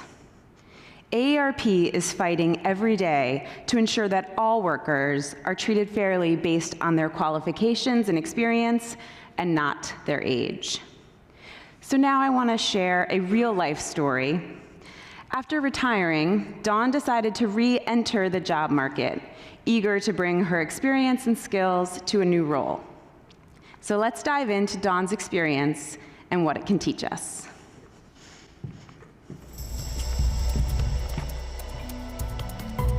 I worked at Philadelphia International Airport for close to 20 years with TSA, and a lot of it is still in me, especially the customer service skills, customer attention skills, attention to detail. After my mother passed away and having major foot surgery, that's when I decided to retire. I intended to return to the workforce, but I did want a break. I did not expect for job search to take long because I knew that I had a lot of skills to offer. I didn't expect it to take over a year, not at all.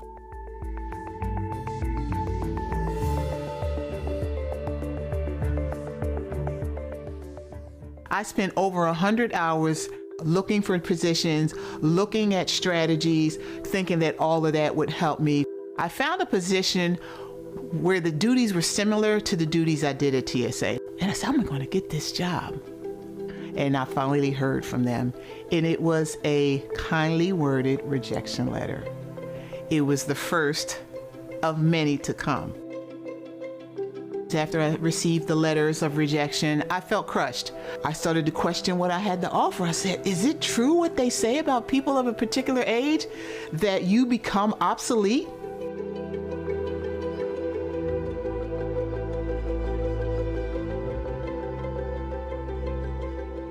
There was an email that I got from AARP that hit the nail on the head, bullseye.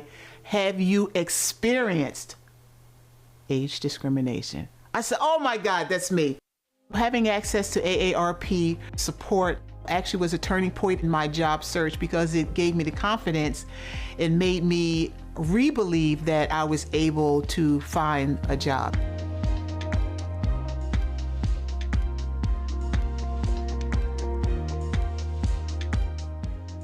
What I would tell someone who is looking for a job who's over 50 is to be able to pivot, all skills are transferable.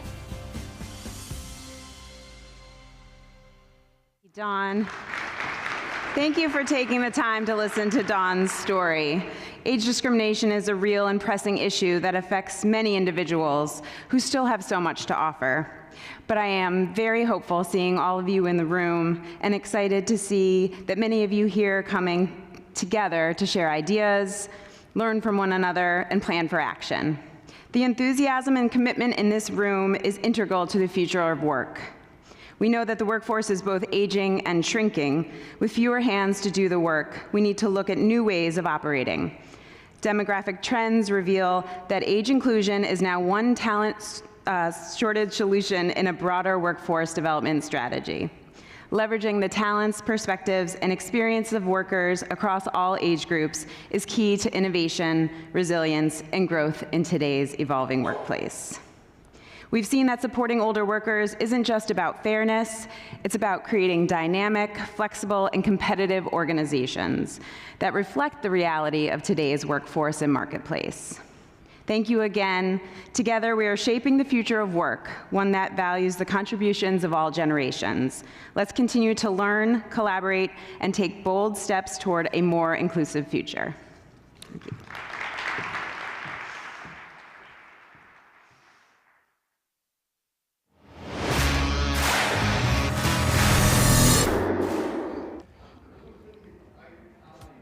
All right, we're back, Gamechanger Desk, joined here by Marvin from Walmart. First of all, I just want to thank you and Walmart Foundation for your support of Talent Forward and being a sponsor here. Like, it truly means a lot, and it's what allows us to do events like this. So I want to hop right in because you were just on a panel not long ago talking about opportunity populations, talking about untapped talent. So I wanted to hit on something that I heard from you and just go a little bit further on it. So thinking about untapped talent, Walmart's huge. Walmart's a big organization, a big company. So what would be your advice for the smaller businesses and the smaller companies that are thinking about trying to hire some of that untapped talent that you talked about? Yeah, like my role at the company is both as a philanthropic officer for the company, but also I support business leaders. And one of the things that of the 7,000 stores and Sam's Clubs, every store is like its own small business, and every store manager is like a CEO. And what I encourage those store managers is to think about their relationship with the communities, not just as charity, but think about relationship with CBOs and communities as though they are there to help you recruit, retain, and advance talent. And so, and encouraging their local HR store leaders, their local store managers to build relationship, not just as shared relationships, but as business relationships with local communities. That's great. And really quickly, there's something you said, and I wanted to maybe get 20 seconds from you on it. You talked about the transformation of jobs over the next 5 years. What does that look like for Walmart and Walmart Foundation thinking about like how to get into the untapped talent? Yeah, I think we're really going all in on skills. We're going all in on this idea that we need to prepare the next generation, but also our frontline workers with the skills we need for the jobs 5 years from now. For a quick example, we have several programs. One is an associate to driver program, where a young person or a mom or a veteran who's working on the front of a store, we're paying for them, helping them get their CDL so that they can become a Walmart driver. Or we're paying for them to become a pharmacy tech. And so really investing in the skills that we know the next generation, the next 5 to 10 years are going to be the jobs of the future at the company. Awesome. Thanks so much. And now we have to tell everybody, Marvin, you and I, we are in the way of lunch. So we are going to break for lunch now. So everybody make your way to the briefing center, and then show will kick off again 1:15. So thanks, everybody. Thanks, Marvin. Thank you. Thank you.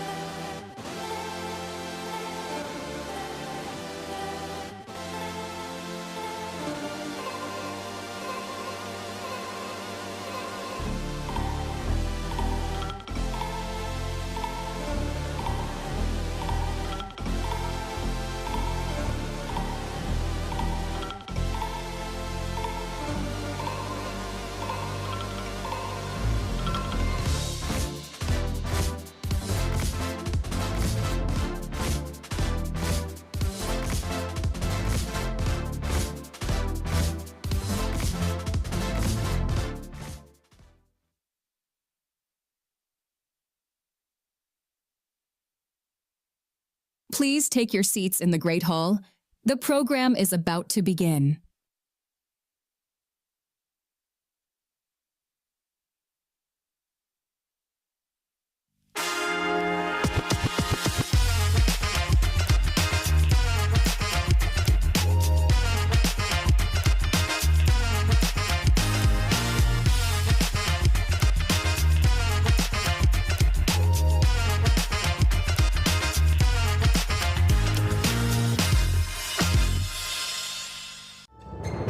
The American Opportunity Index. It's unlike any other best place to work list. The index measures what really happens to workers using independent data. This year, we studied nearly 5 million employees across 400 of the country's largest companies to understand how they're hired, how well they're paid, promoted, and retained. And we ranked the top 100. See who's moved up the list and down, and who's leading the way as employers of choice for 2024. The American Opportunity Index, a powerful tool to help both businesses and workers thrive. Because where you work matters.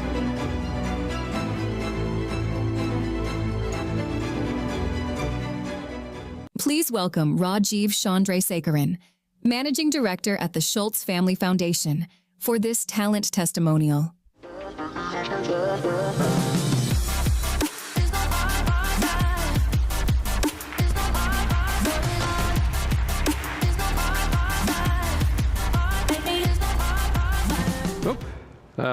Look at that. Good afternoon, everybody. Let me try to go back to this. Hey, great to be here at the Chamber. I'm here to talk for a second about something that is kind of a groundbreaking way to look at worker mobility and how American workers are actually moving up and thriving. It's a project we call the American Opportunity Index, and it's inspired by this. Many of you have probably seen this this trend line, which was created by famous economist Raj Chetty at Harvard University. And what it shows is that Americans who were born right after World War II had about a 90% chance of having a better life, of out-earning their parents. By the time we get to the start of the millennial generation in the early 80s, that number drops to about 50%. There are a lot of reasons for this, but one significant factor in our view is the breakdown of advancement pathways at many American businesses. Fewer firms are investing in building and growing talent. Not you guys, but out there in the wider economy, fewer firms are doing this. And although there are a lot of great upskilling programs, you probably have heard of some of them over the course of your gathering here. Many of you are aware of a number in your sectors. The reality is that for many, many low and mid-skilled American workers, the reason that some get ahead and others don't isn't because folks are working harder, they're smarter, they possess more gumption. It really does come down to the practice of their employer. Does an employer really see that the talent needs that they might have here on the org chart can be filled with people from here with the right skills, training pathways, mentorship, and opportunities? Or is everybody just simply expendable and they're churning through folks? For most workers, mobility begins at work. So if it is indeed the case, as research has been proving out, that the difference between whether somebody can go from here to here, particularly among low and mid-skilled workers, really comes down to the practices of their employers. We at the Schultz Family Foundation a few years ago asked ourselves a very basic question: who's doing this well? And the answer is that nobody had really bothered to look at this in a comprehensive empirical way. So we partnered with the Burning Glass Institute, one of our nation's leading nonprofit labor market research organizations, and the Managing the Future Work Project at Harvard Business School. We decided to look at this. We decided to look at it, though, in a different way than most others have been doing in terms of all these other lists out there, best places to work, great jobs. They all look at what companies say they're doing. We said, is there a better way? Can we actually see what truly happens to workers over time? And so we engaged in a big data project with Burning Glass, literally sucking up tens of millions of data points about American workers, ingesting countless LinkedIn profiles, resumes people post to job boards like Indeed. We sucked in the entire Glassdoor salary database with permission, millions of job postings from the Lightcast data set. We developed this massive database and then started to create individual records and profiles for workers, millions of workers across the largest companies in the United States. And in so doing, we believe we've created really the gold standard assessment of employer performance when it comes to creating economic opportunity for workers. We looked at the trajectory of about 5 million workers with 5 key categories. We looked at hiring practices, how well companies hire people without degrees and with little experience. We looked at pay, and in a relative way, how well do companies pay by occupation compared to their competitors. We looked at promotion, and we looked at promotion in 2 ways. We looked at internal promotion, but we also looked at what happens when somebody leaves a company. Let's say they leave a large retailer because there are not as many opportunities to move up within the company. How well did that company prepare the worker for success in what comes later? Because we have a worker focus, we can tell if you leave company A after 2 years and move to company B, are you going to a job that's commensurate, better, or worse? We looked at parity. It's not an equity measure. We simply looked at whether women are moving up at the same rates as men and whether people of color move up at the same rates as white folks. And then on culture, looking at a couple of different elements to this, one being retention, but another one that's very interesting is we look at the top leadership of a company, the top 20% of people by wage, and we try to determine what percentage of them actually came through through the ranks and up the workforce. Real quickly, this is,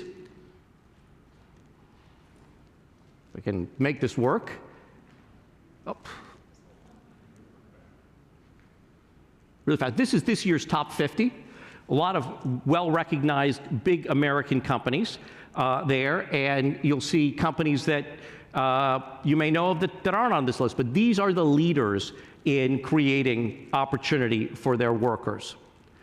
Now, why does this matter? I want to take you through something really, really quickly here. When we look at the top companies on our index by wage compared to bottom companies for the same job, there's almost a 2.3 times difference. So consider this. For an administrative assistant, average salary about $80,000, the difference over a 30-year career doing the same job, but if you're at a top company on our wage metric versus a bottom company, $1.4 million difference over the course of a 30-year career. 1.6 times difference in retention between top and bottom retention companies. You're more likely to get promoted, 2.5 times more likely to get promoted if you are in the top 100 companies on our promotion metric versus a bottom one. And this is for the same occupation. So we're not talking about different jobs. Very same thing, where you work truly matters. I'll leave you with this one last thing really quickly before I bring up the panel here. This year, we're going to expand the index to about 1,500 companies. We're moving away from ranking, and we're going to create a rating system. We're going to badge the top companies in America that create opportunity for the workers, and we're going to release data that's going to be occupation specific. So you'll be able to see for any job in America, be it an accountant, a marketing manager, a customer service rep, where are the best places in America to work based on objective empirical data. And so with that, I would love to bring out our panel here, and we will move on to the next stage of our discussion. And I'd like to bring out 4 amazing individuals whose work supports young people in their formative years and on their way to the adult working world. Thank you. Joining Rajiv Chandrasekaran in a panel discussion, please welcome Irene Shih from Minds Matter Bay Area, Dr. Letitia Chisholm from College Track Southeast DC, Sarah Tracy from the Kentucky Hospital Association TPM Initiative and Kentucky Chamber Foundation,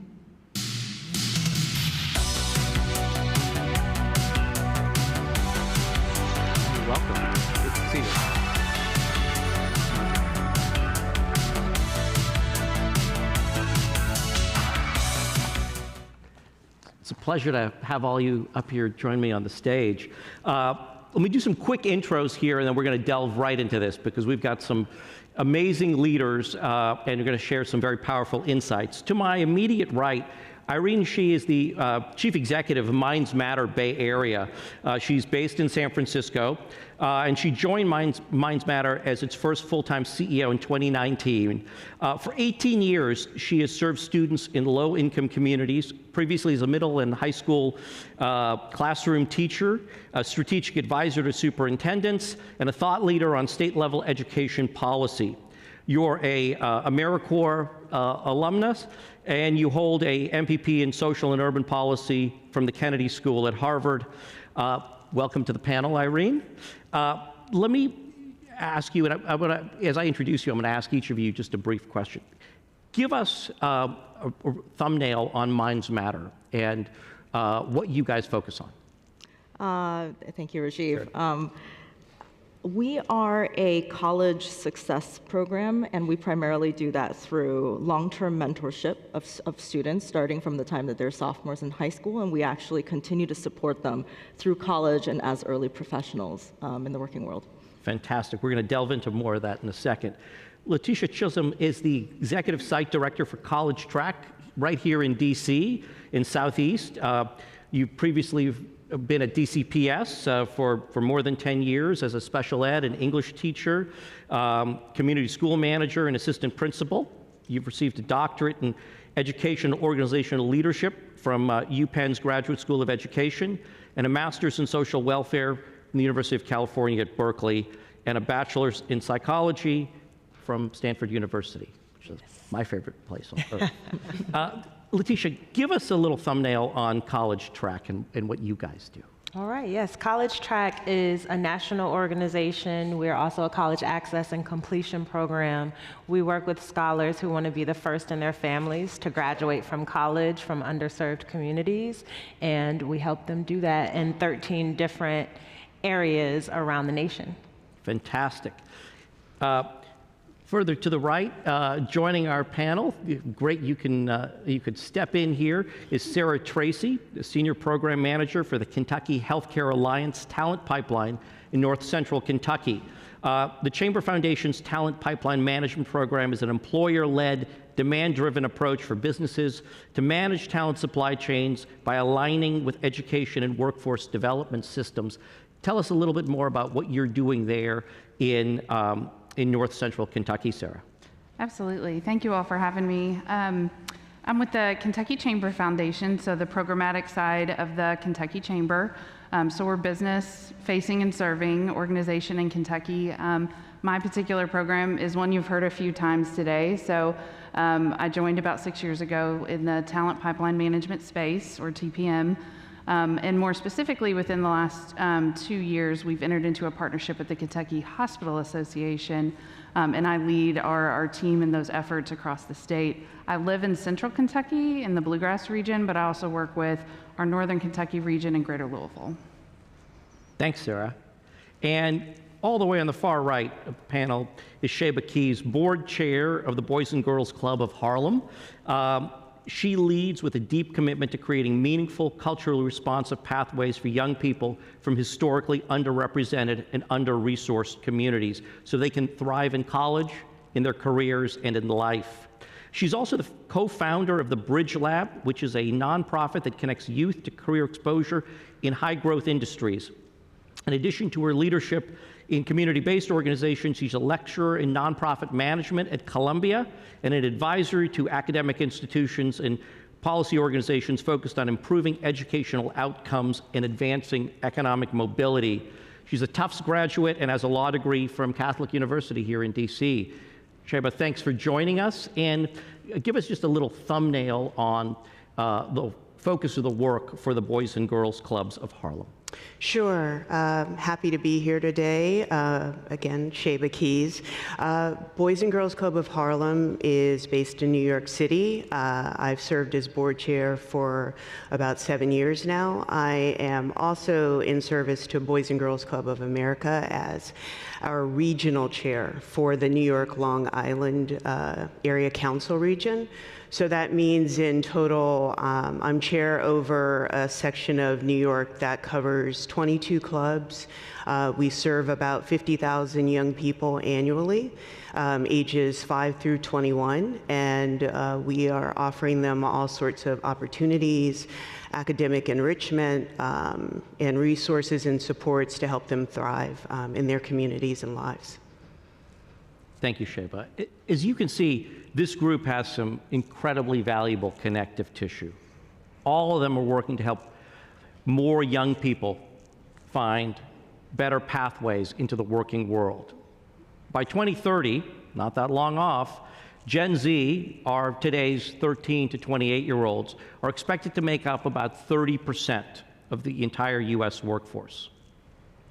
We know that where they step into adulthood after high school matters greatly to their future as individuals and to our collective future as a society that cares about creating greater opportunity for all people. So let's spend a little time in conversation here, and I want to ask some questions to each of our panelists so we can better understand their work and their impact. And I think as we got a sense just a second ago, their work really encompasses a full spectrum, from working with teenagers while they're still in high school to supporting them in college, and then into the transition into employment.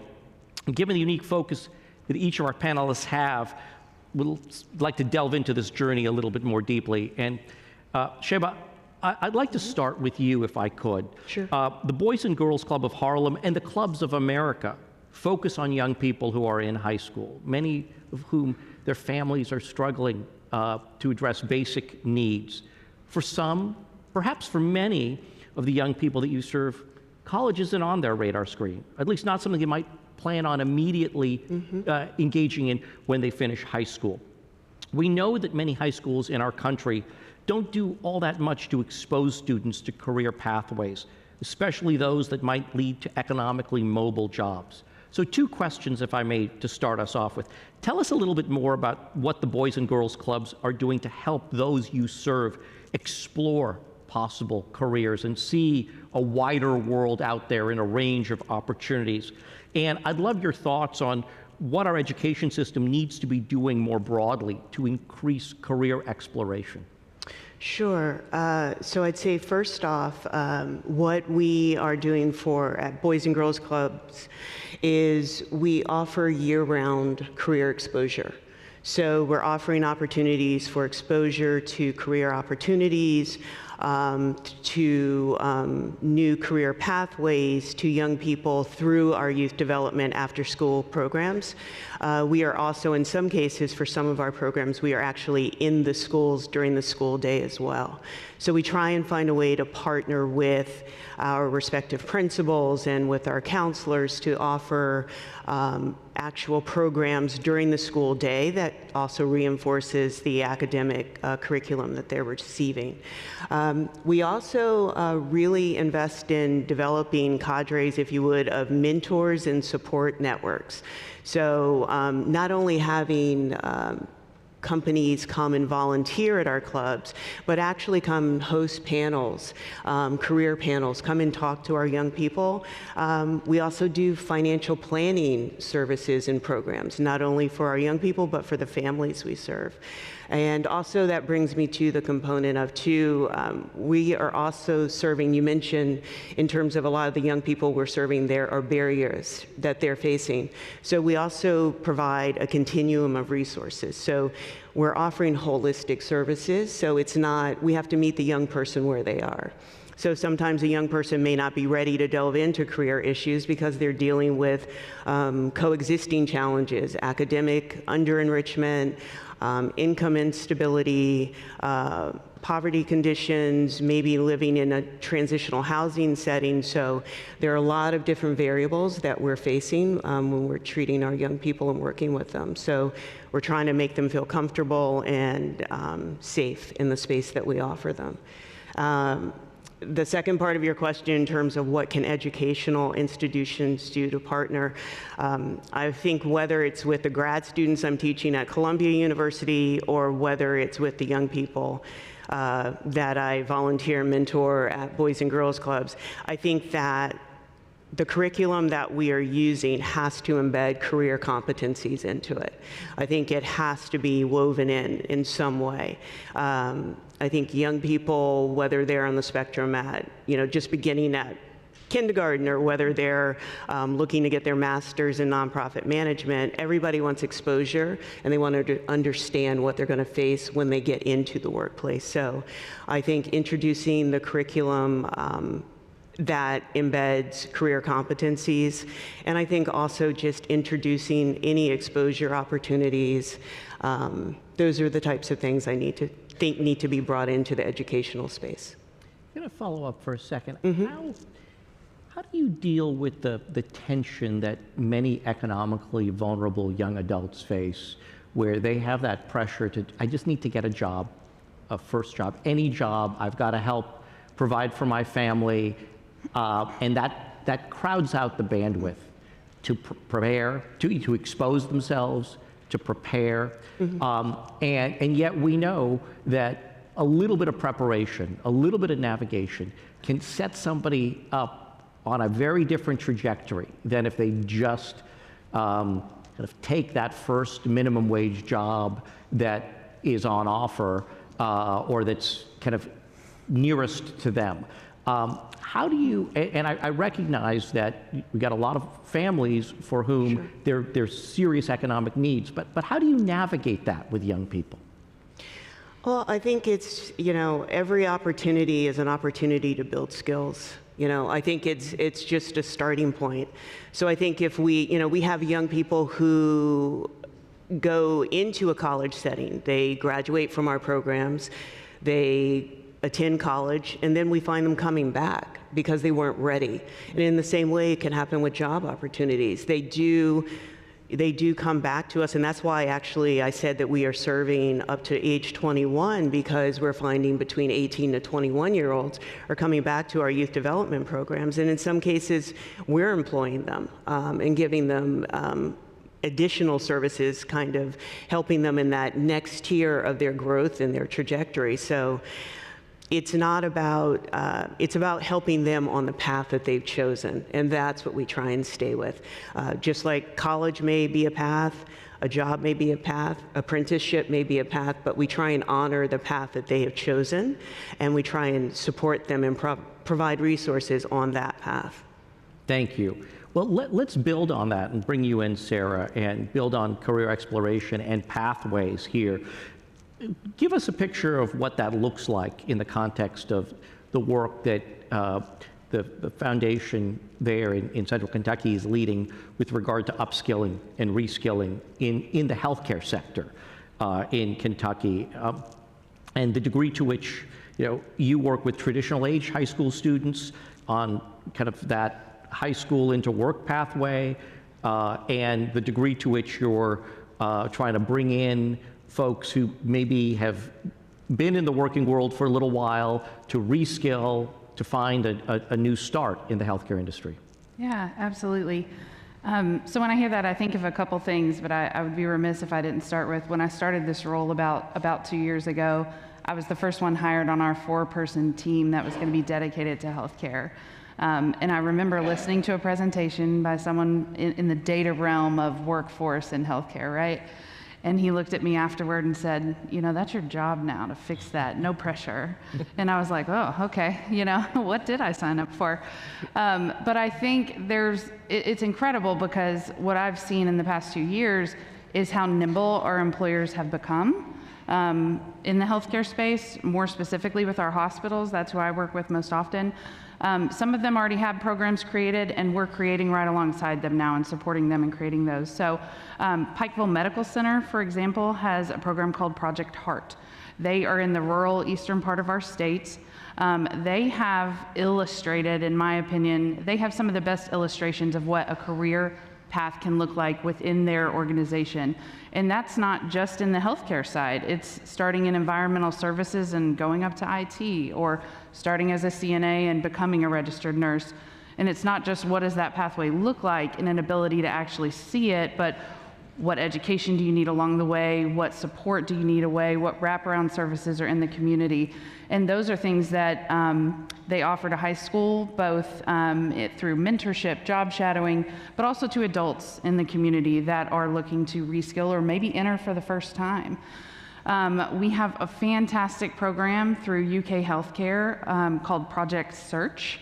And this is partnering with the local school system in Central Kentucky, specifically working with high school students with disabilities, exposing them to career paths within the healthcare industry, and then helping them gain the specific skills needed to be successful and transition into employment within that industry. We also work with actually we call it Kentucky Health Corps. It's transitioning its name this year, but it's part of AmeriCorps, so I was happy to hear that in your background. This program, when someone is in this program, in the Kentucky Health Corps program, they're actually part of AmeriCorps. So it is something that has allowed our hospitals to bring someone in. It's something that's gotten a lot of our hospitals to lower that 18 age limit and allow someone in the door for the first time who's under 18, because they're not technically employed by the hospital. They're an AmeriCorps member. Give them flexible scheduling. You know, it just, when they're not employed by the hospital specifically, it's given them a lot of freedoms to open a lot of doors. And then finally, in the spirit of TPM, that's my role with employers and doing what's employer-led. And our collaborative in the Central Kentucky region recently said, you know, hey Sarah, we want to understand what's offered in the summer for students in our area. You know, what's available. Some of us have camps, some of us don't, some of us have volunteer programs, but we really don't know what it looks like, and are there any gaps? And what we found when we sort of mapped that out is that there's really nothing offered in July. It's like, once you get to July, kids, have fun on your own. There's no camp for you. And there was a very limited amount of exploration activities for middle schoolers in the healthcare realm. So the hospital said, okay, let's build one. So we're actually in the process of building a 3-day healthcare camp for this summer. It's going to be in July. We are in the throes of it right now. And I kind of put together a tentative schedule. We're partnering with the city of Lexington. And I sent it to the hospitals and said, give me feedback. Let me know, does this work, not work? What do you want to take on? And I really thought they would pick and choose an activity here, one there, and I was going to have to like find people to fill this schedule. And they pretty immediately, one of the hospitals, Baptist Health, actually came back and said, we like this, we want to make these tweaks, and we want all of day 3. And we don't want them to be at the workforce center and then come to us for half day. We want them at Baptist all day. And then pretty immediately, UK turned around and said, you know, we want day 2, and here's the tweaks we'd like to make. And then CHI St. Joe is on board as well. So we're working on that right now. So it's pretty incredible. Seeing that employer demand is phenomenal. I will just be a little parochial and say I love that AmeriCorps National Service example that you cited, and the power of civilian national service as a workforce development pathway in Kentucky. As we see, it is a under-recognized American gem in terms of how it is helping to prepare across a range of fields, and the example you raised is a very powerful one, so thank you for doing that. Letitia, American universities have a 6-year graduation rate that's around 65%. Statistics show that people who start college but never finish actually have lower economic outcomes than those who directly enroll in non-4-year college skilling pathways. But of course, those who graduate from a 4-year institution have the best economic outcomes. Mm-hmm. So getting kids who start college to finish is critical. Your organization makes a 10-year commitment to the young people you serve, starting in 9th grade. Explain to us the strategy behind this model, both the criticality of high school engagement, the continued engagement through college, and post-college navigation support, how you are kind of engaging on that whole arc and why you need to do that. Absolutely. First, I will say that even though we have a 65% graduation rate for 6 years, average in the United States, for scholars who are first in their families to graduate from college and from underserved and low-income backgrounds, it's actually around 20-something%. So it's much lower. And so that's my first argument for the criticality of the work that we do here at College Track, where we start engaging with scholars early in their 9th grade year, and they begin programming with us in the spring of their 9th grade year. They come to us twice a week, once or twice a week, for approximately 3 hours of support around academic engagement, academic advising, college counseling, and really digging into what their dreams and purposes are, trying to understand what they're passionate about.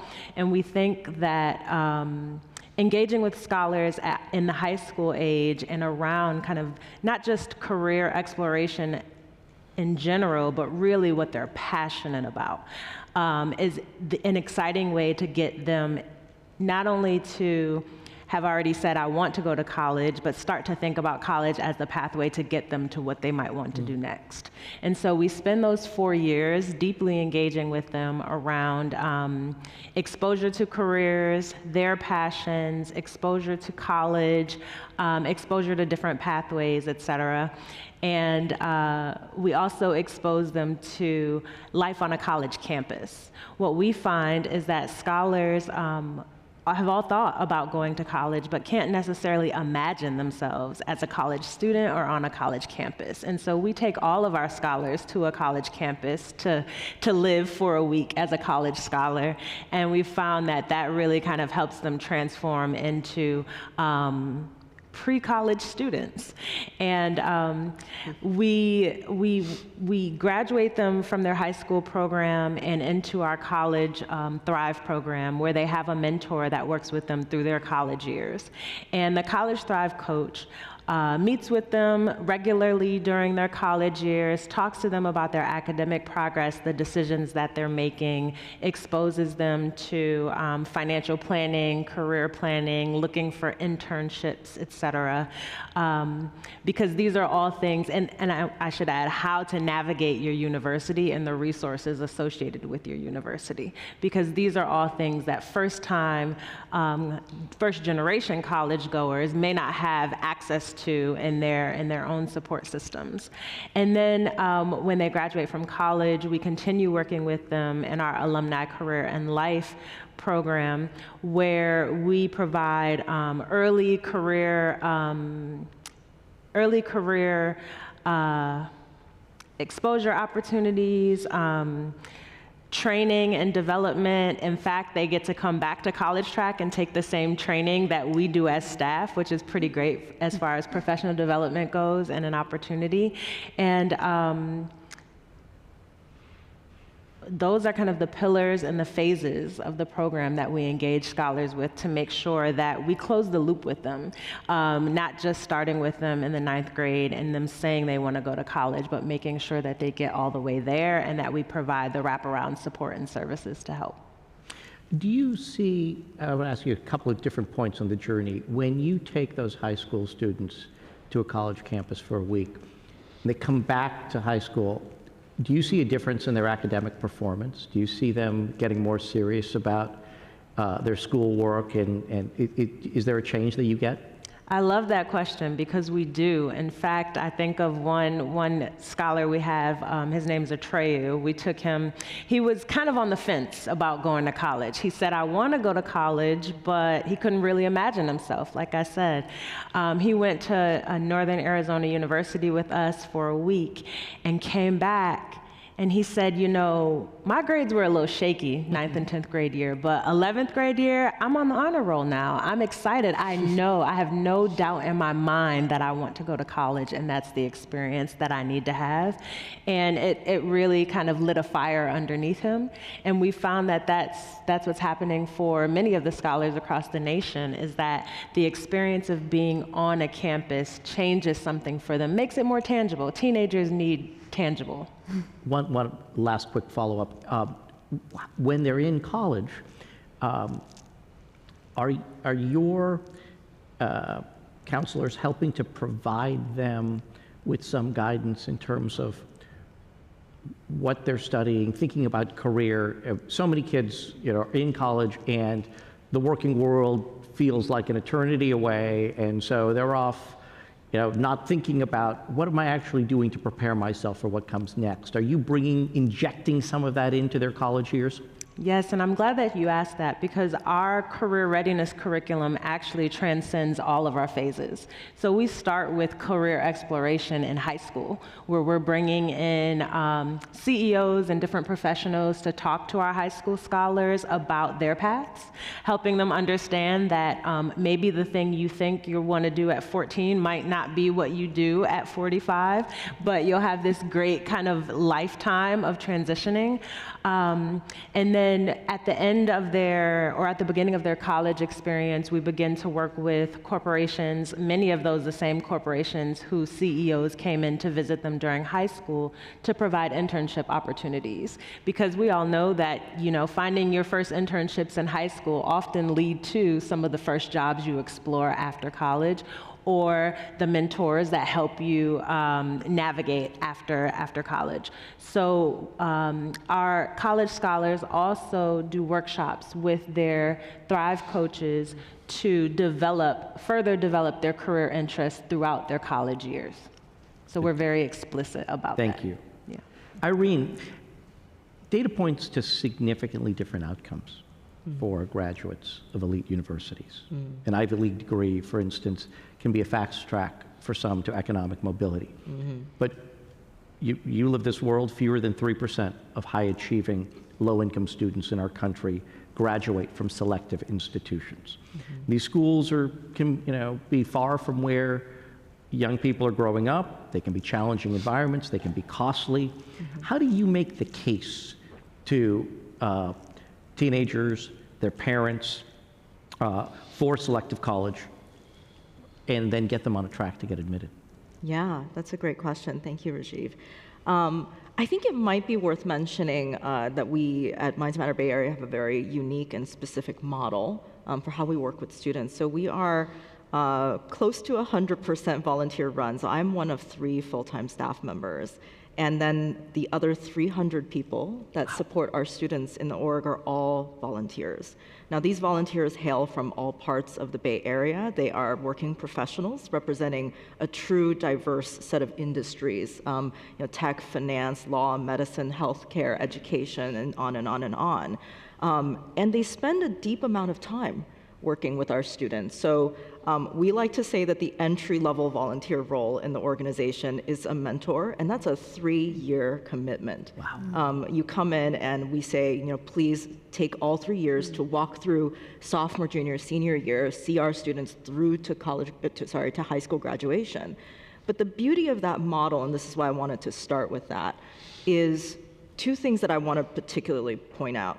One is the depth of the relationship that you build with the student, because this model is all about investing in those one-on-one relationships between our mentors and students, our instructors and students. That depth of understanding, community, support is incredibly present for our students throughout their entire high school journey. And because that relationship was built so well when they were coming to our program every single week throughout the school year, by the time they're going to college, those relationships last. They do not break.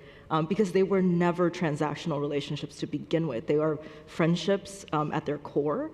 And that's a really unique difference. And so to say for our students, when they come into our program and throughout the first 3 years, what they understand is like, I'm not on this journey alone at all. And in fact, even when I get to college, my support system that supported me all the way through to this point, they're coming with me in some meaningful way.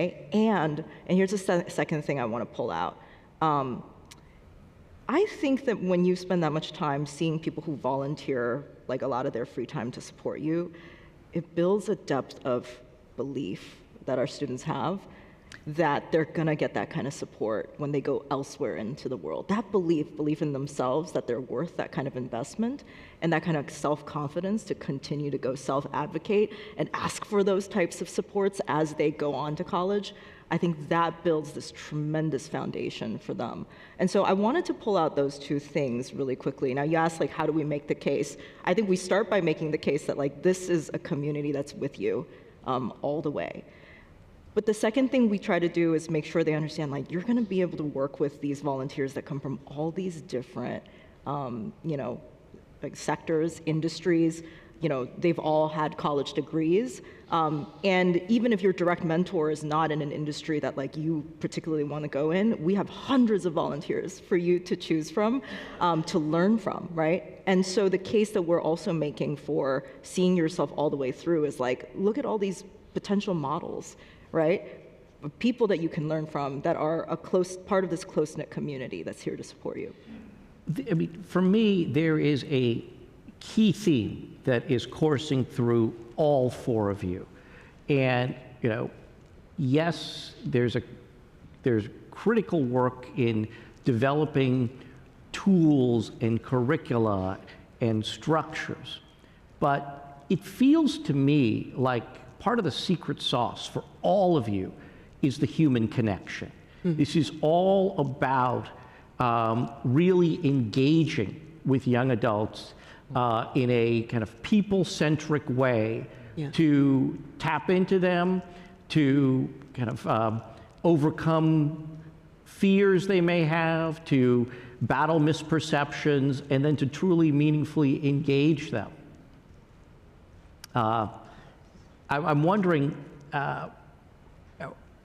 there's such elegance to what you're all doing. How do you, I'd love to understand about scale. Like, you guys are having a real impact with the communities you're serving. How do we take these sorts of models and get greater impact while still keeping keeping the beauty of some of the human-centric approach? If I may, I'll just posit something, which is, scale, anything at scale is really lots of different, working hands coming together, right? And so I think the beauty of being sitting on this stage is, like, I think it's so beautiful to look across this row and know we're not alone. There's so many of us doing this work, obviously in different states, but also within our states, within our regions. And a lot of times what I think is more interesting that I've loved in the nonprofit, particularly, sort of public service space, is there's so many different organizations and we're willing to come together and collaborate. As an example, Minds Matter Bay Area, we have a lot of other local organizations like Breakthrough Collaborative, Aim High, lots of, that we come together and we say, look, you support this student on this part of the journey. How do we work with you so that, you're not alone, but we're not alone either, because we see ourselves as all part of the ecosystem, right? And so my sort of thought, and I'm really curious to hear what everybody else is thinking, but my sort of thought is you reach scale not by doing it alone. You reach scale by, linking arms with other people that know how to do this, different parts of this, incredibly well. And you learn from each other and you collaborate and you build together. No, I absolutely agree. Thank you for saying that, because I think that a lot of time, though, I think the funding models often kind of put us in these positions where we think we have to go it alone, and we tend to operate in a siloed model. But collaboration, and as you said, no one organization serves a child in exactly the same way. So we all, even just, as you said, sitting up here on this panel, we have numerous exposure points that we could offer to a child in different ways to serve more children, to serve that child in a more holistic manner. And I think collaboration is key, and I think really, I've heard this over the past, some of the other panels yesterday as well, this idea of an ecosystem. And I think it really is here. I mean, I think just from the person sitting out here, from the person's registered for this conference, but it's this idea of we have higher ed individuals, we have nonprofits, we have youth development specialists, we have philanthropic organizations, businesses represented, and it's this idea of this ecosystem, and really there are so many touch points that can elevate a community, let alone a young person's life. And so I think if we do start looking at this work in this manner, and I think the way that the social construct that is evolving around us, I don't think that we can afford not to. I mean, I feel like that is the way we have to look at this work if we want to continue it. Absolutely. I'll tap on that as well. It just brings to mind a really specific example of something we're working on with supporting our Kentucky Board of Nursing specifically. In my role, working with the hospitals directly and working with the post-secondary education of, for example, nursing programs in particular, we've heard more than once, the clinical instructor shortage. I actually had a hospital look at me and say, you can build those pipelines all you want and get all those students into the nursing programs, but if there aren't enough instructors for them to have a clinical experience, that's where your pipeline's going to bottleneck. Right. And so we learned that the Kentucky Board of Nursing has what they call a new faculty workshop. And so it's not even just about the volume, right? We also heard there are times where students in a nursing program, that may have been their dream from age 5, but if they have a really negative clinical experience based on the instructor in front of them, that's really going to impact if they even stay not just in nursing, but maybe even in healthcare. And so when we found out that they have this new faculty workshop, which is aimed at current faculty members, we said, well, hey, let us help. Let us work on recruiting more. Let us work on, having a conversation with retired nurses in our state about becoming instructors. Let us talk to the hospitals that we speak to every day as our partners with the Kentucky Hospital Association and say, you've got some great people here. Do you have anybody who might have that natural edge for teaching? I am not someone who's a gifted teacher. I'm not ever going to be. And that's okay, right? That's not for everyone. But we want to help them kind of tap in, find more of those cohorts, and ensure that students that do enter those programs are going to have not just the opportunity to get through them, but a good experience when they're getting through them as well. Mm-hmm. Thank you. Our time is running short, and I want to maybe do a little bit of a lightning round with the four of you. We are inundated with statistics of the challenges that this young generation is facing. And I don't mean to sugarcoat anything. Our young adults today are facing a raft of challenges, cracking into the economy, the impact of social media and technology on their lives, mental health challenges, how the COVID pandemic disproportionately impacted their childhoods. All that said, you all spend time working with young people every day.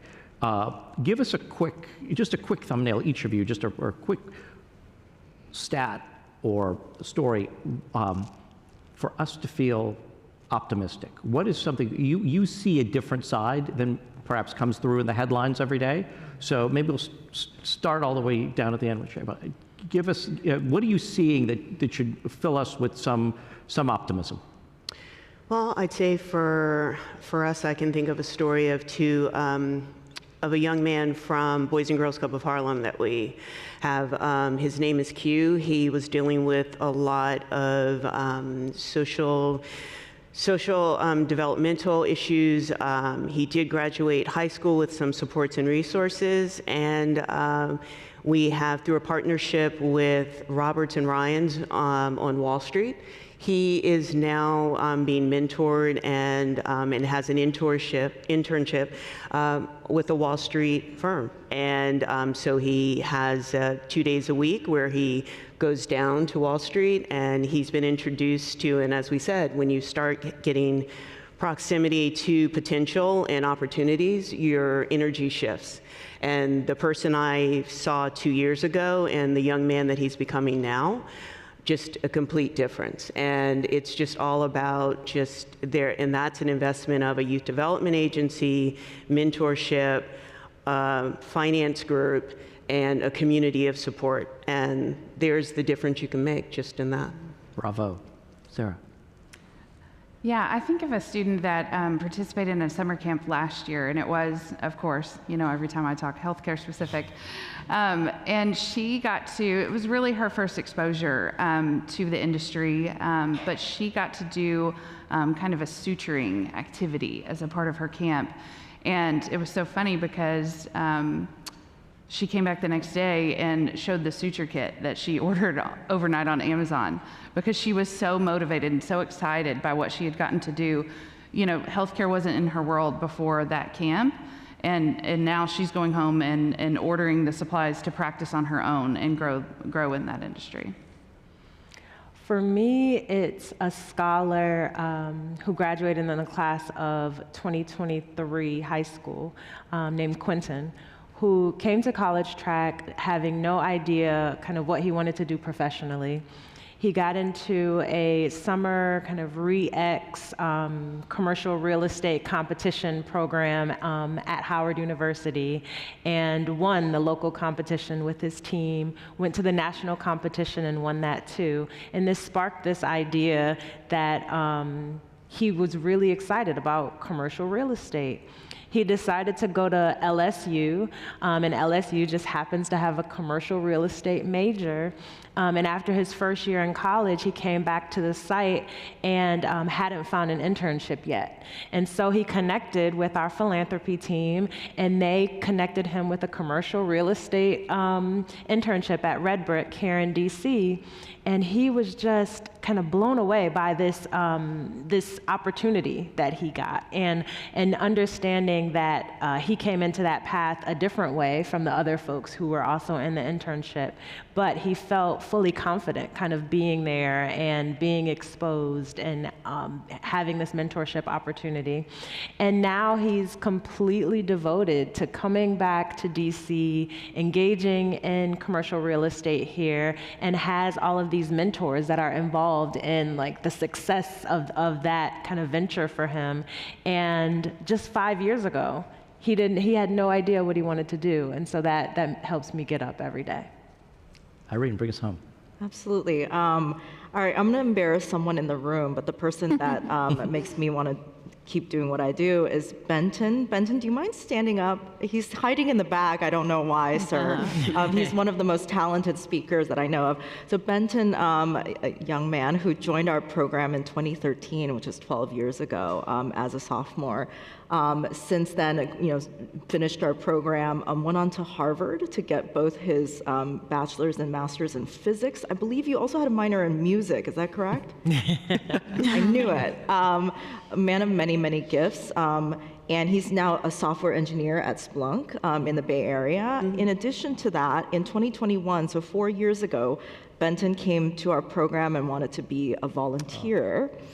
And he has done what we call just about every volunteer role that exists in our org. He's been a mentor. He's seen a student fully through, 2 students fully through the program, 3 years. He's also been an instructor, so he's been on the test prep and academic support side of our program.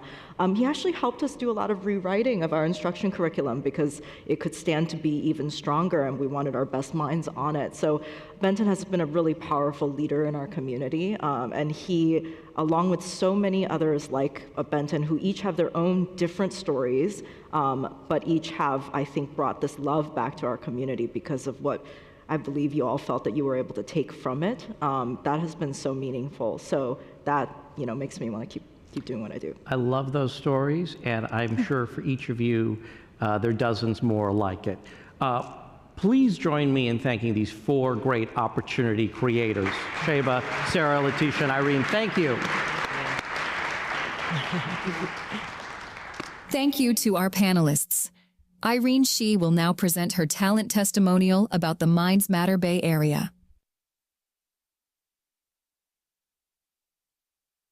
For low-income students, going to a top college actually has a tremendous effect on their socioeconomic opportunities in life. Our students are hungry, ambitious, they want to go to great colleges and they want to have great careers. But the question is, how? Our volunteers, they can bring that knowledge and those networks to our students who are the first in their families to go to college and come from low-income communities and are looking to rewrite their socioeconomic future.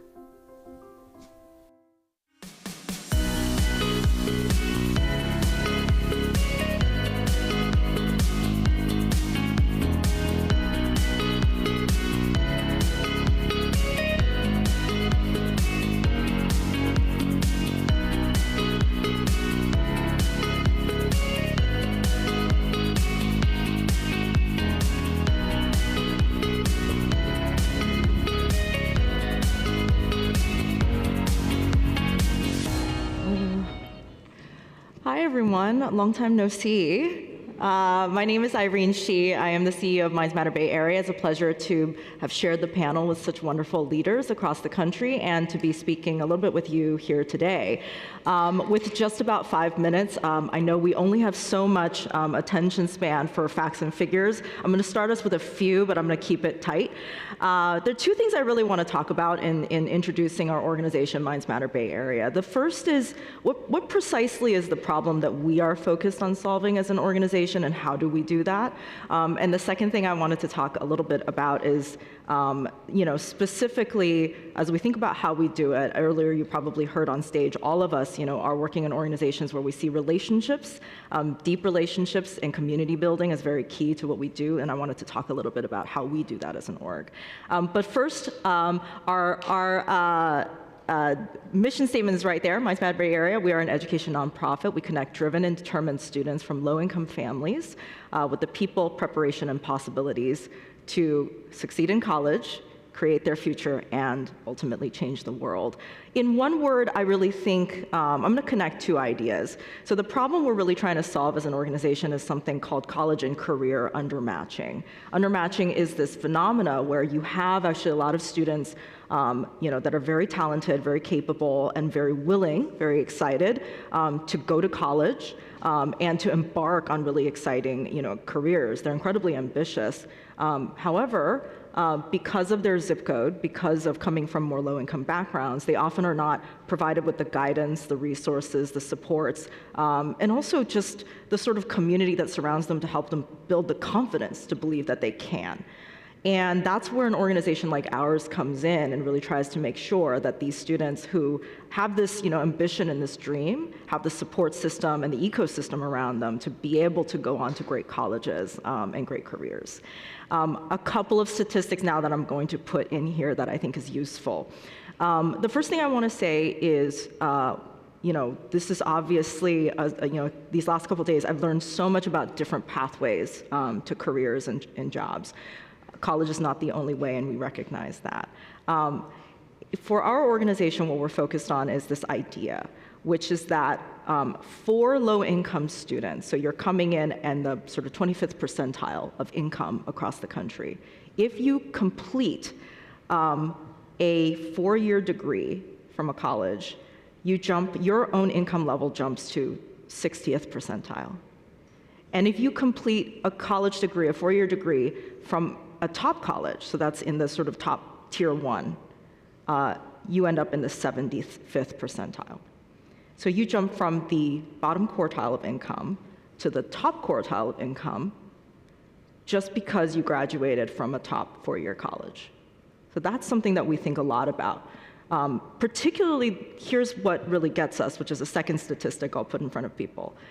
In this country, high-achieving low-income students, only 3% complete a degree from a top college. Yeah, only 3%. Now, in our organization, we work really hard to get 100% of our students to graduate from 4-year universities, and 75% of them graduate from actually the top tier colleges. And we think a lot about that because of this particular thing, talent optimization. Undermatching is an important issue to solve for in this country because obviously there are lots of different tracks to meaningful jobs and meaningful careers. And we want to make sure that the dream path that our students want to be on, that it's possible for them if that's something they would like to do. And so we give a lot of thought in our organization when we work with students to think about, what are the students that are coming in and they have this ambition, right, that they want to complete a 4-year degree. They have this ambition that they want to take on roles that actually require a 4-year college degree. How do we help make sure that they get that opportunity? So this is where I want to talk about the second piece, which is how do we uniquely build this community around our students that really supports these ambitions? Earlier, I sort of already shared on stage, we are a 300 volunteer organization. I think what's really critical, the secret sauce to all of this, is that our volunteers truly are themselves professionals that come from all these different industries across the Bay Area. They themselves have thriving, interesting, diverse careers. They themselves also hold 4-year college degrees. They serve, I think, two particular roles. One is to invest in our students and to build that really deep relationship that helps our students really believe in themselves as they move through our high school curriculum and our college supports and our early career supports. They also have people that are there incredibly present for them and building these relationships that help them believe in themselves and continue to advocate for themselves. But the second role that our volunteers play is because they represent all these diverse industries, they bring knowledge to bear about the skills that it takes, soft skill, hard skill, to actually become successful on the roadmap to these particular career tracks. Earlier, I just shared that Benton, who was a mentor in our mentee in our program, then came back to become a volunteer after he graduated from Harvard. Benton's a really great example of someone who helped us do some rewriting of our curriculum.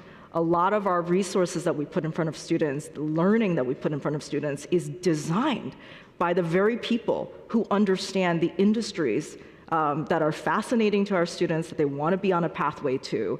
And that's a second part of the secret sauce, is that we're inviting the very people that are embodying, living the career tracks, the industries that our students are interested in entering, and having them influence our curriculum in many different ways. And that's a key part of how we support our students as well.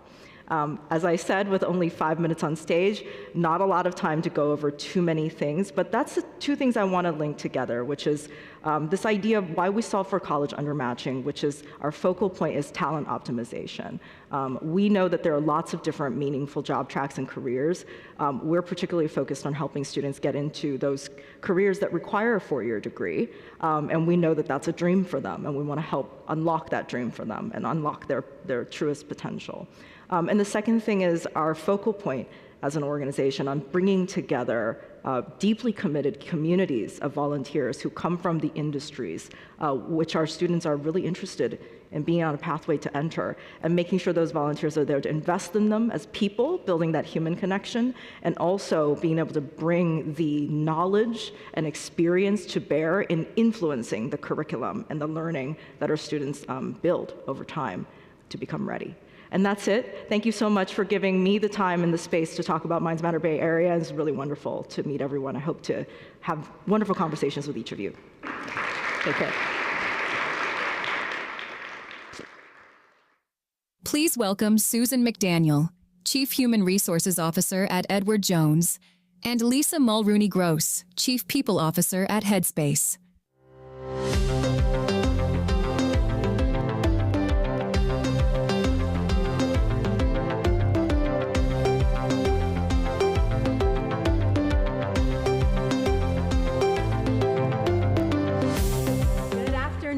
Everybody, thank you so much for being here with us today. It is awesome to be up here with you all. I'm Susan McDaniel. I have the privilege of serving as the Chief Human Resources Officer at Edward Jones. And for those of you who may not know who Edward Jones is, we are a leading financial services and wealth management firm. We have offices across North America.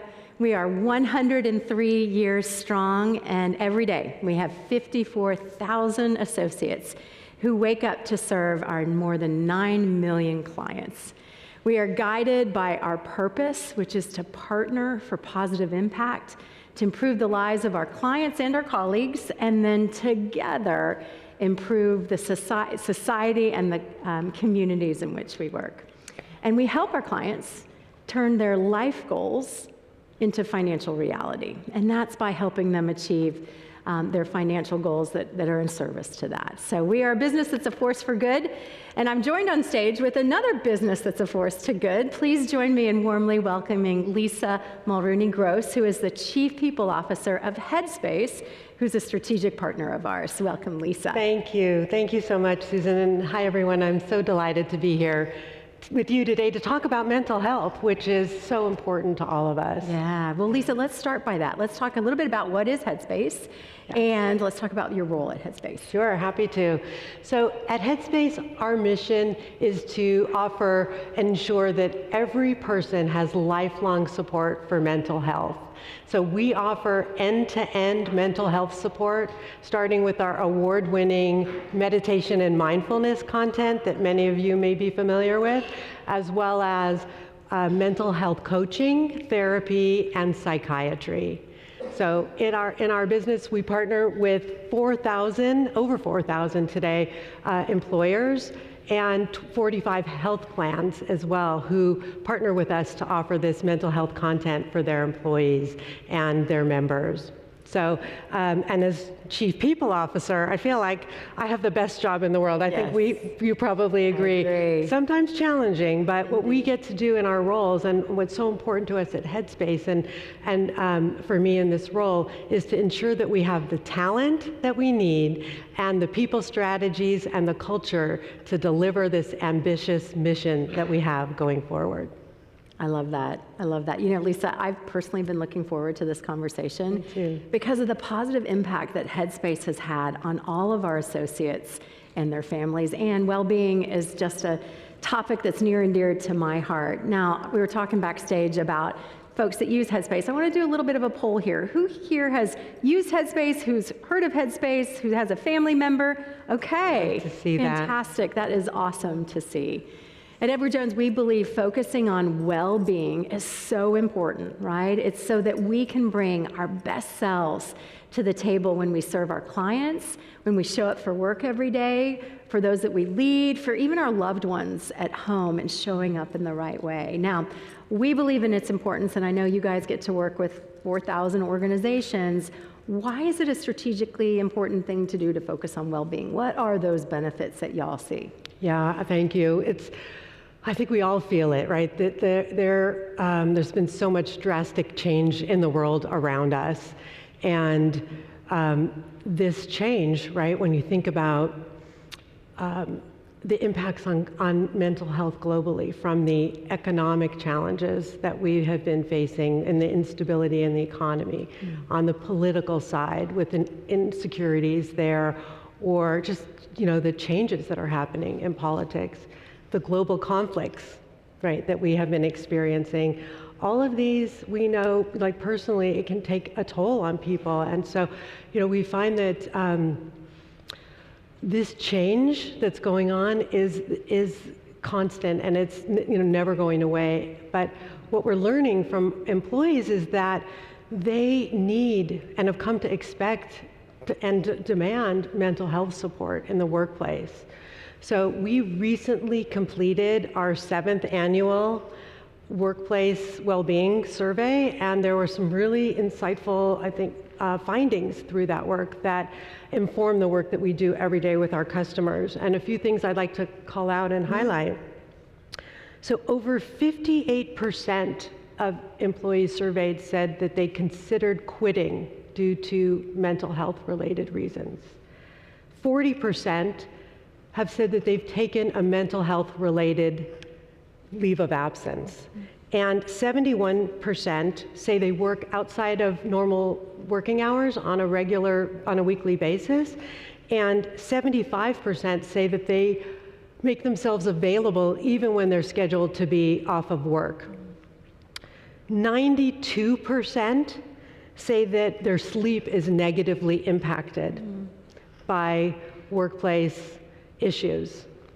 And boundary setting was a big theme in this survey as well, too. 62% of executives said that only 62% said they're comfortable setting boundaries at the executive level. And then at the mid-management level, it drops to 38%, and it's 41% for individual contributors. So we know this is a really important theme that people are facing and struggling with, how to set these boundaries.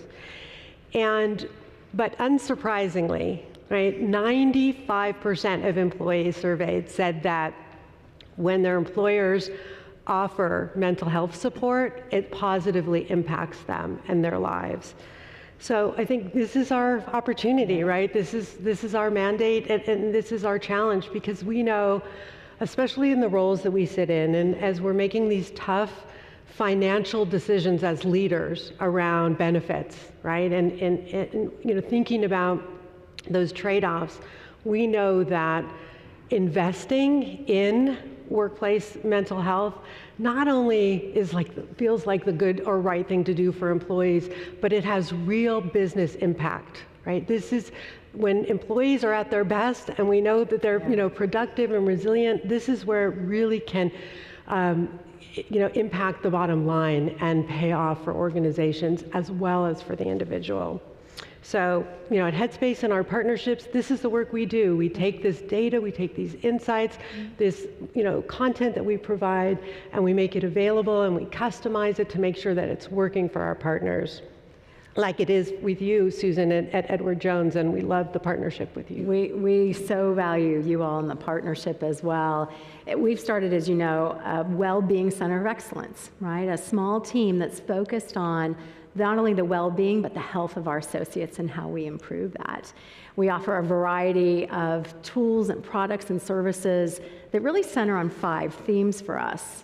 We define well-being in those 5 themes. It's about mental well-being, it's about your emotional well-being, it's about your physical well-being, it's about your financial well-being, and your social well-being. And one of the things that we focused on last year was mental health and mental well-being, and we launched Headspace. And I have to say, we had goals for this, and we well exceeded them. We had over 16,000 of our associates enroll in Headspace. We offer a variety of other tools and applications and do monthly conversations, senior leader chats around well-being. We had over 16,500 of our associates attend those and are demanding more. So this engagement is just tremendous to see, and I really think it comes down to 2 things. One is it works when you talk about well-being, when you make and normalize the conversation around mental health and well-being.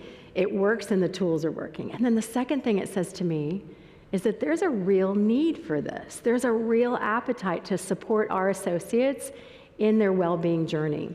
And it's just incredible to see. It's also important that our leaders are role modeling this and supporting this. I know you guys do some great research on leaders as well. Yes, absolutely. That role of the manager and leader is so important in this work. And our studies have shown that nearly half of employees say that they go to their manager for support with mental health.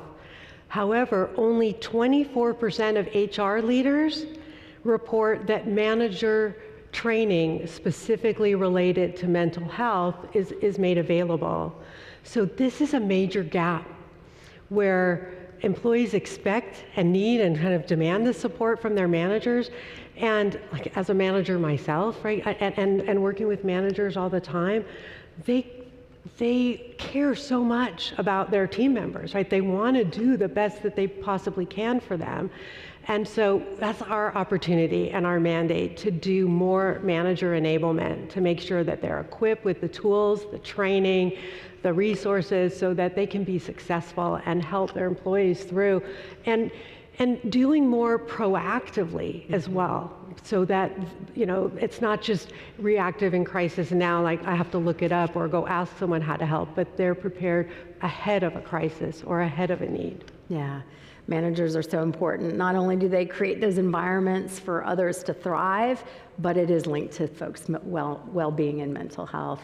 We have a lot of programs around this, and we talk about it in terms of how we frame those programs of, you get me, you guide me, you make it easy for me, which is a big symbol for how we care and show respect and commitment to our associates. So our well-being is wrapped around that, and we find that that's immensely successful.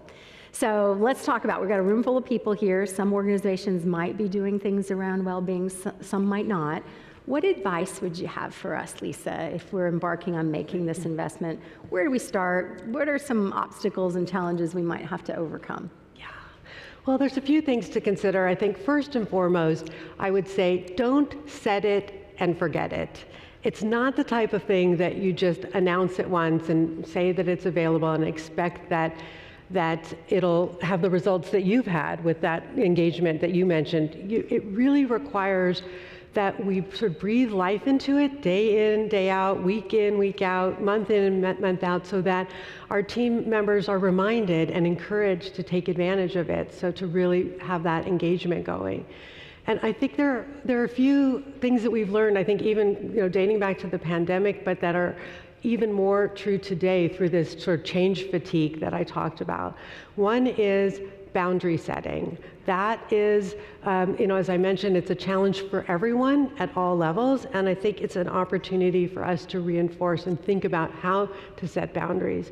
And we no longer mean like 9 to 5, right? Boundaries, they're offering flexibility when you think about boundaries for people to be, to set where they can be successful, right? And think about what is required for them in order for them to be working at their very best.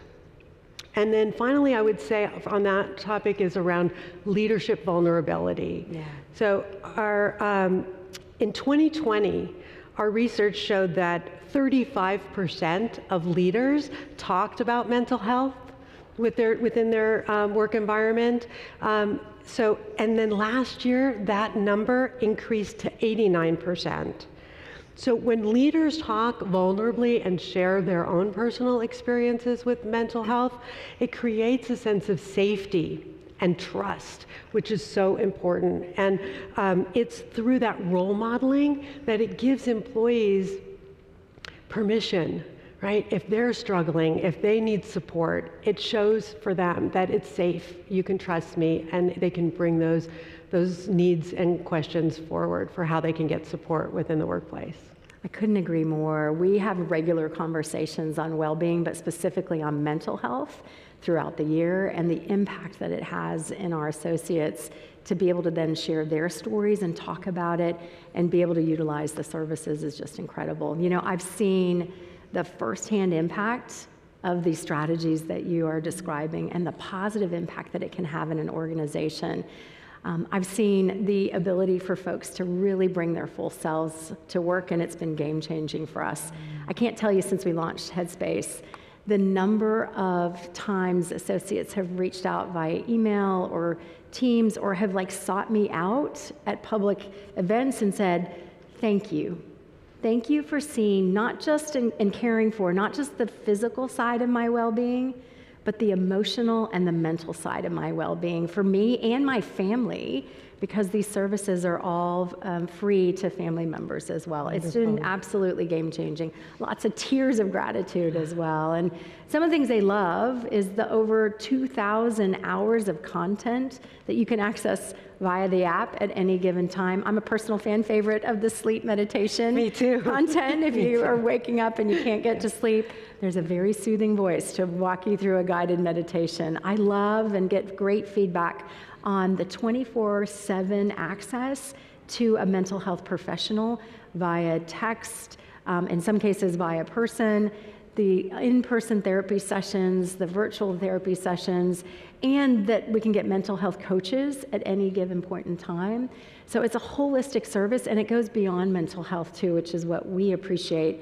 It gets into elder care, advice and guidance around elder care, advice and guidance around child care, legal assistance. It's a whole breadth of experience. So I'm just so proud to be not only partnering with you all as a human resources leader and a human capital leader, but as a mom of 2 girls who are in college, that we are actively advancing and talking about well-being more and more, and the importance of caring for our mental, emotional, physical, financial, and social well-being. So we appreciate your partnership so much. So let's continue to talk about partnerships, because none of this is possible without partnership. You all partner with a lot of organizations. What do you see as key success factors to make a partnership successful? Yeah. Well, a number of things, but I'd say one of the most important is the commitment from the top. I think without that, you can't really affect change and authentically, right? So I think number one, top down, all the way through, commitment to the investment and to the follow through with the effort and understanding of the why and what you're driving for. The second one I would say is around tone. You know, making sure that it's authentic, because when it isn't, right, you can read right through it, right? This is not mental health, I think we all know, right? It's such an important and deeply personal topic. So it's not something that you can just use the words and talk about lip service, right? You really need to make sure that your actions follow the words and the tone and the authenticity are there. So I think, and then the last one I talked a little bit about is just that leading vulnerably, that you know, how critically important it is and how our employees and team members have come to expect that level of vulnerability and authenticity from their leaders. And we know that organizations like yours, you know, at Edward Jones, I think it's, we've seen how that vulnerability, that authenticity, and the compassion that we breathe into our cultures and our workplace, that is what really creates vibrant cultures that are enduring and that can deliver success. Yeah, such great advice. Yeah. Thank you for that. You know, Edward Jones, we've always invested in our associates, and this investment that we've made with you all has made such a positive impact. We are so grateful for the work that you all do every day and for helping us get better. So thank you for that. I know we're almost out of time here, so in closing, I want to give a big thank you, Lisa, thank you, who's, Susan. by the way, 6 weeks into the job. I think she did a phenomenal job up here, 6 weeks into it, but thank you for your expertise, your insights, and being here today. I also want to thank the U.S. Chamber of Commerce Foundation for giving us a platform to have this important conversation. So huge thank you to the U.S. Chamber of Commerce Foundation. And then lastly, we want to thank you all. Thank you for being here. Thank you for being curious. Thank you for learning along with us. Hopefully you've taken a couple golden nuggets back to your organization that you can explore further. So thank you all very much. Thank you, everybody. Thank you, Susan. Please welcome Robert Martychenko, Chair of TrailPath Workplace Solutions, and Dr. Julie Miller, Director of Thought Leadership of Financial Resilience at AARP.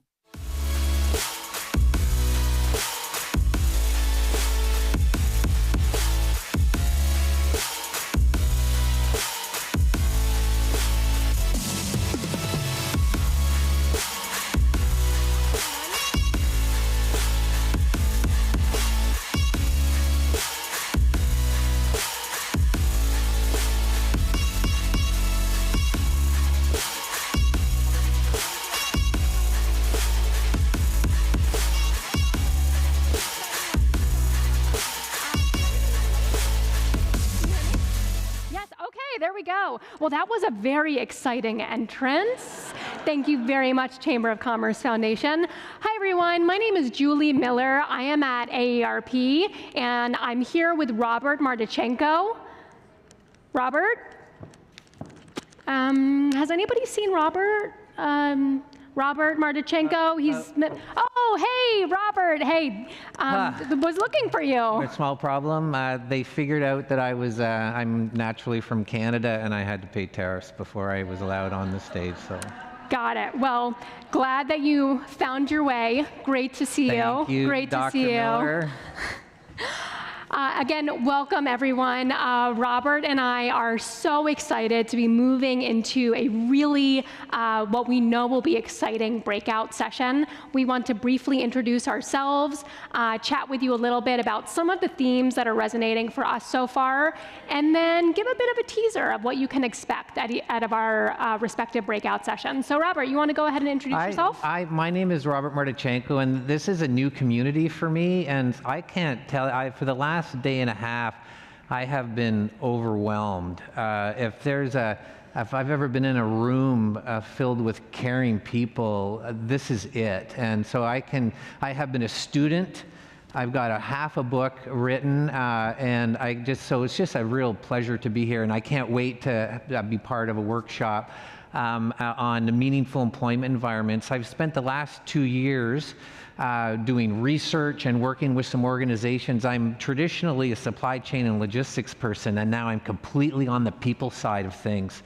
And we've done some really fun work learning how to create these environments where people can thrive, where people can go from declining and just surviving to actually growing and thriving. And I'm looking forward to sharing some of our work from the last 2 years. Amazing. So as you can hear, Robert, in the session that he's going to be leading, is going to be engaging in an amazing conversation about really the person-to-person interactions. What I want to tell you a little bit about is how we're going to be talking just down the hall. I would say on a really bird's eye view, kind of 30,000-foot view perspective on many of the same issues. So again, I'm at AARP. You heard from Carly Ruskowski a bit earlier about the value of older workers and the layer of age discrimination that is holding us back from really being able to optimize what it means to work as long as we want or need to.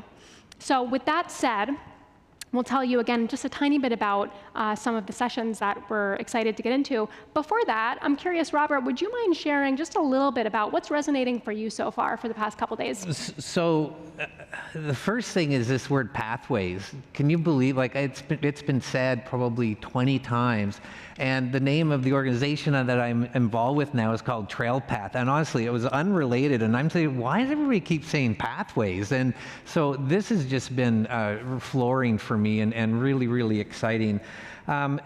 Just some things from the sessions, because Dr. Miller said, you know, what were some of the big things? And so I went through my pages and tried to grab just a few, knowing there's so many. But the one person literally said that success for a person is about the practice of the employer. So this idea that the employers have a lot of responsibility, this is very powerful for me. Another folks were saying around with the different people that aren't in the workforce the way we want them to be, they said they need a social network. Can you imagine in this day and age that we actually are seeing a need for social network because we think these technologies are all a thing, but that's not what we're talking about. We're not talking about an app. We're talking about a true social network. Somebody said, and this is near and dear to the work we're doing, somebody said, we can't seem to scale the things we need to do. This is huge. We can't just touch the heart of 12 people. We need to touch the heart and souls of millions of people. So how are we going to scale these things? And then just, this is nothing new, but I write it down every single time I hear it, and that people want to show up and be their best selves. So we have to create environments where people can show up and be their best selves. What about you? What's your list? Yeah, thanks, Robert. I don't know about you all, but when I get to come to events like these, you're going to see me with often a small piece of paper and writing that gets smaller and smaller and smaller as I am thinking about what I'm hearing and reflecting on what this means, connecting the dots for the work and the populations that I know I care a lot about, often including older adults and those who care for them. So I do want to share a little bit and would love to learn if any of this lands with what you're thinking. We've been hearing about, or we were hearing certainly yesterday about emerging adulthood and often youth. I think a lot from an aging and longevity perspective about the idea of emerging older adulthood. So many of us are living lives that take such a different shape from our ancestors, from the people who came before us. And that's not just what we are doing. That's not just how we are doing it. It's often how long we are doing it and the pathways in and out of those experiences. And so that said, we are creating right now the future of work for all people as they age. Obviously, AARP cares a lot about the 50-plus population, but guess what? I'm a member myself. You can be 18 plus, and there are all kinds of amazing benefits that come with this idea of the longevity bonus. But when we think about the need and the opportunity to work longer, that's again where we have an imperative to figure out how to make that better for everyone, because it's good not just for individuals, but for society.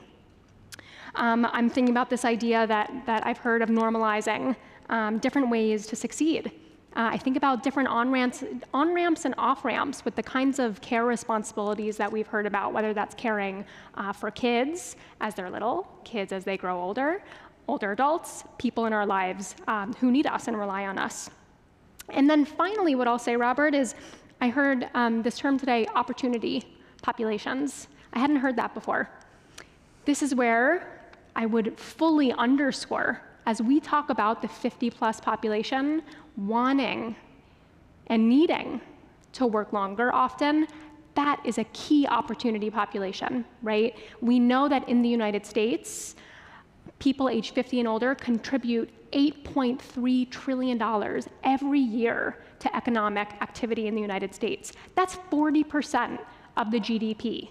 And as we heard earlier from Carly, age discrimination is one of these key barriers holding all of us back, not just individual workers, not just individual organizations, not even sectors, but society from really being able to maximize our full economic potential. So those are some of the things that I'm thinking about, and it's just been an incredible program so far. Every time I hear the word youth, I think of that movie, My Cousin Vinny, where the youth in this world, right? We need to be there for them, the youth.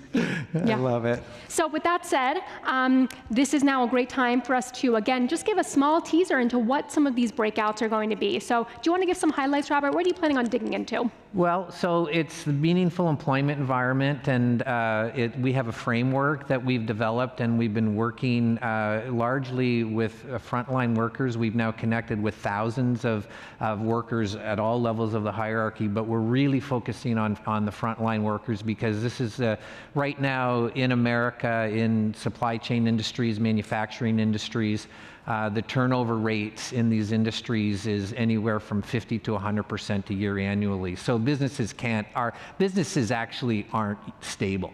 They're literally turning team members, and so it's not just a societal problem. It's actually a business problem and a community problem and a societal problem. And so we've developed a framework, and what I'm going to do today is just share elements of that framework, and so we can see that there is some opportunity to actually scale things that we've never thought of scaling before, like dignity, like meaningful work, like trust, things that we say and talk about, but what do you actually do on Monday morning with these things? And what we're attempting to do is actually have a tactical plan to drive things like dignity, things like trust, things like fundamental needs, and much of the things that your community and the last day and a half we've been talking about. So Robert and I, over the past couple weeks, as we've been connecting around our time today, have said, oh, geez, I wish that I could be in your workshop because it sounds amazing. So all of the pieces that Robert has talked about, and dignity just being one example of like, wow, what an amazing construct to dig into. I can't wait to hear what you all talk about in your breakout. In the second breakout that's going to be happening, which is down the hallway, we are going to be digging into some of the major trends shaping the future of work for people as they age.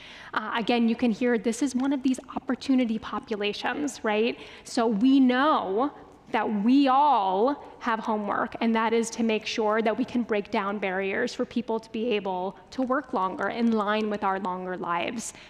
That said, we also need to figure out, how do we get ahead of the curve? How do we know now and figure out together what some of those trends are so that we can really maximize the longevity bonus that we're able to enjoy?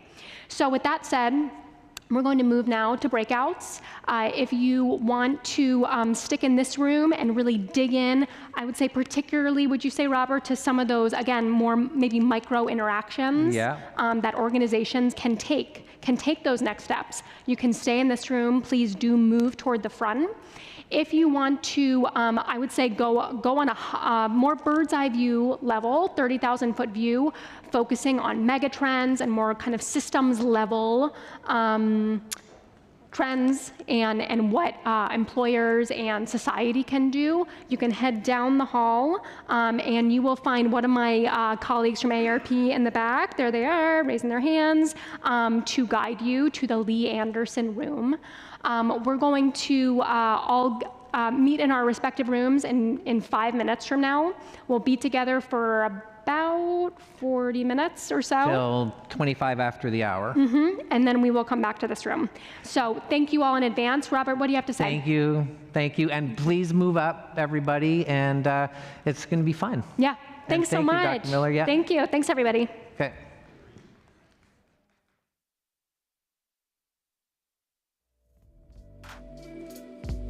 Thanks to Julie and Robert for this introduction. Please enjoy a break and make your way to your chosen breakout.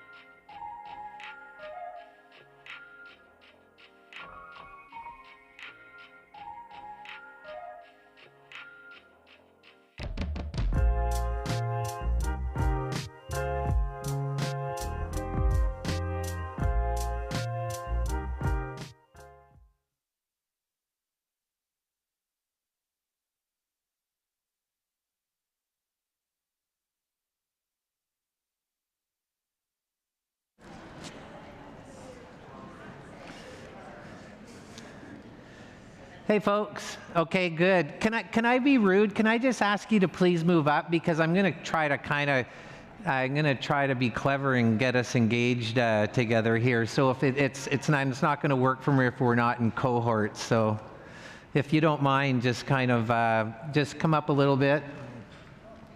I know Kitty doesn't bite in particular because I've got to work closely with her the last few weeks. So at least if I'm doing what I'm supposed to be doing anyway, right? So yeah, please come up.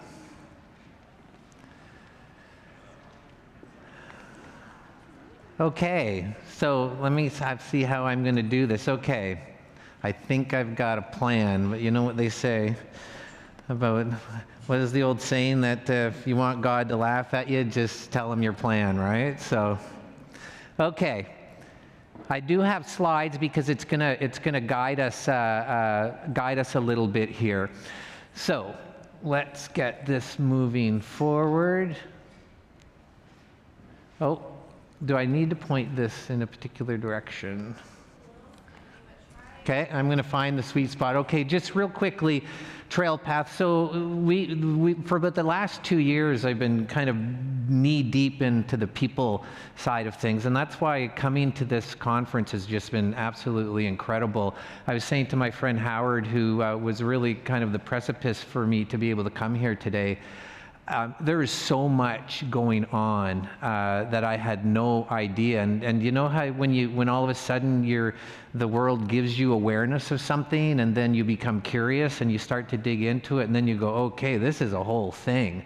And this is a whole thing. And so we've been doing our little piece of it that I'll tell you more about. But all of the work that you're all doing is just absolutely incredible, and I'm completely inspired. And I'm hoping to have 30 new friends when I leave here today. But I'm excited to tell you about the work that we're doing, because essentially what happened was some friends of mine who own warehousing and distribution and trucking companies, and I have the honor of sitting on the board of the Association for Manufacturing Excellence, so I'm connected to the factory world. Canadian originally, came to the US to help Toyota put out their infrastructure as we were building factories. So I started in Emmetsville, Indiana, then went over to Kentucky and South Carolina. So I'm a trucker and warehouser and factory guy. And when I sold my company in 2020, I have friends who own companies, and they're just dying from a workforce point of view. They can't find people to work in their buildings. When they do find people, they're turning them over 60, 70, 100% a year. And these owners are good people. If they were here today, they're just like you. They're good people. They care about their team. They're doing the right things, but they still have this instability. So we've spent the last 2 years trying to figure out what we can do, and that's what I want to share with you a little bit about. So we're just going to talk about MEE, that's meaningful employment environment, and we're going to talk about decline to thrive. We're going to talk about people and process, and I'm just going to try to give you in very, very quickly. I'm going to go fast because I want to give you 2 days worth of stuff in 30 minutes. And so if I go too fast on stuff, just write it down, and then offline, whatever, we'll get together and I can be more thoughtful. All of this is available to you. We're doing this. This is fix the world stuff from our point of view. This is mission-based, and so anything you see, slides you see, we'll share everything, and we have a lot more too that we can provide for you as well if it's helpful. Okay, so I don't need to spend much time on this because we've just spent a day and a half. You already know all of this. There's just so much going on, the demographics and the societal shifts. You're going to see this thing decline, survive, growing, and thriving. This is something that we've kind of introduced. We're calling it the decline to thrive status scale. But just some data that we're seeing, like 54% of team members, they're saying their company is not committed to their well-being. 35% of the workforce not participating or engaged. Like, these are huge numbers, of 1/3. And there's Gallup stuff and other stuff from other organizations that have numbers a lot higher than this. So the point is that we have a demographic problem. we have a participation problem, and we have a problem that really is at like the soul and the attitude level. People just don't feel like their work is purposeful. So we don't need to belabor that, because we know that, in this group. So this value of workforce, and this is, I was talking with Dr. Miller, with Julie earlier about this. So the fact that business and industry is not getting their arms around this is actually a very kind of practical thing, believe it or not, and it's actually an accounting thing. The costs associated with workforce instability are not captured on GAAP financial statements. Profit and loss statements, balance sheets, and cash flow statements do not capture all the HR costs, productivity costs, safety costs, quality costs that are associated with us not focusing on people as the primary resource inside the organization. And organizations have workforce instability that's costing them millions, and it's billions at a national level, but we just aren't focusing on it because it's just not there. And this is something where, as leaders, we have to fundamentally pull ourselves up out of this. Just because it's not on a line item doesn't mean that it's not something that should be the most important part of your business. So the goal, ultimately, reduce turnover, team member participation, people development, scale leadership behaviors, and attract and retain top talent. Everything that we've been talking about here the last day and a half. And I know a lot of the conversations the last day and a half that I've been going into have been a lot about recruiting, about that attract and recruit part. And think about that. You go to all that work to finally get somebody in the door, and then they leave. And I'm saying this to manufacture. Go into a factory, and I'll point at a machine and say, what did you pay for that machine? And they'll go, I don't know, $50,000. And I'll say, and how many CapEx approvals? How many forms had to be filled out to get the approval for that machine? Well, I don't know, 12, and it took 6 months. Okay. So what do you think somebody would do if every night that machine just walked out of here? And you came here in the morning and the machine wasn't there. They would say, well, we would just stop everything. Well, I'd say, well, how is that any different than your people? Look at everything that you put into the effort to get people inside your organization, and then there's just nothing done to keep it, to maintain it, to show the people that they are, in fact, the greatest resource inside your business. Okay, so most days I am declining, surviving, growing, and surviving. We have, through our work so far, we have established that people are in one of 4 places in their workplace. They're either declining, just surviving, growing, or thriving. Declining is, I'm out of here. I may stay another hour, I may stay another week, I may stay another month, but I'm out of here. This is not working. The environment's not working, the leadership is not working, this is not for me. Surviving is, I've got bills to pay, this thing's paying them, and I'm just gonna grind it out but I've got no joy. Growing is, okay, I kinda like what's happening here. It's kinda, I think this may be okay. I'm not sure, because I've kinda had some bad experiences before, but I think it might be okay. Thriving is, I'm all in, I can't imagine working anywhere else. Everything I need is here. Okay, now, some of you may have colleagues here, and some of you may have bosses here, or whatever, so I'm not gonna say, how are you feeling today? But I will ask, at any point in your life, how many people have been in decline mode? How many of you have been in just surviving mode? Okay, and growing? Okay, well and thriving? Okay, so essentially all of you know what it's like to be. There are CEOs right now that are in decline mode. There are frontline workers driving a lift truck right now that are thriving. It has nothing to do with socioeconomics. It has nothing to do with education. It has nothing to do with class. It has to do with what you are as a person, what your purpose is, where you are, who you're interacting with, what the environment is producing for you. So this is one of the things that we're very interested in, is And then a question for you, how would your team respond to this? Something for you to think about as a leader. So our data is now showing that virtually 45% of people are identifying with just surviving or declining, almost half of the workforce. And this is just like how can this possibly be? And how could this not be elevated to the most important thing that is on our docket as far as what we need to fix? Then the question is, okay, well, how do you fix that?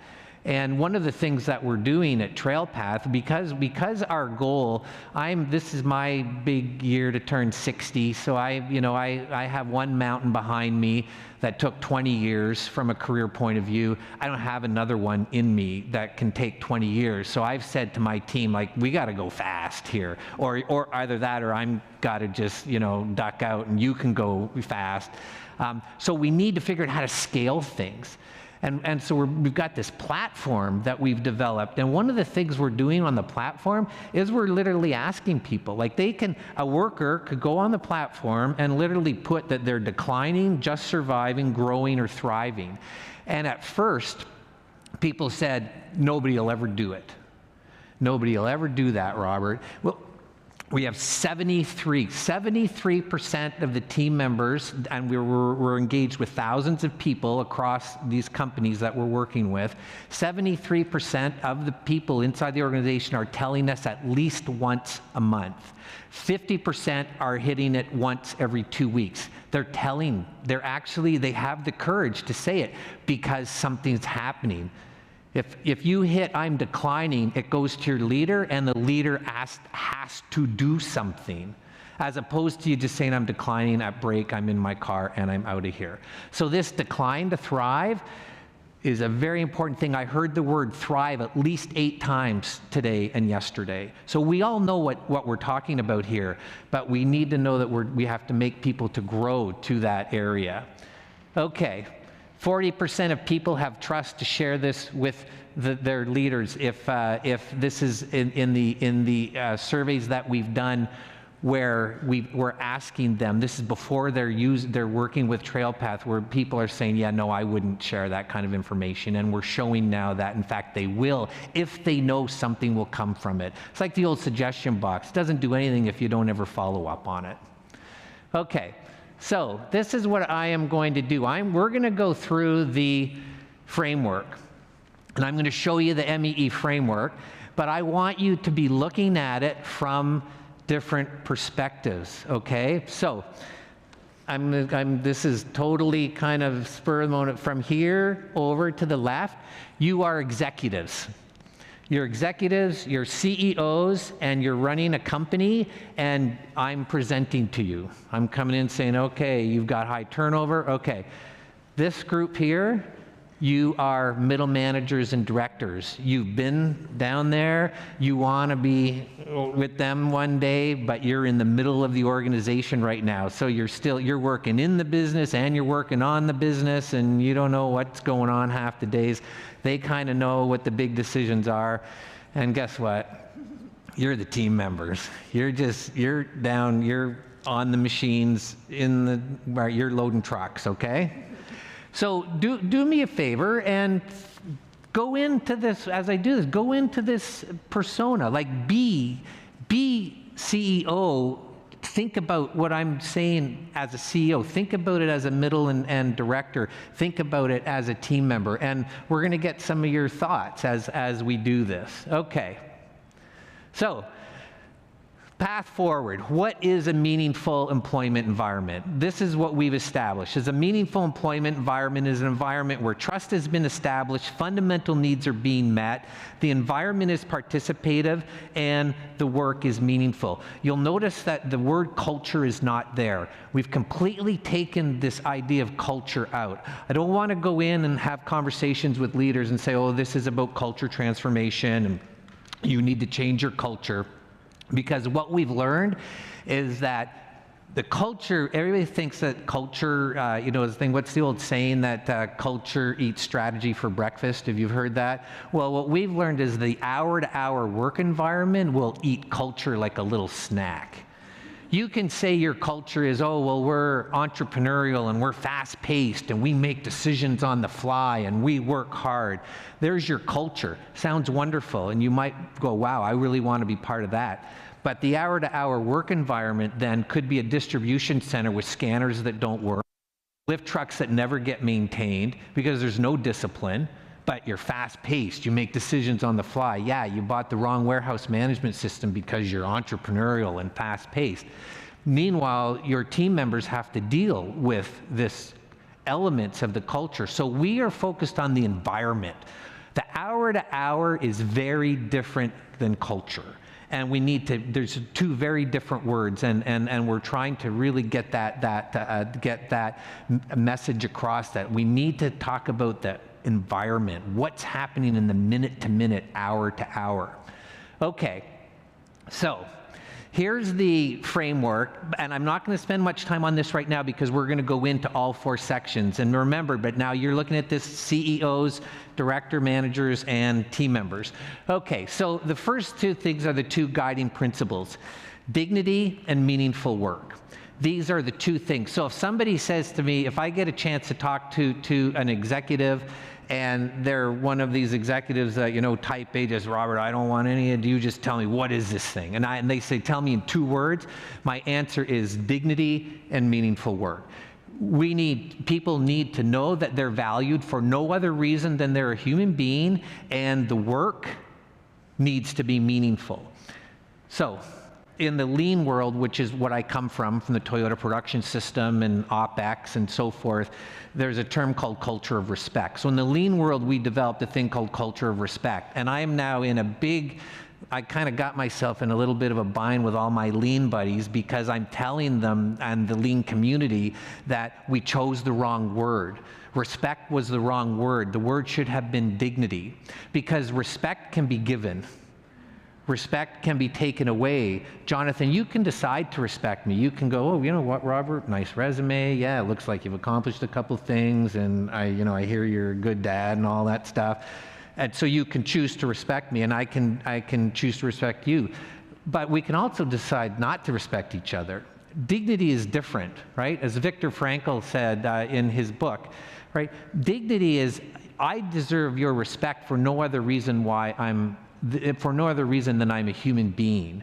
And just the fact that I'm a human being should mean that in the workplace I should be treated with respect, that you should try to make sure that my environment is safe, that my work is purposeful. So dignity and then meaningful work. We went and did our lean stuff. It's value stream mapping. Have any of you done value stream mapping? And this is where you go in and you literally watch a pallet go from Asia all the way to North America through 80 different factories and machines, and you figure out where the waste is. And it's really a lot of fun for those of us that find it fun. And we did this with workers. So instead of watching pallets and materials, we watched people work. And what we learned was 73% of the day, 73 to 78% of the day, when you remove breaks and lunch, is working. So if the work is miserable, so the day will be miserable. There's no way around it. You can't fake it. A pizza party, the odd pat on the back, a t-shirt ain't gonna cut it, because 73 to 78% of my day is miserable. And then guess what? The other parts, the breaks and the lunch, this is where dignity comes in, because what happens during those times are interactions, and these interactions are either positive or negative. There's no neutral. When a team member, when you interact with a peer or with your boss or with a person, believe me, it's like it's a bank account. You're either gonna get a juice from it, a zap, or you're gonna get sapped. There's never a neutral. We don't walk away from any interactions just feeling nothing happened there. Something happens, either something really good or something not so good. And so the whole day then, I'm either working or I'm feeling good or bad about an interaction, and that's where the dignity comes into it. So dignity, building trust, meeting fundamental needs, elevating the environment, and uniting around the work. Let's dig into these now. Okay, so the first is there's a book from 1961 called The Human Side of Enterprise, written by Douglas McGregor. And so written 4 years before I was born. I'm reading this book 2 years ago, and I'm just saying to myself, like, why did we even write any more books? Like why didn't we just use this one and just implement what we need to do? And what Douglas McGregor introduced was the idea of Theory X and Theory Y leaders. Do you know of those? Theory X leader is a leader that in their DNA, they believe in their heart that people are not trustworthy, that people don't want to work, and that the only way you're going to motivate people is through rewards and punishments. And they use their authority as their title in the organization to motivate people through rewards and punishments. Theory Y leaders are the opposite. Theory Y leaders believe that people are inherently motivated, that dignity of work is a very human thing, that we do want to work, and then therefore the job of the leader is to produce and design an environment so we can connect to our inherent leadership and our inherent motivation. Two very different, and in those environments, rewards and punishments are not the key decisions that leaders are making. It's very different. So the first thing we need to do is we need to check in on ourselves as leaders and make sure that we don't have, for whatever reason in your own experiences and your own education and how you maybe were led, that you don't see yourself as a Theory X leader, because it's not going to take us where we need to go, because it doesn't lend to leadership behaviors of dignity. Okay, so building trust. So how do we build trust? And trust is a very powerful thing, and we've all heard about it, and we all know we need trust. But then what happens is we go, okay, well, what do we do with that? See, it's one thing to talk about this stuff. It's another thing to say, okay, yeah, we need trust, but how are we going to? So we've got an organization with 1,000 people. They're in 5 different locations. How are we going to build trust?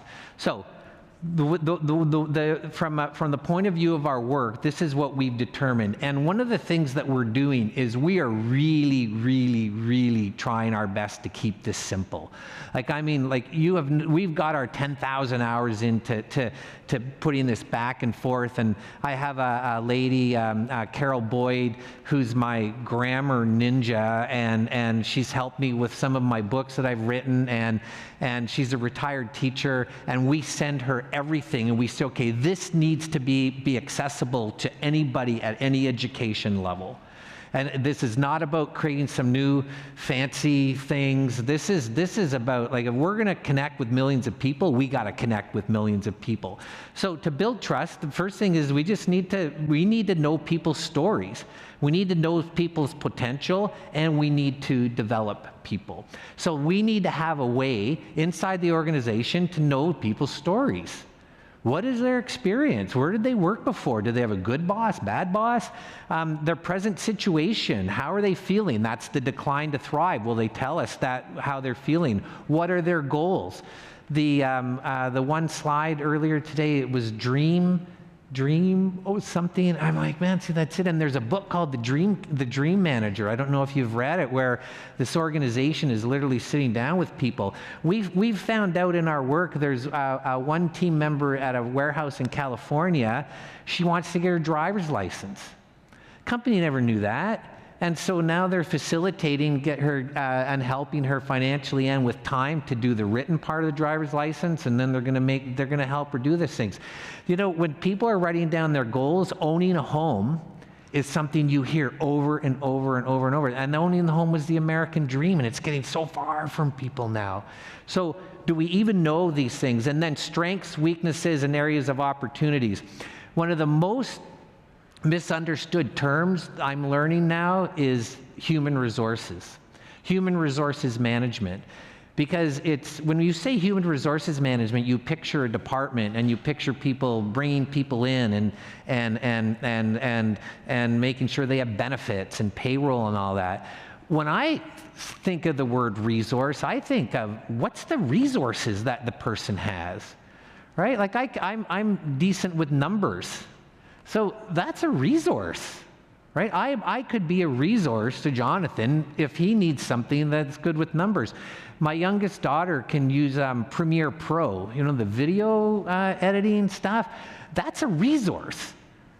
So when she's got her resume going, she's 23, she's got her resume going, it's like, Abby, that's one of the resources you bring. So how often do we think of the human resources in our organization as the things that people bring to the organization?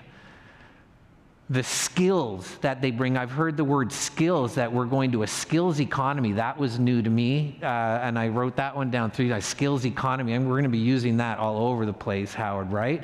Skills economy. Okay, so we need to have, in our businesses, we need to have a platform so we can know people's stories, know their potentials, and actually work on their development. As CEOs, what do you think of that? We do have a microphone here. So we'll pick one. As CEOs, what, like, and pretend you're a CEO. Be the big bad CEO, and let's have a little bit of fun with this. So I'm saying that we want to know people's stories. We want to know their dreams. And we want to know their strengths and weaknesses and what skills they bring to the organization, and then leverage them. If you were the CEO of a big company, what would your initial feeling be about that? Please.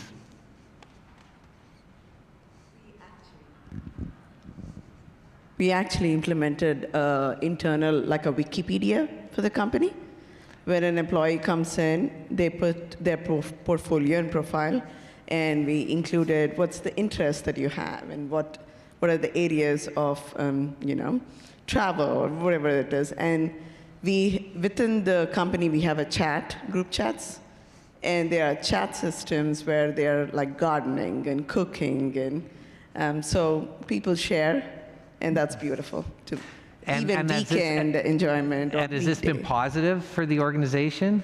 I'm a technology company, and even during COVID, as you all know, during Great Resignation, when tech companies were losing their entire groups of technology resources at 2 digits, like 60% or 80% in some agencies, we were opposite. We had hardly 10% leave the company. Yeah. So I love it. I love it. Okay. I'm going to play devil's advocate. Okay. As the CEO, I'm thinking, oh my God, now I have all this private information on my employees, and oh, the pressure, and I can't help them, and no. Okay. Right on. That's what I'm after here. I'd go the other way, and I'd say this is great. We want to be known as a company that promotes dignity and respect and connects with our people, but it can't take very much time to do this, and it can't cost me very much, and the middle managers, you need to figure it out. I love it. Okay. Thank you, CEOs. I love it. Okay. Middle managers, what are you thinking about this? You're a director, you're a manager, you're working in the business, on the business, and now I'm saying you need to know the stories of the people that work on your team. And what do we think? Yes, so I think it is great to know people's stories because you understand their motivations, what might get them excited, ways that you can reward. I think I'd be wondering what they're thinking and making sure that whatever we're doing, we actually have support behind it, and that there's consistency coming from the top level so that I'm not stuck in the middle of certain confrontations or situations where decisions are not aligning with what we say we are. I love it. Believing and the purpose of collecting that information, because oftentimes you collect that kind of information, like what happened to it, or what are we doing with it, and there can be a disconnect from our level to their level. So let me paraphrase. I like it. I agree with it, but hey, is this just another thing? Do they really want us to do this, or did somebody just read a book over the weekend? Checking a box. Or, checking a box. Yeah. Or did somebody see Robert at a presentation in Washington? Indigestion, yes. So is it real? That's what you're saying. Is it real? Okay, very good.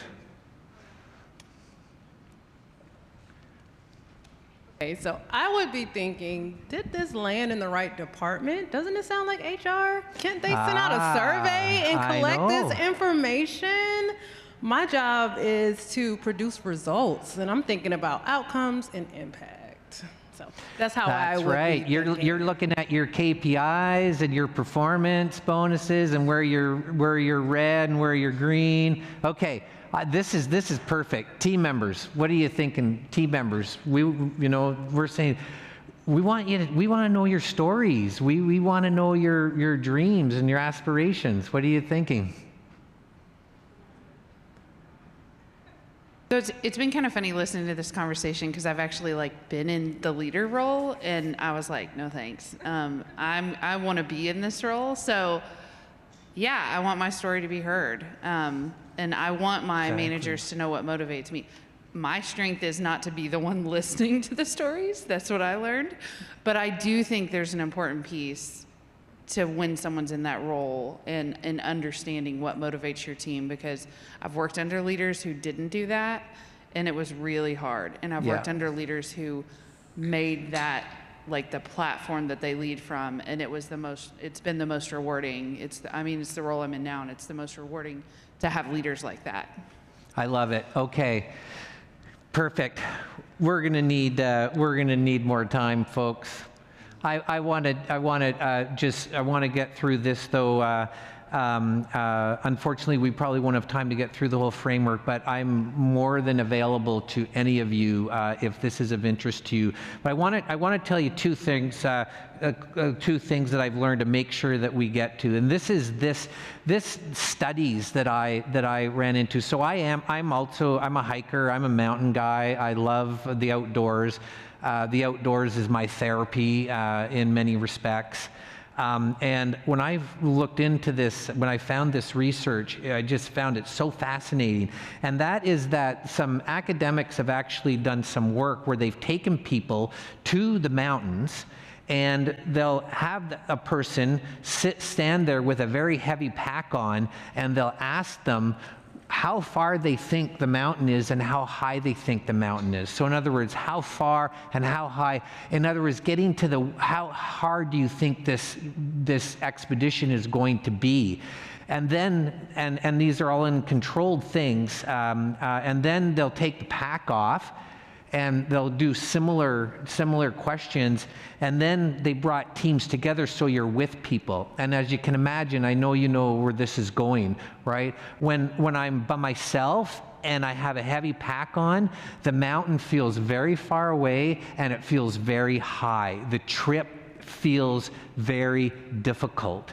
When you just take the pack off me, when you take the weight off my shoulders metaphorically, the trip doesn't seem as difficult. And then when you take the pack off and you put me with a group of people, then all of a sudden it feels like it's just up 10 feet and it's nothing and we can do this. Do not ever underestimate the power of the burden that people have on their shoulders and the fact that they need a team around them. And people are burdened. There's absolutely no question. My company that I had, we were a logistics company, so I ran warehouses. And I can remember, we ran a warehouse for Whirlpool out in Iowa, and I can remember going there, and I was the boss. I was the CEO and the owner, and I was living my life, right? My dream. I was thriving. And then we'd go out to a facility, and I would get in front of my team, and I would be talking about Kaizen and continuous improvement and customer focus and 5S and visual management, and I'd be all excited. And I could just see that there were, those people that were just kind of like, some of my team members were just like fogged over, and I would go talk to my leaders, and I'd say, what's going on, right? And then it clicked to me, unfortunately too late in life, it's just clicking now. What I didn't realize was that I'm there, trying to inspire about continuous improvement and that. And meanwhile, there's a very good chance the team member that's looking up at me was thinking, the brakes went in my car this morning. and I don't have the $300 to fix my brakes, right? Like the gap between what I was thinking and where I was and what was going on inside my own company. And again, I'm the caring guy, right? I'm one of the caring people. The gap was big, and we need to recognize that. There's a lot of people that are like this hiker on the left. Okay, I'm going to close up with one thing because our time went fast, and that is because this is just really, really super important. We, as leaders, you have to separate process management and people management. And this has not happened inside our organizations. People are the most important resource in your organization, and you hear different ways, the most important asset, whatever, and we can argue what the right word is. But it's such a silly thing to say because they're the only resource inside your organization. All there is people. All an organization is people doing something, some service, building some product for other people. No people, no organization. So it's not that they're the most important resource, they're the only resource. But so many of us as leaders have been taught to be process people. I am the walking image of a process person. Toyota Production System, Lean, Plan, Do, Check, Act, Dr. Deming, like nobody could be more of a process person than me. And so if I can get out of it, then anybody can get out of it. And what we need to know is that, and this is the most important piece of this, is that there are two things that are alive inside our organizations. There are people, and they are alive. We are alive, and we want to go from declining to thriving. That's what we want to do. Everybody wants to climb from declining to thriving. Why would any rational person not want to be growing and thriving? Dignity of work is about us as human beings. So, and what do we do? How do humans, how do we work? Well, we work by observing. We observe, and then we feel, and then we decide, then we act. So somebody observes that they're not being treated properly. They observe that the work is meaningless. So they feel, and then they say, I'm out of here. Processes are different. Now, processes are alive, and this is where you have to give me a little bit of leeway and just say, okay, fine, Robert, we'll give you this, that processes are alive. But they are. They really, really are, and scientists have proved it. And the process, 2 minutes? Okay, the processes are alive, but unlike humans, we want to grow. Processes don't want to grow. They want to fall apart. That's their job. A process gets up in the morning and it says, I only have one job to do today, and that is to fall apart. Second law of thermodynamics, laws of entropy, it's science, it's universe stuff. And so processes get up in the morning, they say that I just want to fall apart. And we've been taught things like Plan, Do, Check, Act, and DMAIC, and Six Sigma. We've been taught things to keep processes from not falling apart. And then we go and we use those same things thinking they're going to work on the people side of things. And it's just not true. People aren't processes. We're not machines. We're feeling animals. We have souls. A machine doesn't have a soul, but it wants to fall apart. If you think of like Kitty and Kathy and the team, what they've put together here in the last day and a half, and the video and the people in the back that mic'd me up and everything, like so many things could go wrong, but they've got the processes down. They're professional production people. That's processes. But then if you go back there and you see how they're smiling at each other and how they're saying please and thank you and treating each other with dignity, it's totally different than whether the mic is actually going to work. It's dialed in because they're not treating the people side of things like the process side of things. Okay, there was more, but you know what? We have time to do more down the road. I hope this was valuable and a good use of your time. It was fun for me. We have lots of work to do. We have millions of people to touch, and and it's going to take lots of us to do that. So I hope this was a good use of your time today. Thank you.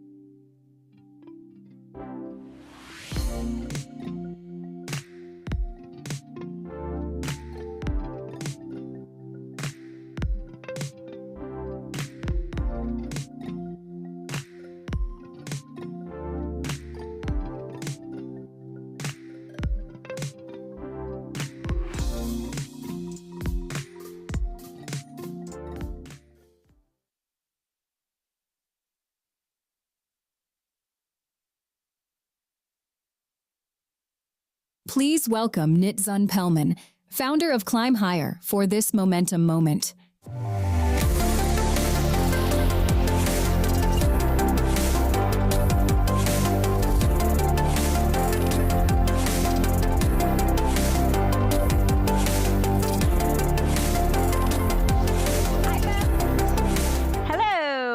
Hi, everyone. I get the honor of bringing everybody back from break. Great. Well, it's nice to meet you. I'm Nitzan, and I am the CEO of Climb Together, and I'm here to talk to you a little bit about social capital. So, how many people in this room have ever gotten a job through a warm relationship or an introduction from somebody else? Okay. And for those of you who raised your hands and said that you got a job from a warm introduction or a warm relationship, can you tell us how many jobs, like put them on your fingers, how many jobs have come to you through that? 2, I see 5, another 2, 3, okay. So 7 years ago, I worked at LinkedIn, and when I was there, they put a referral button on their platform. And what they learned by doing that was that the vast majority of job seekers get jobs through referrals. And I had really never thought about that question before. But it was the first time that I really got a chance to look inward and realize that all of my jobs have come through relationships and through networks, and that I had actually never even really applied for a job cold before. So that made me go down this very long rabbit hole of really thinking a lot more about social capital as a key lever for how people get jobs. So I don't quite know how this clicker works. Anyone from Talent Forward want to help me with this clicker? Oh, look at that, a clicker. Okay, can you see my screen? No, you can see nothing. Hold on. Talent Forward folks, thank you. All right. No, it's on this thing, but not up here. Thank you. Okay. So I asked you this question: how many of you have ever gotten a job through a relationship? So here's the data. Something like 70 to 80% of jobs are never even posted on the internet because they come through the hidden job market. And that just is the beginning of how to even think about wow, so many people get hired through relationships that those jobs don't even make it to the light of day. Because of the easy apply button on LinkedIn, on Indeed, on Glassdoor, there's so many places now, and because AI will write your resume and write your cover letter, it's incredibly easy to apply for jobs. And that is why we are seeing tens of thousands of people apply for one job. It's totally overwhelming and deluging hiring managers in major ways. Similarly, once AI is helping you to put your application in, it's also helping to screen out on the other side. And so AI, in many ways, is talking to AI. And so the Wall Street Journal had an article a couple of months ago, and Greenhouse, the ATS tracking system that puts AI to screen out all of those candidates in place in companies all across America. The quote that they had in this article was that if you knew somebody at the company, you were 4 to 5 times more likely to get an interview. So even though they're putting in all the AI systems to screen candidates out, social capital is becoming even more important than ever before. So that led me to think a little bit about some of this research from Mark Granoveiter. Anyone hear of Granoveiter? It's old research from 1973 from Stanford, in which he figured out that conventional wisdom would say that it's people who know you deeply and know your work deeply, that you've worked with for a long time. Those people are called strong ties, and those are people that generally open doors for us. But what he figured out quite a long time ago is that weak ties, people that we don't know that well, are also people that refer us to jobs. In fact, even more often than strong ties do. And in some ways, this is a numbers game. Weak ties have many more tentacles. The people that we don't know nearly as well probably know of many more job opportunities because they're sort of more loosely connected to other networks, whereas the people that we're super close with and super connected to know less. We might know of the same opportunities or the same jobs. So when we figured out that weak ties are open to opening doors for other people, it seemed to me that there was a lot more programmatic work to play around with there. What we also know is that there are so many things happening in a conversation with somebody where you're unlocking a referral or a warm introduction or a relationship. And that has to do with whether or not you have good social capital skills. And they entail asking great open-ended questions, finding similarities with somebody so that they, can build trust with you, making sure it's genuine and not transactional, having great follow-up. So many things that are happening in an effective, social capitally rich conversation that open doors. And what we realized a number of years ago was that when we just mosh pit people together, alumni and learners from the same institution, we oftentimes find that they are not using many of these skills up here. And that those are skills that need to be developed and cultivated over time. And so we did an experiment where we did actually put alumni together with learners. And what we realized what was happening was that because the learners recognized that weak ties are powerful, when the referrers would say, oh, I'd love to be helpful to you, what they found was that the job seeker would be like, great, I would like you to get me a job. And that is just too big of an ask. We call that the kitchen sink ask, right? It's like, you're not gonna go and job hunt for somebody else. Similarly, if you ask for nothing, which is what many of our learners did at Climb Higher, they also then didn't unlock social capital and relationships and referrals. And so there's sort of an art and a science to how you ultimately make an ask and how you leverage many of these qualities in a conversation in order to be effective.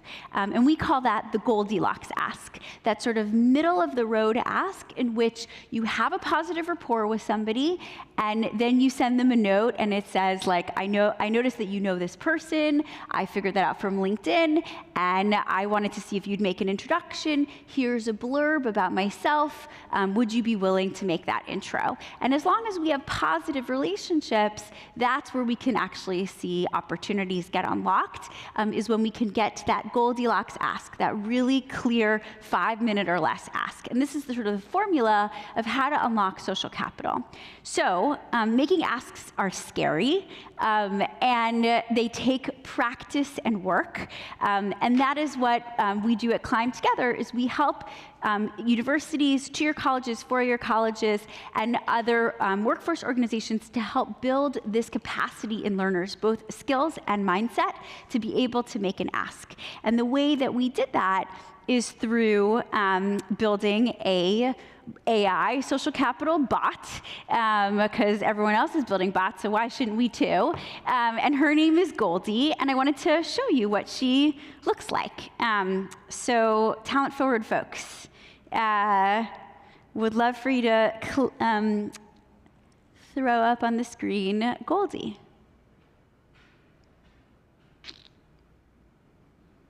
Hello?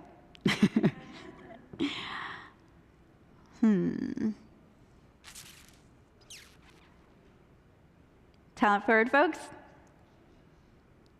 Can you play the video? Okay, nope, not this one, video.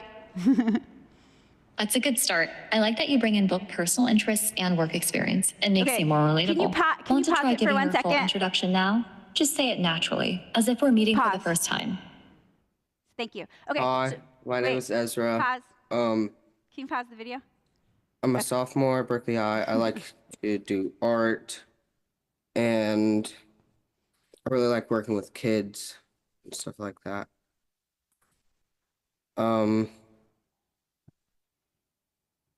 Okay, Sorry. Okay, we're gonna watch it one more time. If you can like scroll it back and start at the beginning. So Goldie is a bot that helps you practice these skills. And the very first question that she's gonna ask a learner is the question that you get asked at every event you go to. Tell me about yourself, some version of that. And so she's asked Ezra, a student, this bot was built for job seekers who are generally in their 20s or 30s or even older, but this happens to be a high school student working with this bot, to practice that very first question, tell me about yourself. Okay, so now, please play the video and start from the beginning.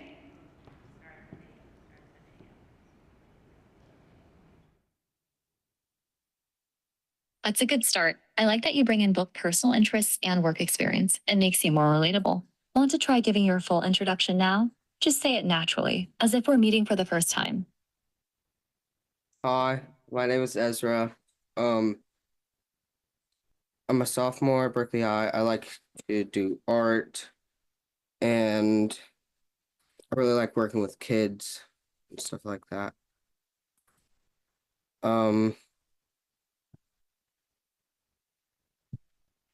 I don't know, I also take photography, so I like to take photos, and I enjoy fashion.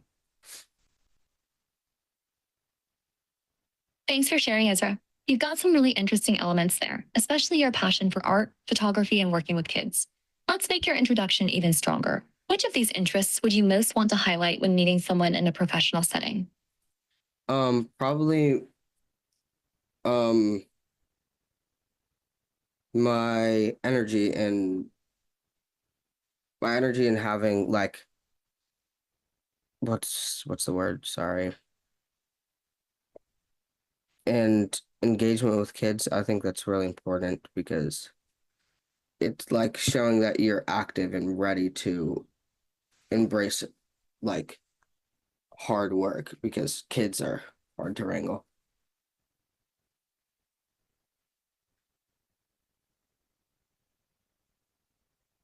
That's a great insight. Your experience with kids really does demonstrate important skills like energy, patience, and adaptability. Let's build on that. Try your introduction again, but this time focus on connecting your experience with kids to those qualities you mentioned, your energy and readiness to embrace challenges. Maybe start with, hi, I'm Ezra, and tell me a bit more specifically about your work with kids. Hi, I'm Ezra.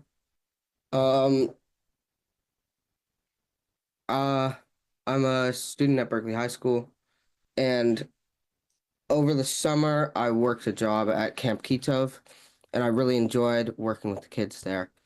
I think it was a really rewarding experience and taught me a lot about patience and how to work in a setting, how to work and how to get stuff done and work with your team. That's much stronger, Ezra. You've included specific details about Camp Kickoff and highlighted valuable skills like patience and teamwork. Let's make it even more impactful. Could you add one brief example of how you worked with your team at camp? For instance, what was one thing you all did together successfully? That's a good... Okay, thank you. That was just a short clip of 2.5 minutes. Did you see Ezra's progress in 2.5 minutes? He got much better, right? Did you notice that he apologized to Goldie? Like he really felt like, wow, I'm talking to somebody who is noticing what I'm doing and caring for me. Goldie's extremely thoughtful about sort of like using empathy and using strength to build on the ways in which he's iterating to get stronger and stronger. I think in many ways, this is the future of education, in which you get this one-on-one attention, and through strength and positivity, the students will get pushed into taking action really fast and being asked to iterate and modulate and change and learn in short spurts of time. Goldie's an example of it. I think there's lots of other really good examples of it.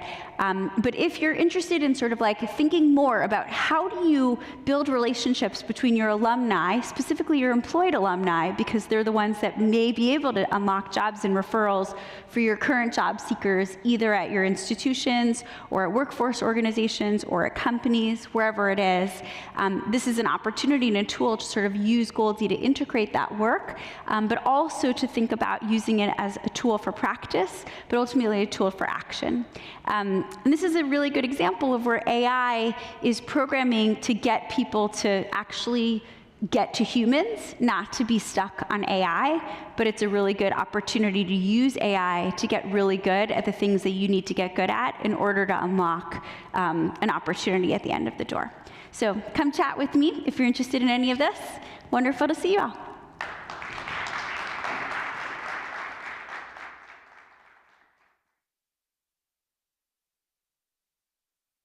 Please welcome Jeffrey Roche from Siemens Healthineers, Jonathan Smith from the Michigan Department of Labor and Economic Opportunity, and Arthur Orduña from the Venture Center in conversation with Jamie Francis from the U.S. Chamber of Commerce Foundation.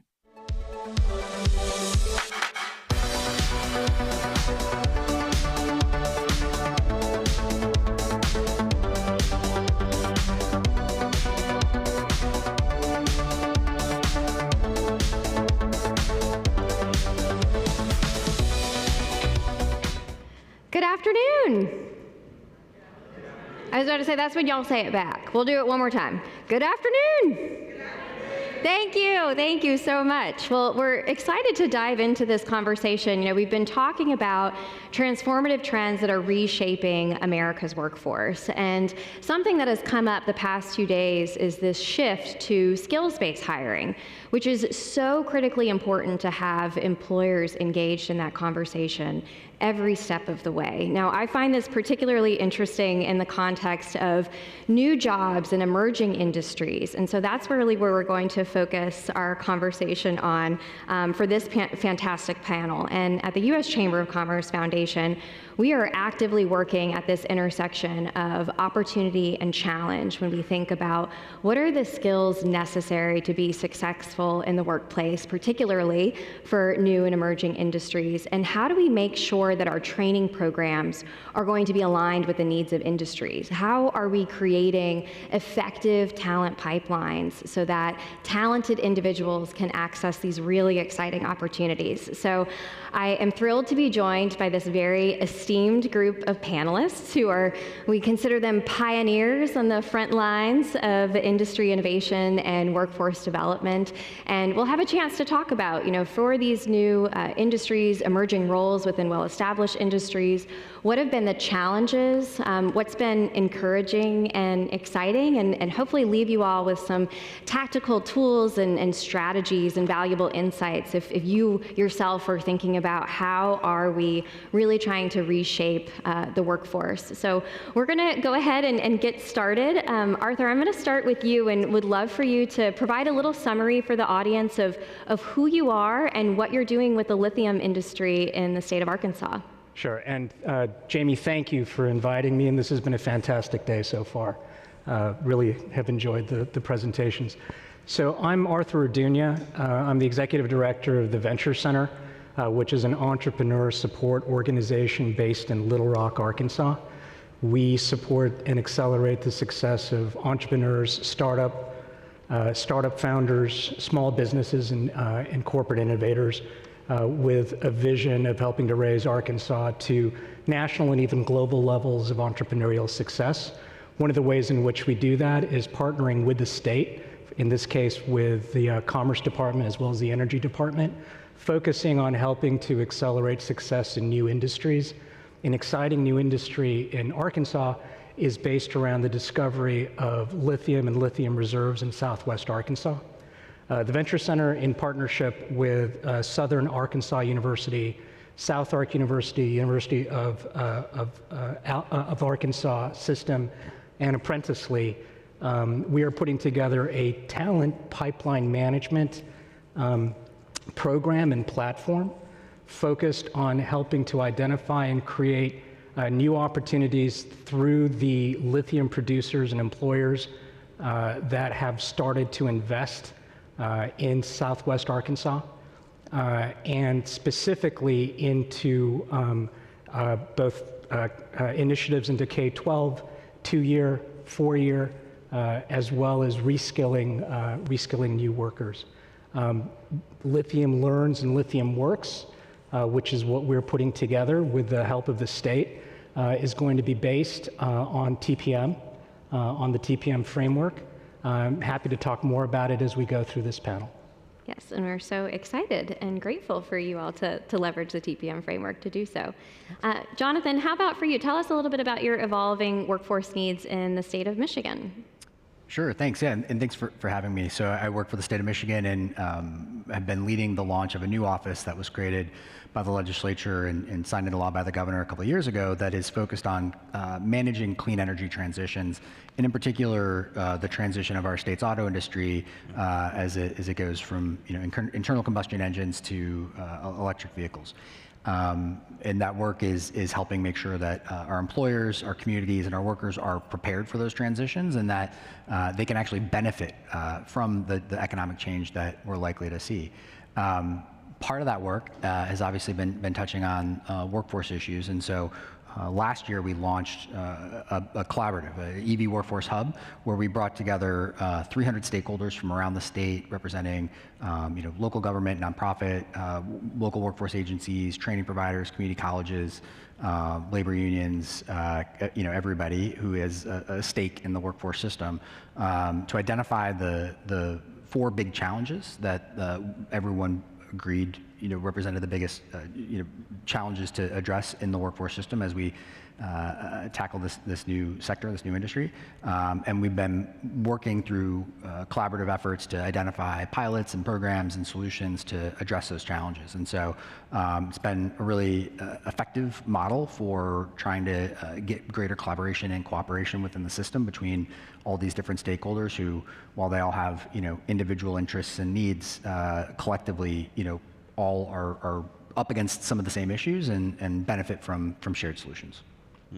That's fantastic. And we'll dive into what some of those challenges have been, but also those opportunities for collaboration and how that's resulted in better outcomes in just a little bit. But Jeffrey, you're with Siemens Health and Ears, a little bit of a tongue twister there. And while not all of us would necessarily think of healthcare as an emerging industry, there are certainly a lot of innovations taking place within the industry. So would love to hear a little bit more about your role and what you're seeing in healthcare. Yeah, sure, and thank you, Jamie, as well, for having us here. And obviously, the health and ears part really is speaking to the fact that we are pioneers in the breakthroughs in medicine. And so when you think about that, obviously, I have the privilege to lead workforce development at an organization like Siemens, and it's not actually focused on Siemens, it's actually focused on helping our hospitals and healthcare systems to really think about how you look at the future of learning and the future of work and really put forward new career pathways, new ways to bring individuals into new roles, and then think about all those aspects of retention and such. But let me just tell you a little story about this, right?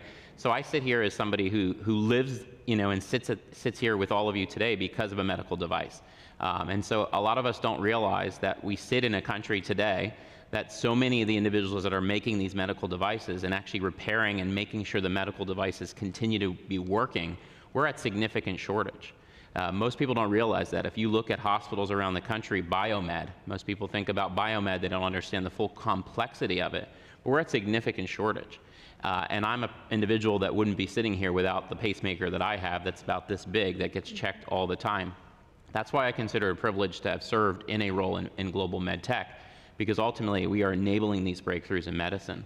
But ultimately, to each of what we shared, right, we have got to change some of the direction of this. And so some of the work that Siemens has been doing is really contributing into the space, talking with academia, talking with our global professional societies, talking with our accreditors. And I'm really excited, and we'll share more about this, that we contributed to a significant movement within the imaging space that literally is on the cusp of just coming out more publicly, which is the fact that for the first time in imaging, we'll have a new role that will actually exist before licensure.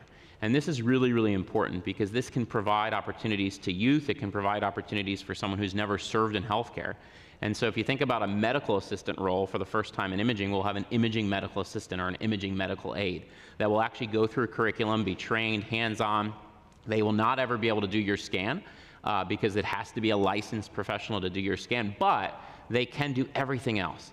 And why that's important is that it can also help our technologists who are licensed to be able to do the critical work that they do. So it helps us to improve workflow. It helps us to get more scans done, which ultimately means better access to care. So that's some of the work that we're doing, and we're really excited to be on the cusp of all that. No, that's fantastic to hear. And even though y'all all represent different industries and different geographies, we have acknowledged that there are challenges that we come up against as we think about developing talent pipelines for new and emerging industries or as industries evolve. And on our preparation call, y'all opened my eyes to a lot in terms of what we need to be thinking about. But what I really appreciated about each one of you is as we were kind of ticking the boxes of the different challenges that come up, you all kept putting a positive spin on it, which I really appreciated. But let's think about this from the context of what are some of those challenges that you've experienced, and then let's put that positive spin on it and share with the group how you have been able to overcome them. So Jonathan, I'm going to start with you. Sure. Yeah, so the 4 challenges that the group of stakeholders and make up the EV Workforce Hub identified are probably really similar challenges for anybody who's engaged in workforce issues, regardless of sector or geography. The first one and the biggest one is just barrier removal. How do we, for folks who would like to be in the workforce system but have a childcare issue, a transportation issue, a mental health issue, a physical disability, a criminal background check, for so many reasons. There are folks who are unable to access training or unable to access work because of a barrier. And the workforce system, by and large, doesn't provide the federally funded workforce system, by and large, doesn't provide a lot of funding for barrier removal. So how do we come up with effective partnerships to be able to address those issues?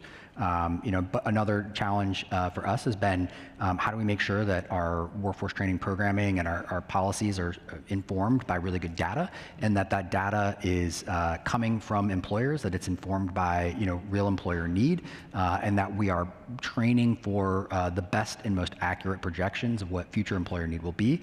That is a challenge for a variety of reasons, but we're working on innovative ways to solve that, including by pulling the right sort of data partners together, but also really leaning on folks who are trusted within this particular sector to help us navigate some of those difficult employer conversations that the state employees aren't always the best sort of messengers for some of this stuff, and so leaning on trusted partners and intermediaries. Third challenge has been around training and curriculum, very related to the data question, but we have a couple of dozen independent community colleges around the state. We have a lot of high quality apprenticeship programs and lots of private training providers, but we don't have a ton of centralized authority in Michigan to ensure that we're creating single curriculum or sharing best practices, standardizing things. And so figuring out ways to bring people together to, show folks the win-win that is available when we do have more collaboration, that when we agree to standardize things, give up a little bit of freedom and independence, but get much more responsive programming. And then the fourth challenge has just been scaling pre-apprenticeship, high-quality pre-apprenticeship and apprenticeship programs. And that's a challenge both from the standpoint of career awareness and making sure that people are aware that those non-college pathways exist, but also on the employer side. It can be labor-intensive and burdensome sometimes to go through that DOL-registered apprenticeship process, and a lot of employers just aren't used to that model, and so working really closely with employer groups and using again intermediaries from industry who've gone through this process and who can testify to the high return on investment that they get, the increased benefit they get in terms of retention and in their workforce. But pulling everybody together, again, getting back to these are all problems that everybody experiences individually, and so bringing all those folks together and identifying not just the problem together, but the solution together, and making sure that all of our goals are aligned so that we don't run into some of the challenges with trying to come from the state and top down impose a solution on everybody. Instead, we're here helping unleash the creativity and the enthusiasm of all these 300 stakeholders around the state who are really excited by the idea that they get to craft solutions that are responsive for their community. That's great to hear in terms of your role at the state level, really trying to lift up this coordination effort, as well as letting data help tell that story so that you're not throwing a bunch of solutions on the wall and seeing what sticks, but really trying to use the data to clearly diagnose the problem at hand, and then also use that data to help tell that story of, well, what are the solutions that we should explore? I think that's a really fantastic example to lift up for the country. So Jeffrey, I'll go to you and then down to Arthur. Yeah, I think some of the biggest challenges in healthcare sometimes are actually ourselves. Oftentimes in healthcare, we tend to be very risk averse. We don't want to try new things, and particularly when we look at career pathways, we've created a mechanism, in most of how we approach HR, where you've got to have this or you got to have this. But the reality of it is that as long as we can ensure, for non-licensed areas, or at least be willing to give the youth an opportunity, then we should at least give that opportunity. We still always have to make sure it's of highest quality, patient safety, et cetera, is there, but we have to try things different. And I'll talk to you, about a few other examples that I think are challenges, but also opportunities.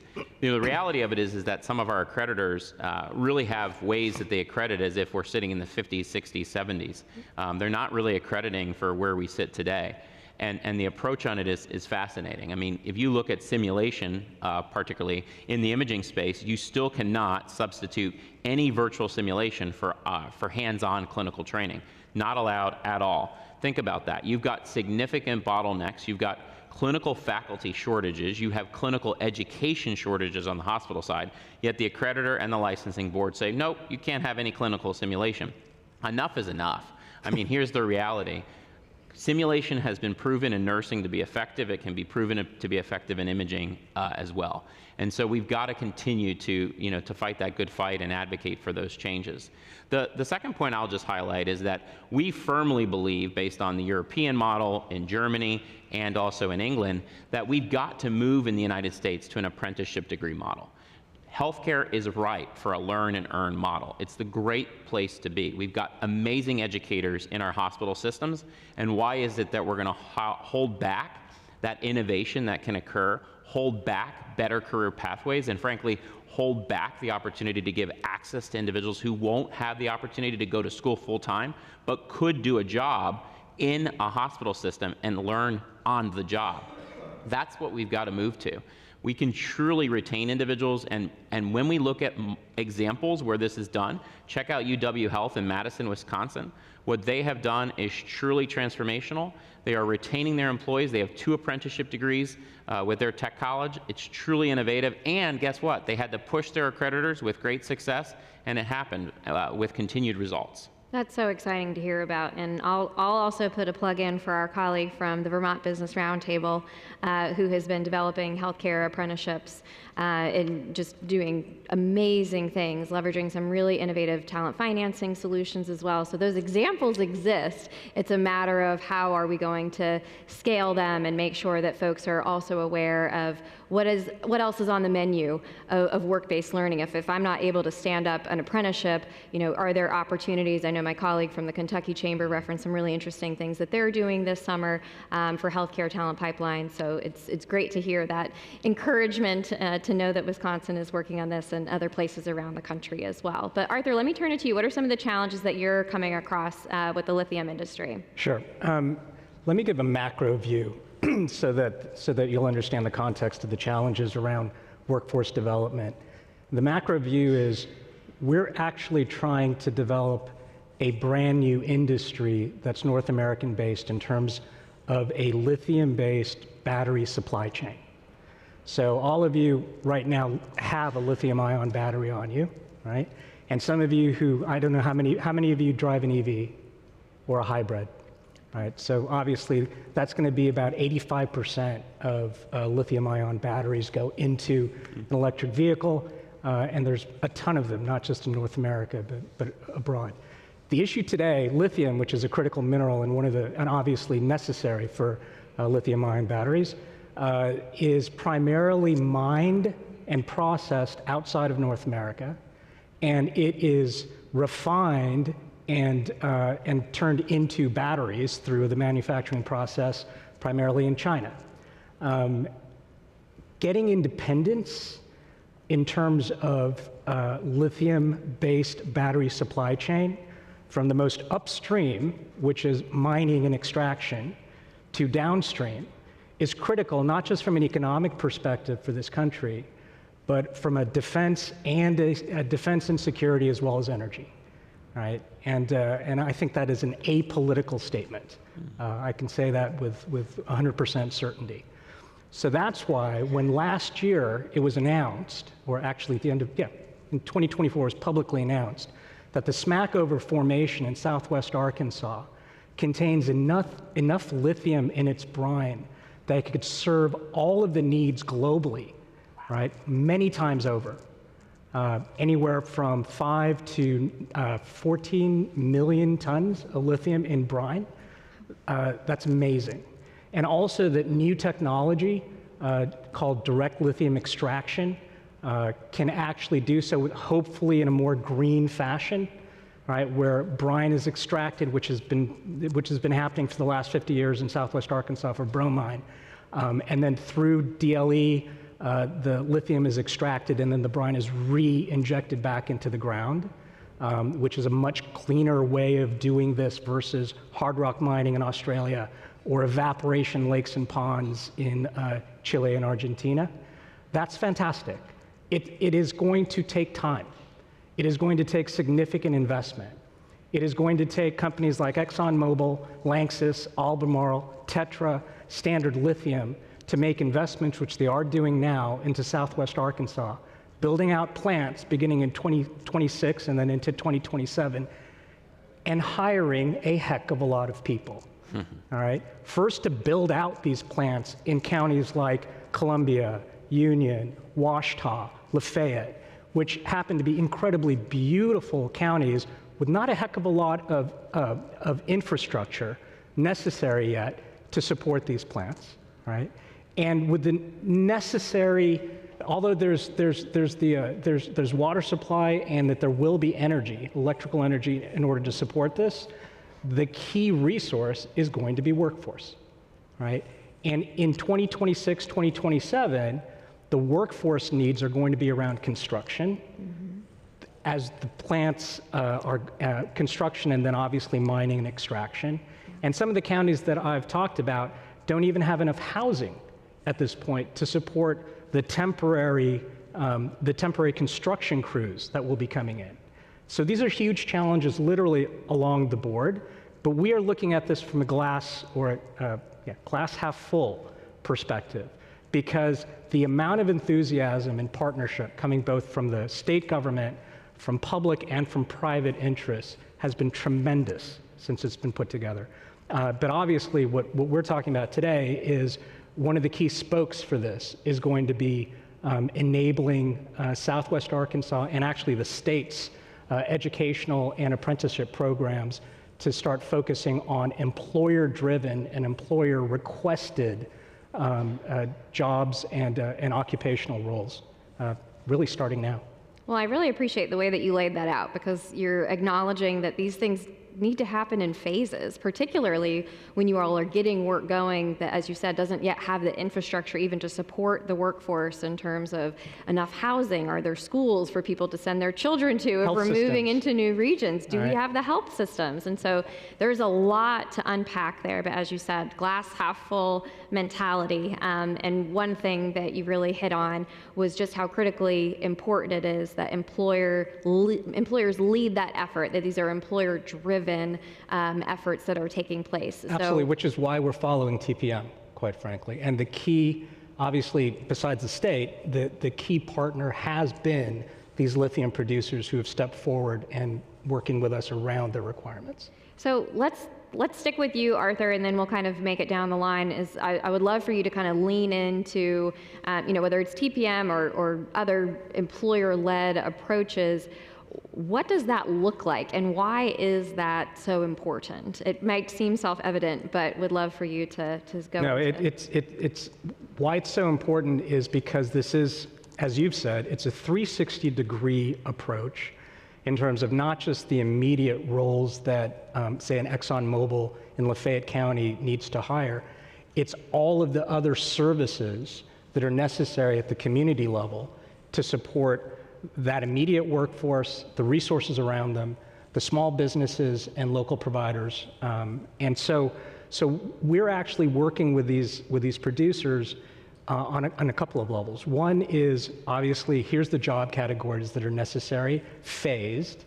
The second is, what are the local services and products that they're going to need, the supply chain, so that we can actually get local small businesses, ranging from, from truck rentals to food services, up to speed, who may never have sold to a company like an ExxonMobil or a Tetris. The third is with our partners on the academic side, we're getting curriculum and core requirements from these producers. Immediately for 2-year, 4-year, and apprenticeship and certification. But it also is helping to lift a good current effort, but hopefully a stronger effort around STEM at the K through 12. And having these producers supporting the communities from K through graduate, and post-grad is going to be critical. Right. So that's what we're getting from the producers, to answer your question. Yeah, really creating that pathway, but having employers playing that end customer role of really articulating what those needs are in order to succeed in that pathway. Jonathan, I'm going to ask you to maybe approach the question just a little bit differently in the, for the context of Michigan and your role in the state. Is what have you found to be effective strategies at engaging employers in these workforce efforts as you think about like the EV Tech Hub? Yeah, one of the things that has been really important in this work is, recognizing that everybody has a role to play and understanding, what the right role for everybody to play is. And, it's easy to sometimes assume when you're working for the state that, the state should be filling all the roles. And sometimes the expectation amongst stakeholders out in the world is that they would love to assume that the state can fill all the roles. But the reality is, like, there's things we can do and things we can't. And so, 2 examples of where we've had to sort of calibrate what we can do and what we can't do,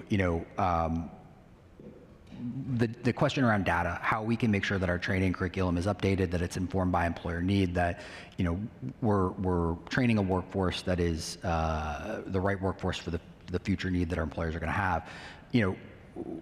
That is something that at the local level, there just isn't a ton of capacity to be able to do the data analytics, to be able to convene the right stakeholders, to be able to look out in the future and come up with a really complicated, come up with an answer in a sector that is very complicated, where timelines are shifting daily, right?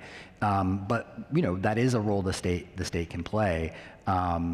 Where we sometimes traditionally struggle is how do we get employers to engage with us in our process, which can start out strategically very strong in terms of you have critical needs and we are helping fill them.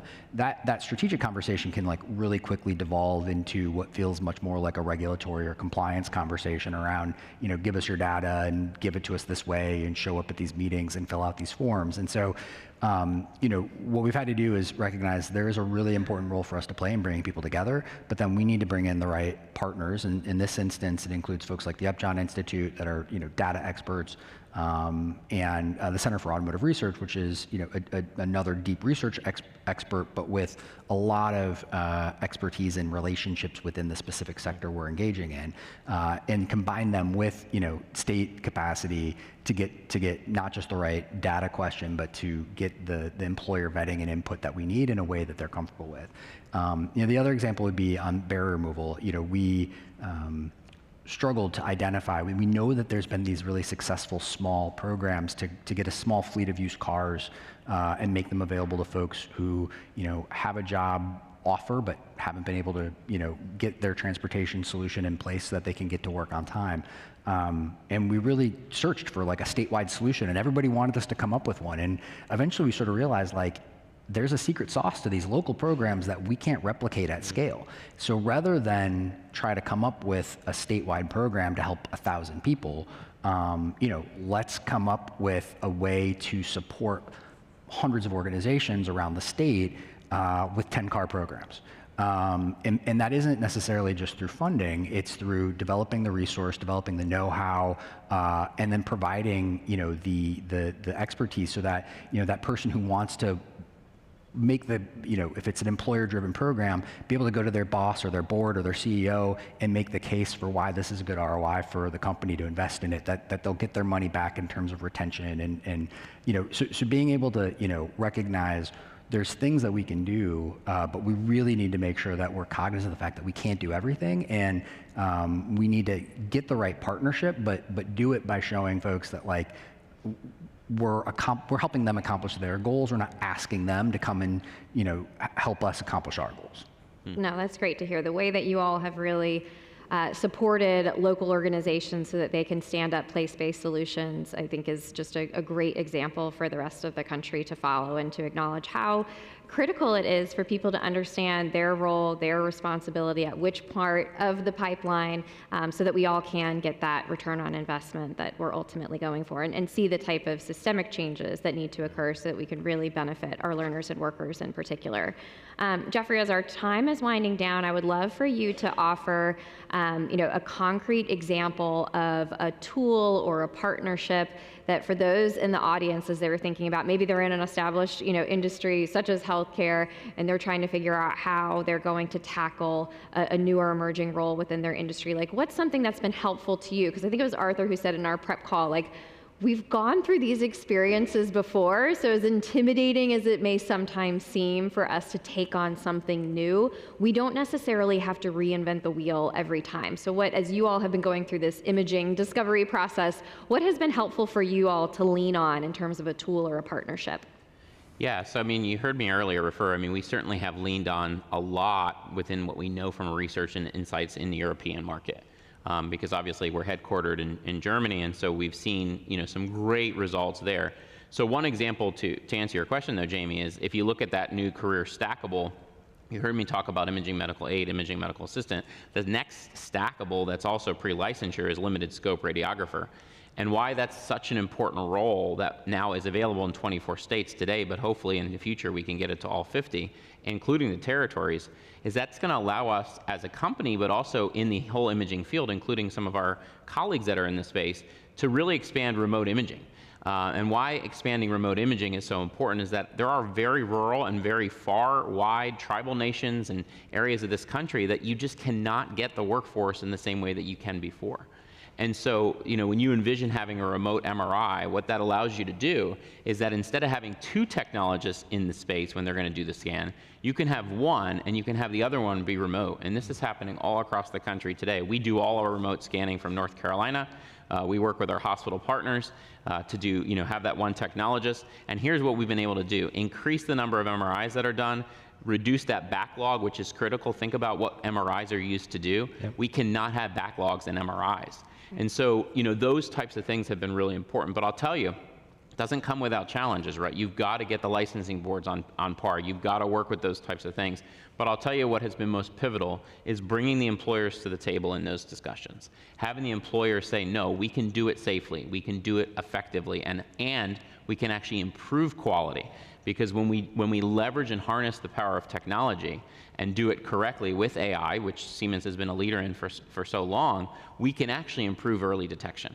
We can get to precision medicine. And so that's some examples that we've seen. That's really exciting stuff. And again, as you said, the bottlenecks that you're talking about are so important just to the overall health of society. So it's very exciting to hear that you all have been able to make some advances there. We're starting to kind of wrap up our conversation. So one thing that I always like to give our panelists an opportunity to do is acknowledging that y'all are going to remember about 10% of what you've heard at this conference. What is one thing that each of you would want to share with this audience in terms of either some tool or partnership that has been effective for you all as you've tried to tackle and kind of unpack overcoming the challenges you're experiencing in preparing talent pipelines for new industries? So I'll start with you, Arthur. Sure.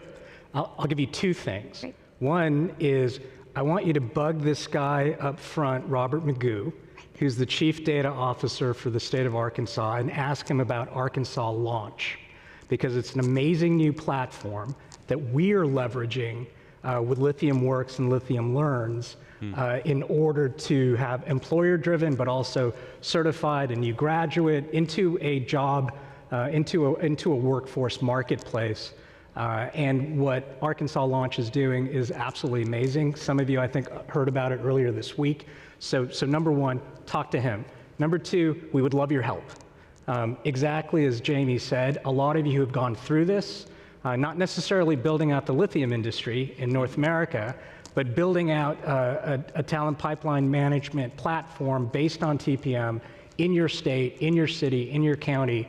You know, we want to understand, we want to collaborate, we want to accelerate, quite frankly. And we would love to do it with the help of the US Chamber, but also your help if you're willing to raise your hand and chat with us afterwards.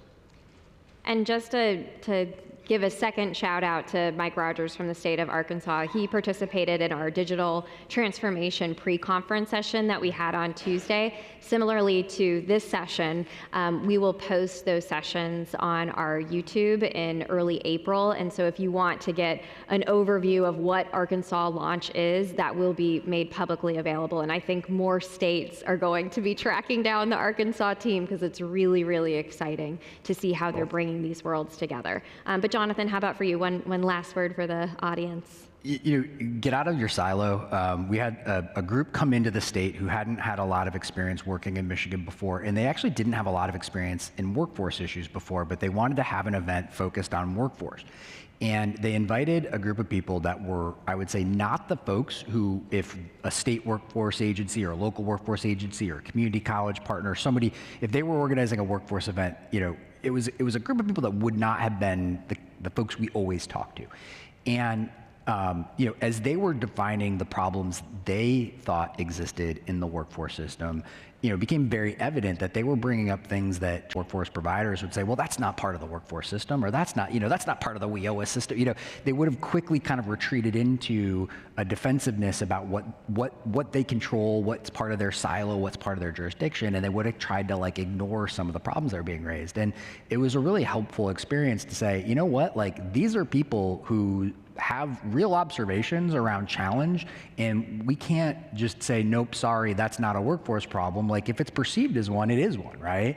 And so, you know, it was a really informative moment for me, and said, we need to do a better job of making our convening way more inclusive. We need to pull people in who are not just the frequent flyers who know how to pick up the phone and call the state or call their local workforce agency and talk about the same issues over and over again. We need to really make sure that we're engaging a broader subset of stakeholders and make sure that we're defining this problem set correctly, because if we're not addressing the concerns that these stakeholders have, we're not being responsive to the needs of the workforce system, which ultimately is, you know, people. Yeah, no, that's a great point. All right, Jeffrey, pressure's on. Bring us home. Yeah, I would say, you know, the first thing I think is we have to remember that access to care and healthcare and access to education are synonymous. And so a friend of mine has always reminded me that, you know, an individual educated is a family elevated and a generation liberated. And so when we think about this, it truly is truly what we have to be focused on. And then finally, we have to really remember that we have to talk about turning our can't into I can. If we do that in healthcare, I'm confident we can build a sustainable, future-ready workforce. That's fantastic. Well, it's always comforting and encouraging when we get to hear from leaders like you all that are tackling some of these, what feels like ginormous challenges, but really just breaking them down into phases, into component pieces, so that we can realize that we actually have kind of been here before, we can get there, and collaboration is so critically important. But please join me in thanking our great panelists for their contributions. Thank you all so much. Thank you. And just a reminder, please welcome Matt G. from the Gates Foundation and Brent Orell from the American Enterprise Institute in conversation with Pamela Wilson from the U.S. Chamber of Commerce Foundation.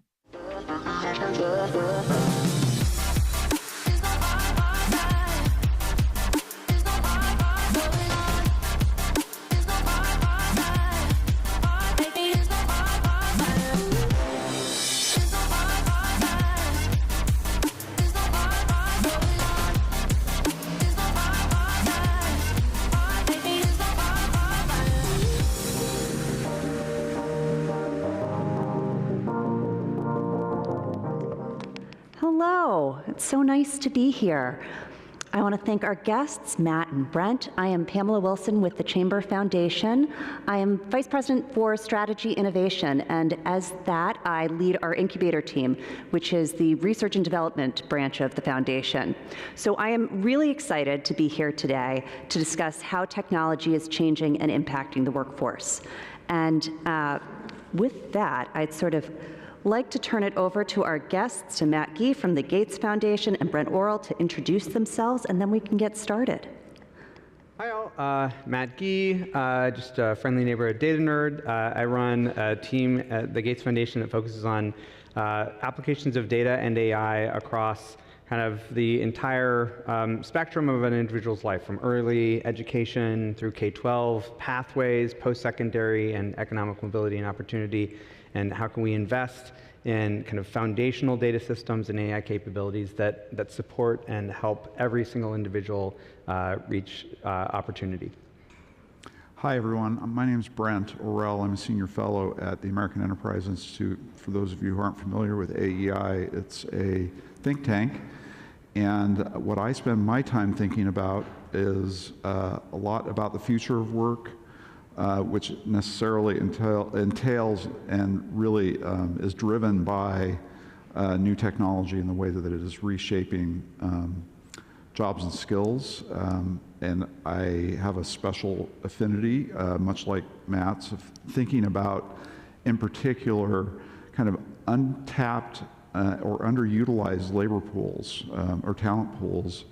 In an economy like we've been having for the last several years, if you're not in the workforce right now, you've probably got some sort of significant barrier. And if we're going to expand our workforce in the way that we need to sustain economic growth, we really have to focus on those populations.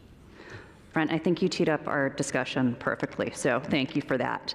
I also wanted to let the audience know that we decided backstage to mix things up a little bit today. So instead of just having your old Q&A, we're going to do some audience Q&A a little bit later on, so we hope that you'll stick around. I know you've got a nice end coming after this, but we've got some time to engage all of you.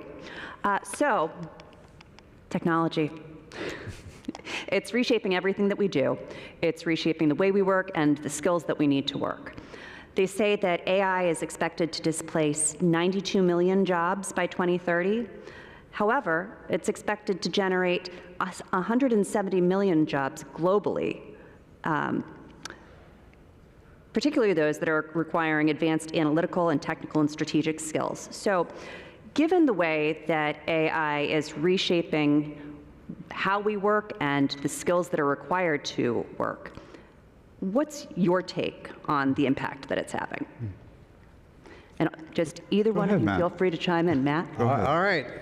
Well, the impact is already, extraordinarily profound. Like by any metric, one of the graphs to me that really drew this, brought this home to me is it shows increase in AI capabilities within a 12-month period over a number of different benchmarks.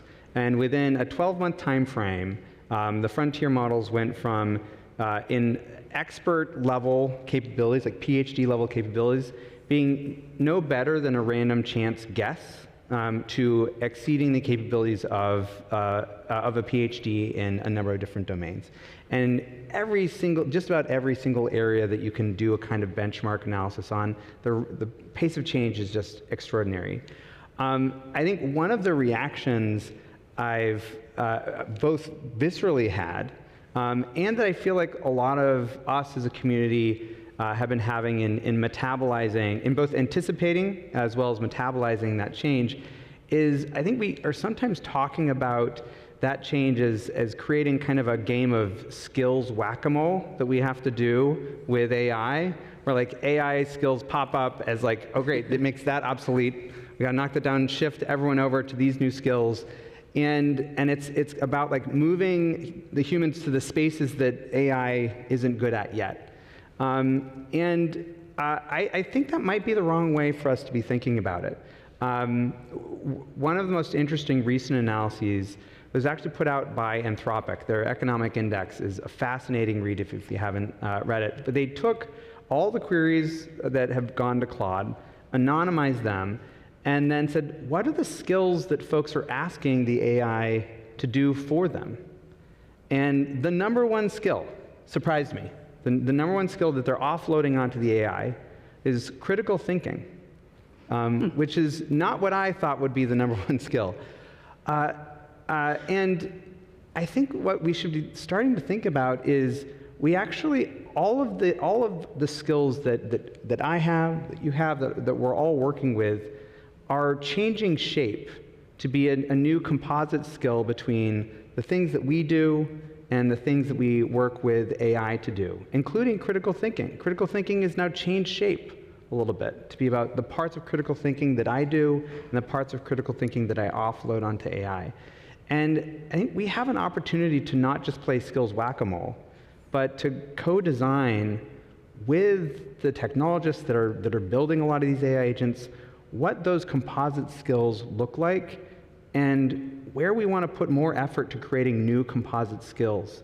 MIT Sloan has done some amazing work about pro-worker AI, saying here are areas where the AI companies are not really focusing on creating composite skills, but are the biggest areas for wage gain if we actually focus our efforts on pointing AI to those areas, to maybe lower wage areas or areas where low-skilled workers will see the biggest delta when they start using AI.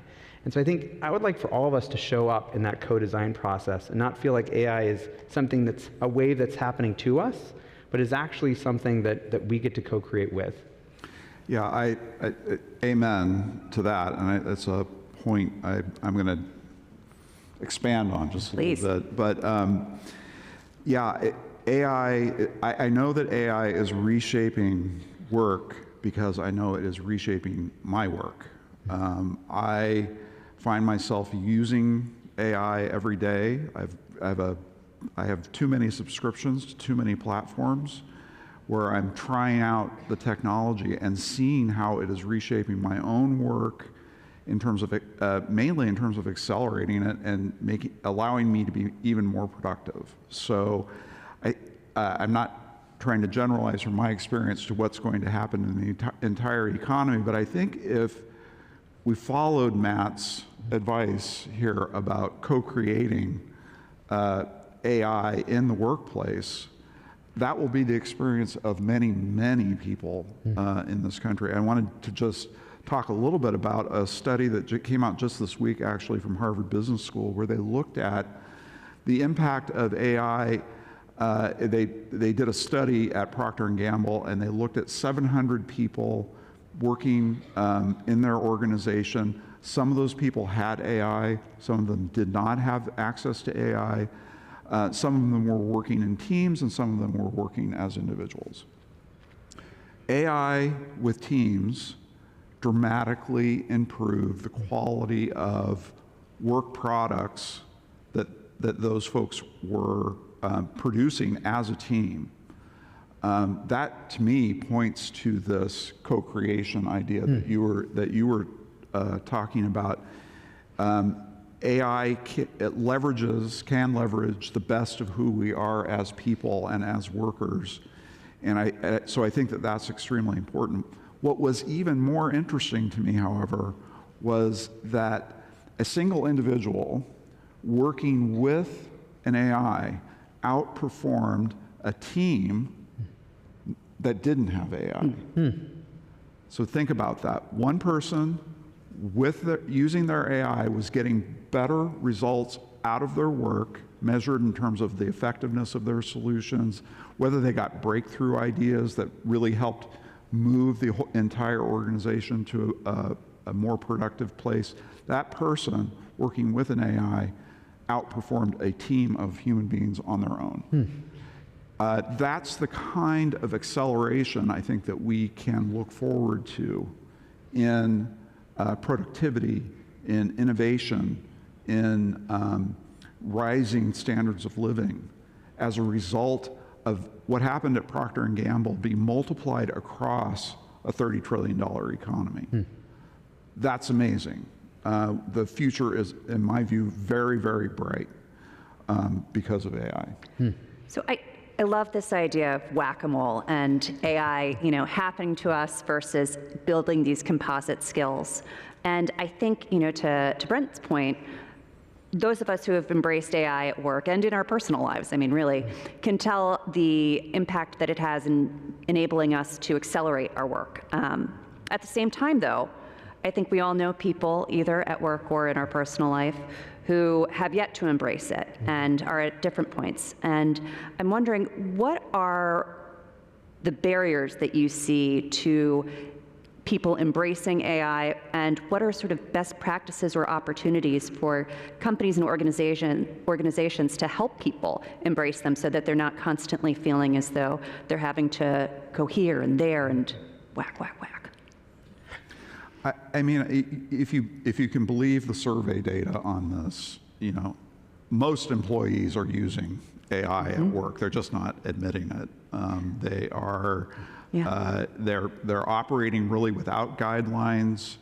They are just trying to use it, and I think that that's actually very healthy. I do think that, for instance, at the American Enterprise Institute, we produce research, right? That research has to be right when it is published. We can't afford a hallucination from an AI large language model to give us bad data, to give us bad analysis. Doesn't happen nearly as much as it used to, actually. I think the models are getting a lot better. I think we've got to strike a balance. Businesses need to strike a balance. They've got the permissive part down, it seems like. Permission. We were not going to talk about it. If you want to use it, go ahead. But I do think we need to retain that. But businesses need to, I think, provide some guidance around best practices, not rules. You can use it here, you can't use it there. But here are the things that you need to make sure you are doing when you're using it. You need to be transparent about your use of it. You need to make sure that you've got a process in place that's going to double check for hallucinations. So in other words, set out the kind of the guardrails here for use, but try to maintain that permissive environment, because people are, if you start flagging the dangers or the possibility of things going bad, people will pull back, and we don't want that. We need people to experiment, to become comfortable with this technology, and recognize, like it or not, it's going to be part of all of our lives forever, and part of our work lives forever. So I think that it's a tricky thing, but I think that those trying to combine that permissiveness with best practices is really the key to helping people begin to adapt to the technology. Yeah, I would just add, that's such great advice. I think AI is an experiential skill, and it's also a relationship, frankly. You were talking earlier how you enjoy OpenAI for your work. The OpenAI personality is a little better than the Cloud personality, right? And I think we'll begin to build more of these kind of almost parasocial relationships with different AI and agents. But I think setting the cultural norms within your organizations, and for many of the folks like at the state level, Robert, who's has done amazing work in Arizona in really thinking about an AI framework for the state and helping set the guardrails that also will give folks permission. A colleague actually just before I came here that works on our K-12 team shared with me some early research that they've done looking at different experiments of AI in classrooms across the country. And one of the things they found were states that provided guidance. For the states that provided guidance, those experiments went so much more smoothly and had better impacts on student outcomes than states that didn't have that. So there is enormous benefit at all levels in just helping set permissive norms and cultural guardrails. And the last thing I'll just note is it is an experiential technology. One of my favorite moments from this year was we had a convening of a bunch of our grantee partners that are working kind of in national networks supporting folks. And part of what we did at that convening is we had a build-a-thon where folks broke into tables exactly like the ones you're at, and there nary a software engineer in the audience, right? It was just folks who've been working at their nonprofit, who had varying degrees of technical or data literacy. And we normalized at the beginning and said, all right, who's never done anything with AI? Who's skeptical? And there was a woman in the audience that just raised her hand and said, I'm an AI skeptic. I'm going to be the last person to do anything with this because it freaks me out. And she ended up leading a team that actually took data from the National Clearinghouse's post-secondary data partnership and worked with a fake community college and built an agent that could help them interpret that data for what it meant for that community college's strategy. What are some things that they could do? And at the end, she was so proud in presenting this out. We had her present, and she said this line, she said, all right, I'm converted. I'm going to use this every day now. And it just took 40 minutes of an experience where she felt empowered and she could build something that was really useful for her and for the folks she's trying to serve.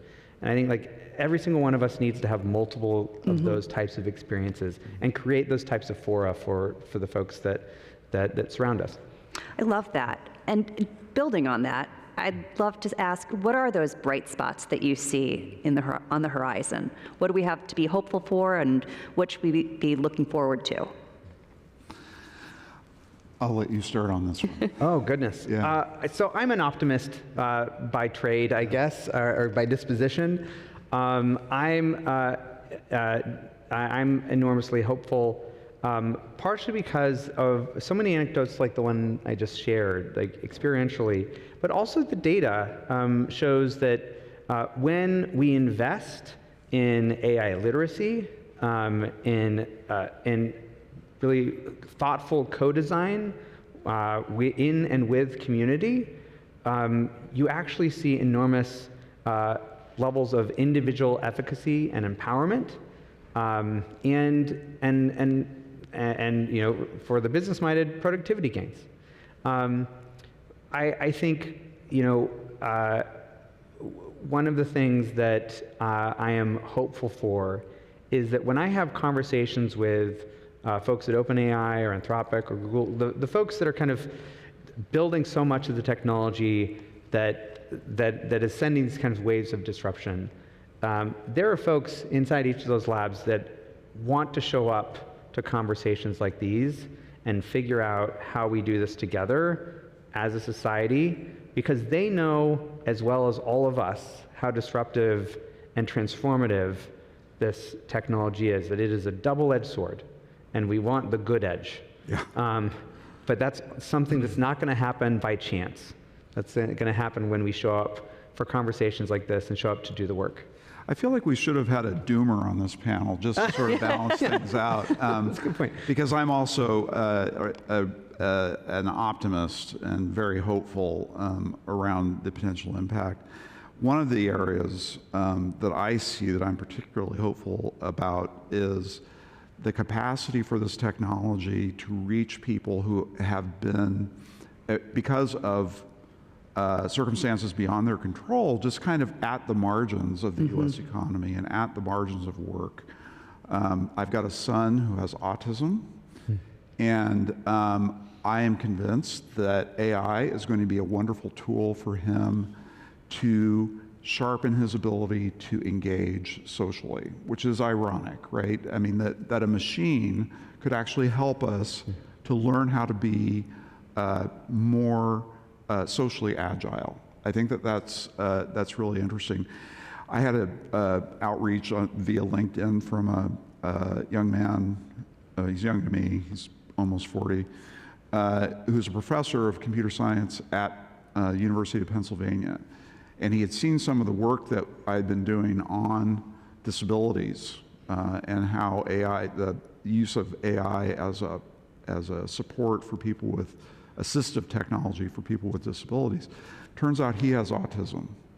And he said he just wanted to talk to me and thank me because of the way that encouraged him to engage with the tool, and he saw it making this change in his life that was going to make it easier for him to do the work that he's called to do in terms of training other people in the use of computers.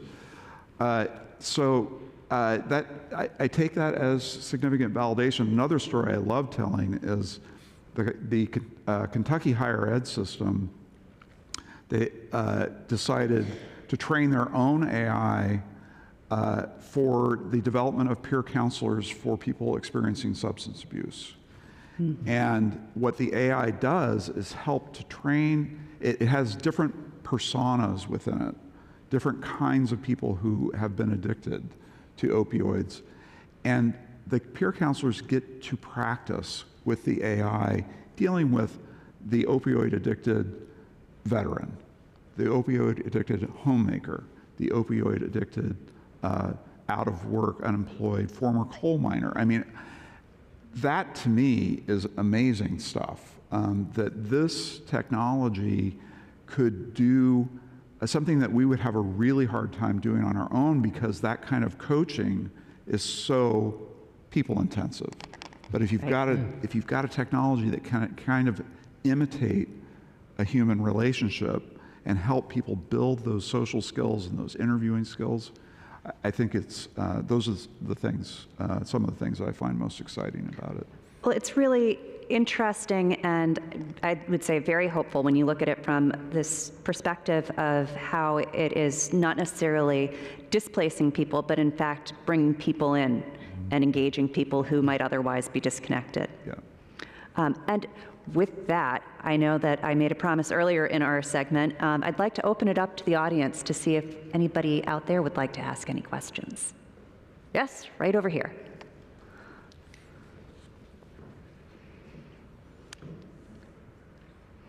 Hey guys, Matt, love the use of the term composite.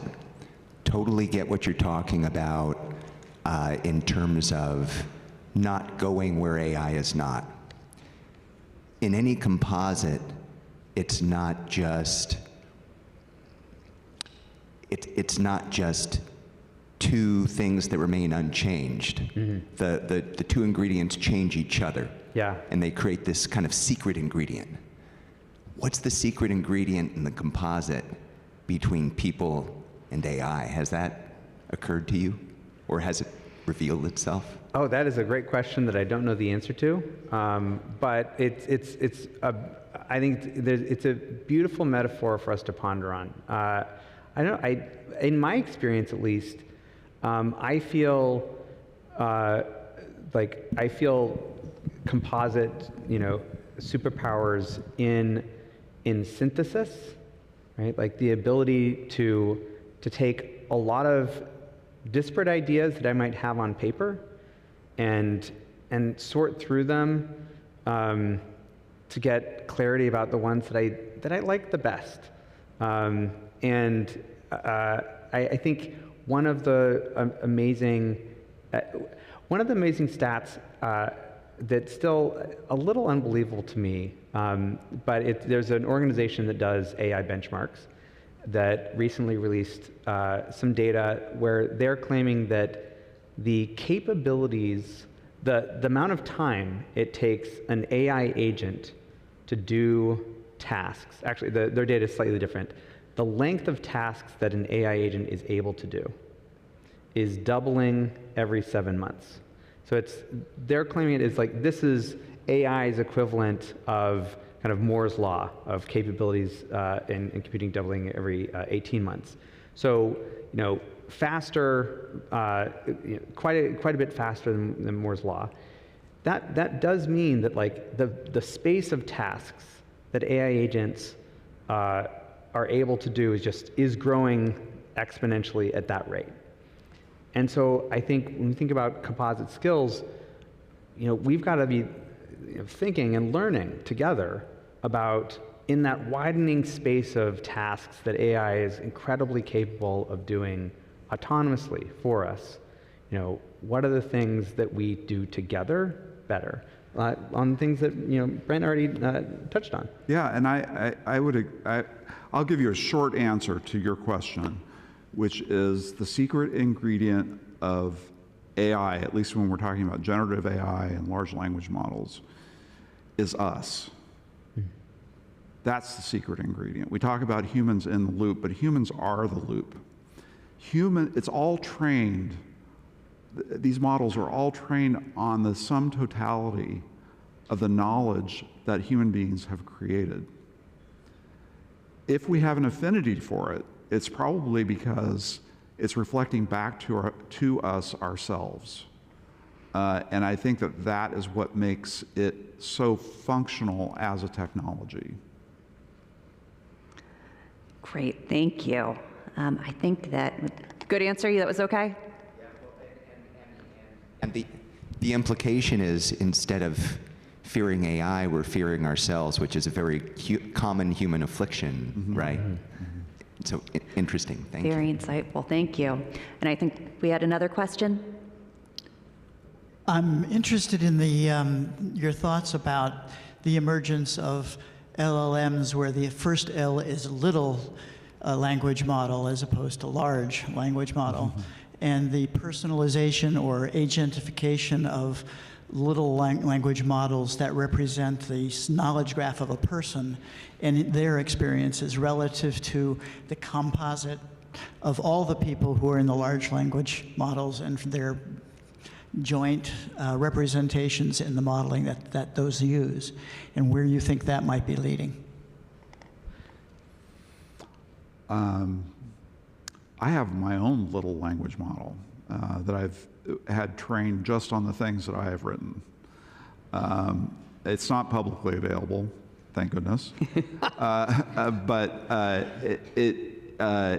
I think that, it's what you're raising is an interesting idea of how all of the little pieces of humanity, then we put them all together and then you take them apart to create new things.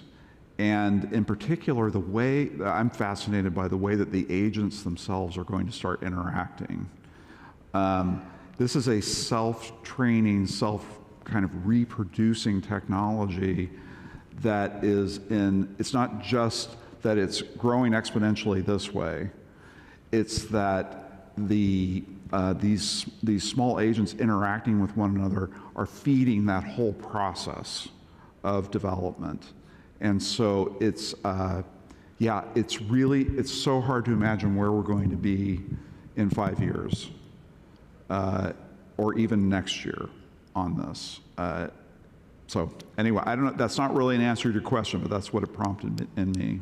I'll just add, I'm looking forward to subscribing to Brent GPT whenever it becomes available. When that model drops, let me know. Okay. I would love that, yeah. Emails in the style of Brent. Yeah.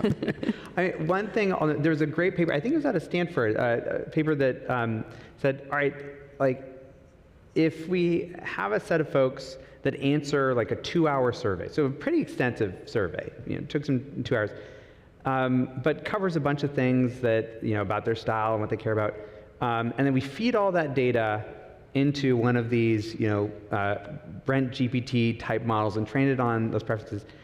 How well does it do in matching that person's preferences on a bunch of things that it hasn't seen before? And it turns out with that, that 2-hour survey, it can be about 85% accurate, match for that person's personality and preferences. And I think we're going to see that number jog up quite a bit, where we'll all have the option in very short order to have some digital avatar that is 99% accurate to representing us in different contexts. And that creates an amazing set of possibilities for democracy, for consumerism, for representation, but also some really scary things about ways that we can hack ourselves or that other folks can hack our own personalities.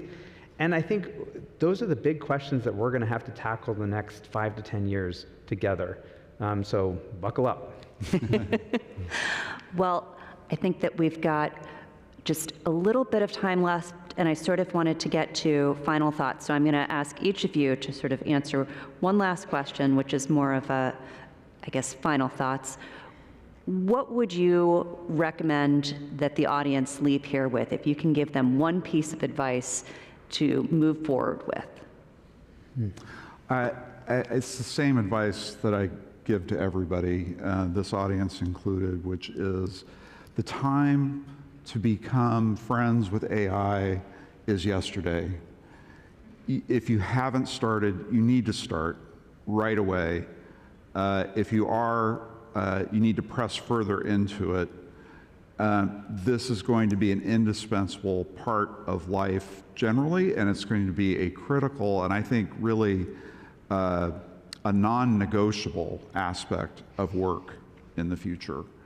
And so when I'm talking to students, get going. You just have to.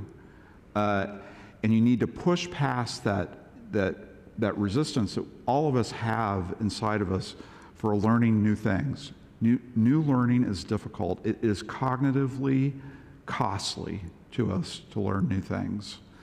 And our brains don't like that. They work pretty hard as it is, and they don't want any more stuff. And we have to push through that. And so that's the thing, the message that I'm trying to carry to people is don't wait. Nobody's going to do this for you. You have to do it. Great. That's great advice. Yeah. Anything that you'd like to offer? Add on to? I would say build a relationship with each other, with AI, show up in conversations like this to both empower yourself and empower others to shape the future that we're all rushing very, very quickly toward. Well, I think that's great advice for all of us. Brent, Matt, I'd like to thank you both for this incredibly interesting discussion and for being here today, and to our audience. And with that, I'm going to turn it back over to Joe Davis. Thank you.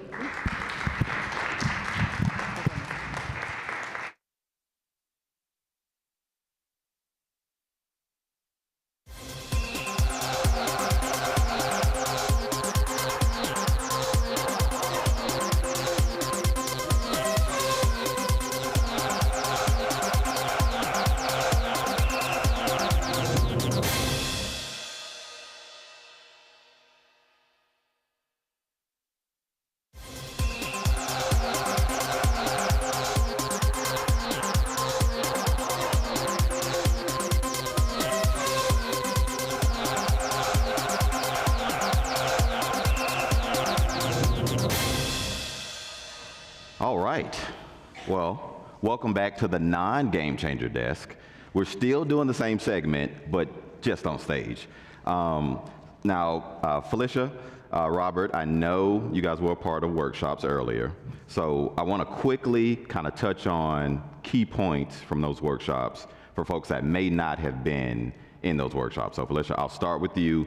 Give us high level, what folks need to know, what they may have missed, and then anything else to close us out there. Great, great. Well, if you weren't there, you missed a game-changing conversation Very good with AARP, where we talked about AARP megatrends and what this really means for older workers and what we should be thinking about as the workforce ages, as the workforce becomes more diverse, becomes more multi-generational, and what are some solutions? Now, we didn't walk away necessarily with solutions, but we did have a consensus that there is more to talk about. So if you missed it, you can always go to aarp.org/work to learn more about it.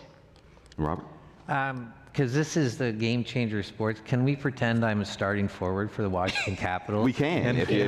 Whatever would make you happy is what we're about. I just scored my an 899th goal, and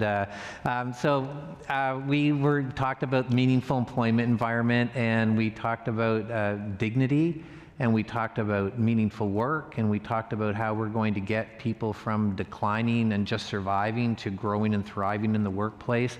And I think most importantly, we talked about how if we're going to leverage frameworks to make sure that people have thriving in their work lives, that it's going to take all of us, because we can't touch a dozen people and 2 dozen people. We have to touch millions of people. And I think last we talked about the fact that people are not this metaphor or euphemism of that people are the greatest asset or greatest resource in the organization is just incorrect, because people are the only resource in the organization. Organizations produce services and products for people by people, and if people disappear, then there's no need for any organization. So we need to recognize and start doing what we need to do to make sure that people are the only thing that we really understand is the most important resource. Now we have a minute or so left, so I want to quickly touch on, so related to what both of the workshops did was innovation, so workforce innovation. So is there anything that you would add as it relates to workforce innovations, new ways of thinking for businesses and organizations? So I would say that one thing, as I mentioned earlier, is that the workforce is aging, as you know, unless we're dying, and in the next several years, the workforce will be those persons 65 and up. And so how do we, as employers, really think about how to consider skilling up, making sure that the workforce has the skills that they need to stay competitive and stay in the workforce as long as they choose to. And so those are some of the things that we talked about, like technology, like not being afraid of AI, thinking about employment journeys, really helping people to lean into those skills that they already have, that they can be transferable to other careers and industries. And at TrailPath Workplace Solutions, about 1.5 years ago, when we were building our platform, we had the biggest challenge, which was how do you scale dignity? How do you scale meaningful work? How do you scale respect and trust? Things that we talk about and you understand, but generally speaking, they're limited to the personality or character of an individual and how they want to treat people. And we're using digitization and we're using technology to scale things that, in our opinion, have always been reliant on the individual. And now we're saying, well, that can't be true. If we're going to treat people with dignity, then we need to be held accountable to act and treat people with dignity. And so that's what our platform is attempting to do. And I'll also add, you know, if people are going to stay in the workforce, again, what do they need to stay in the workforce? Like, and what commitment are employers going to make to ensure that that brain drain is not leaving the organization, and that the people who want to work, who choose to work, can continue to work at those places of employment? So what responsibility does employers have to older workers as well? That's great. Well, the both of you have done it and closed out our Gamechanger desk, not at the desk again, but on stage. So I want to say thank you so much, and I appreciate it. Because we're game changers. There you go. There you go. Thanks so much. Great job, Joe. Thanks so much.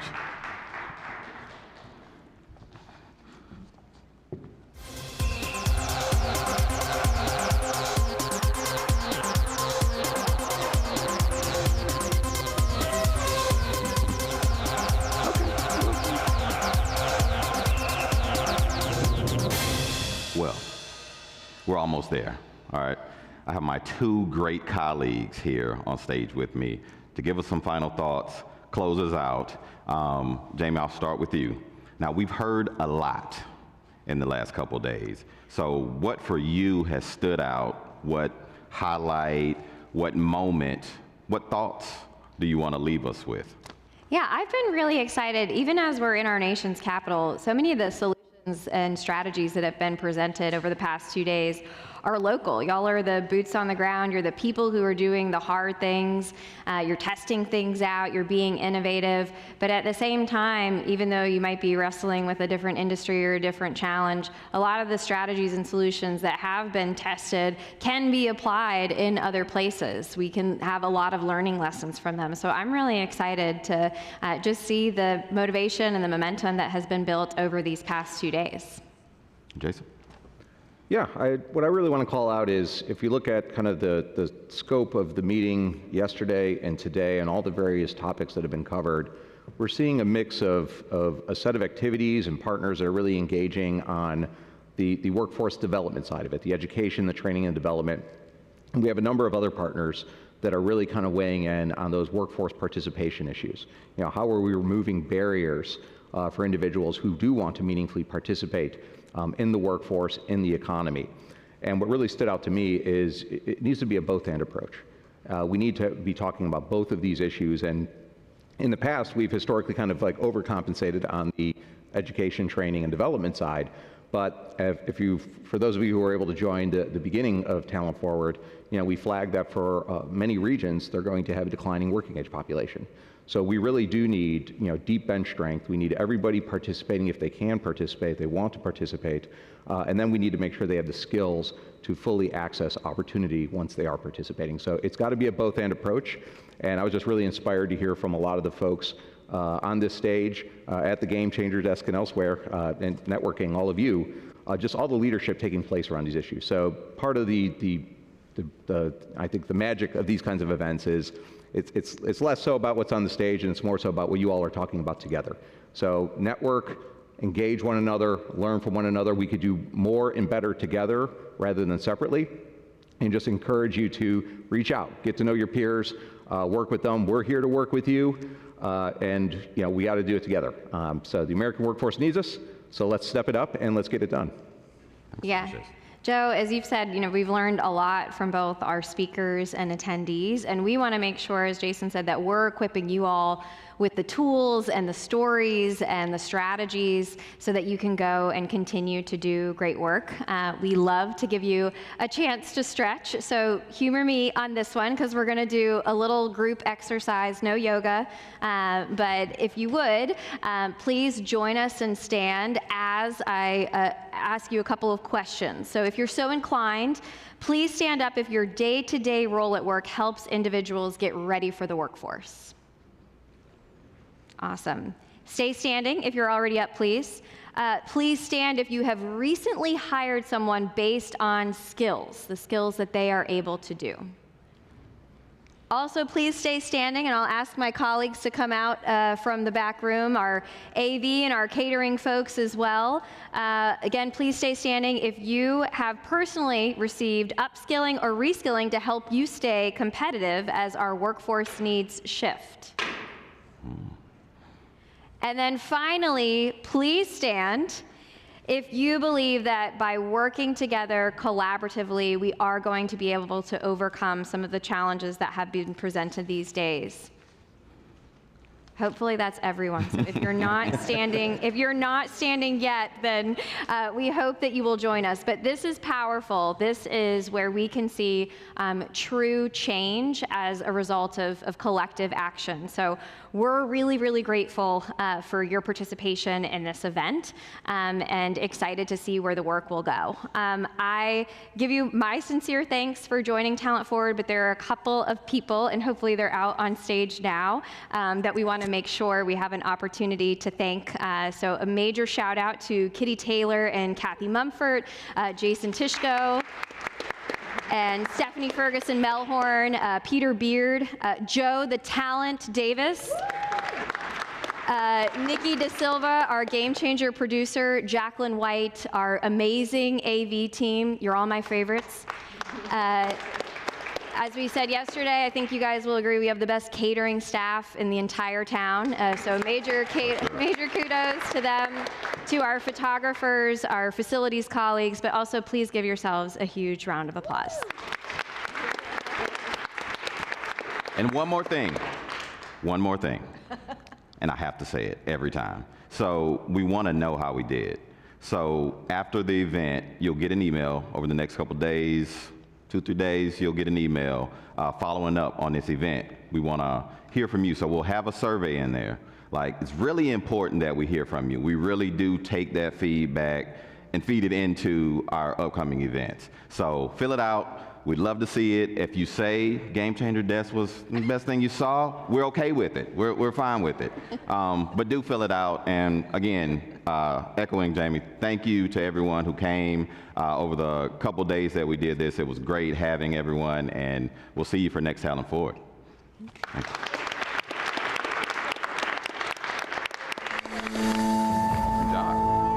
Good job. The talent.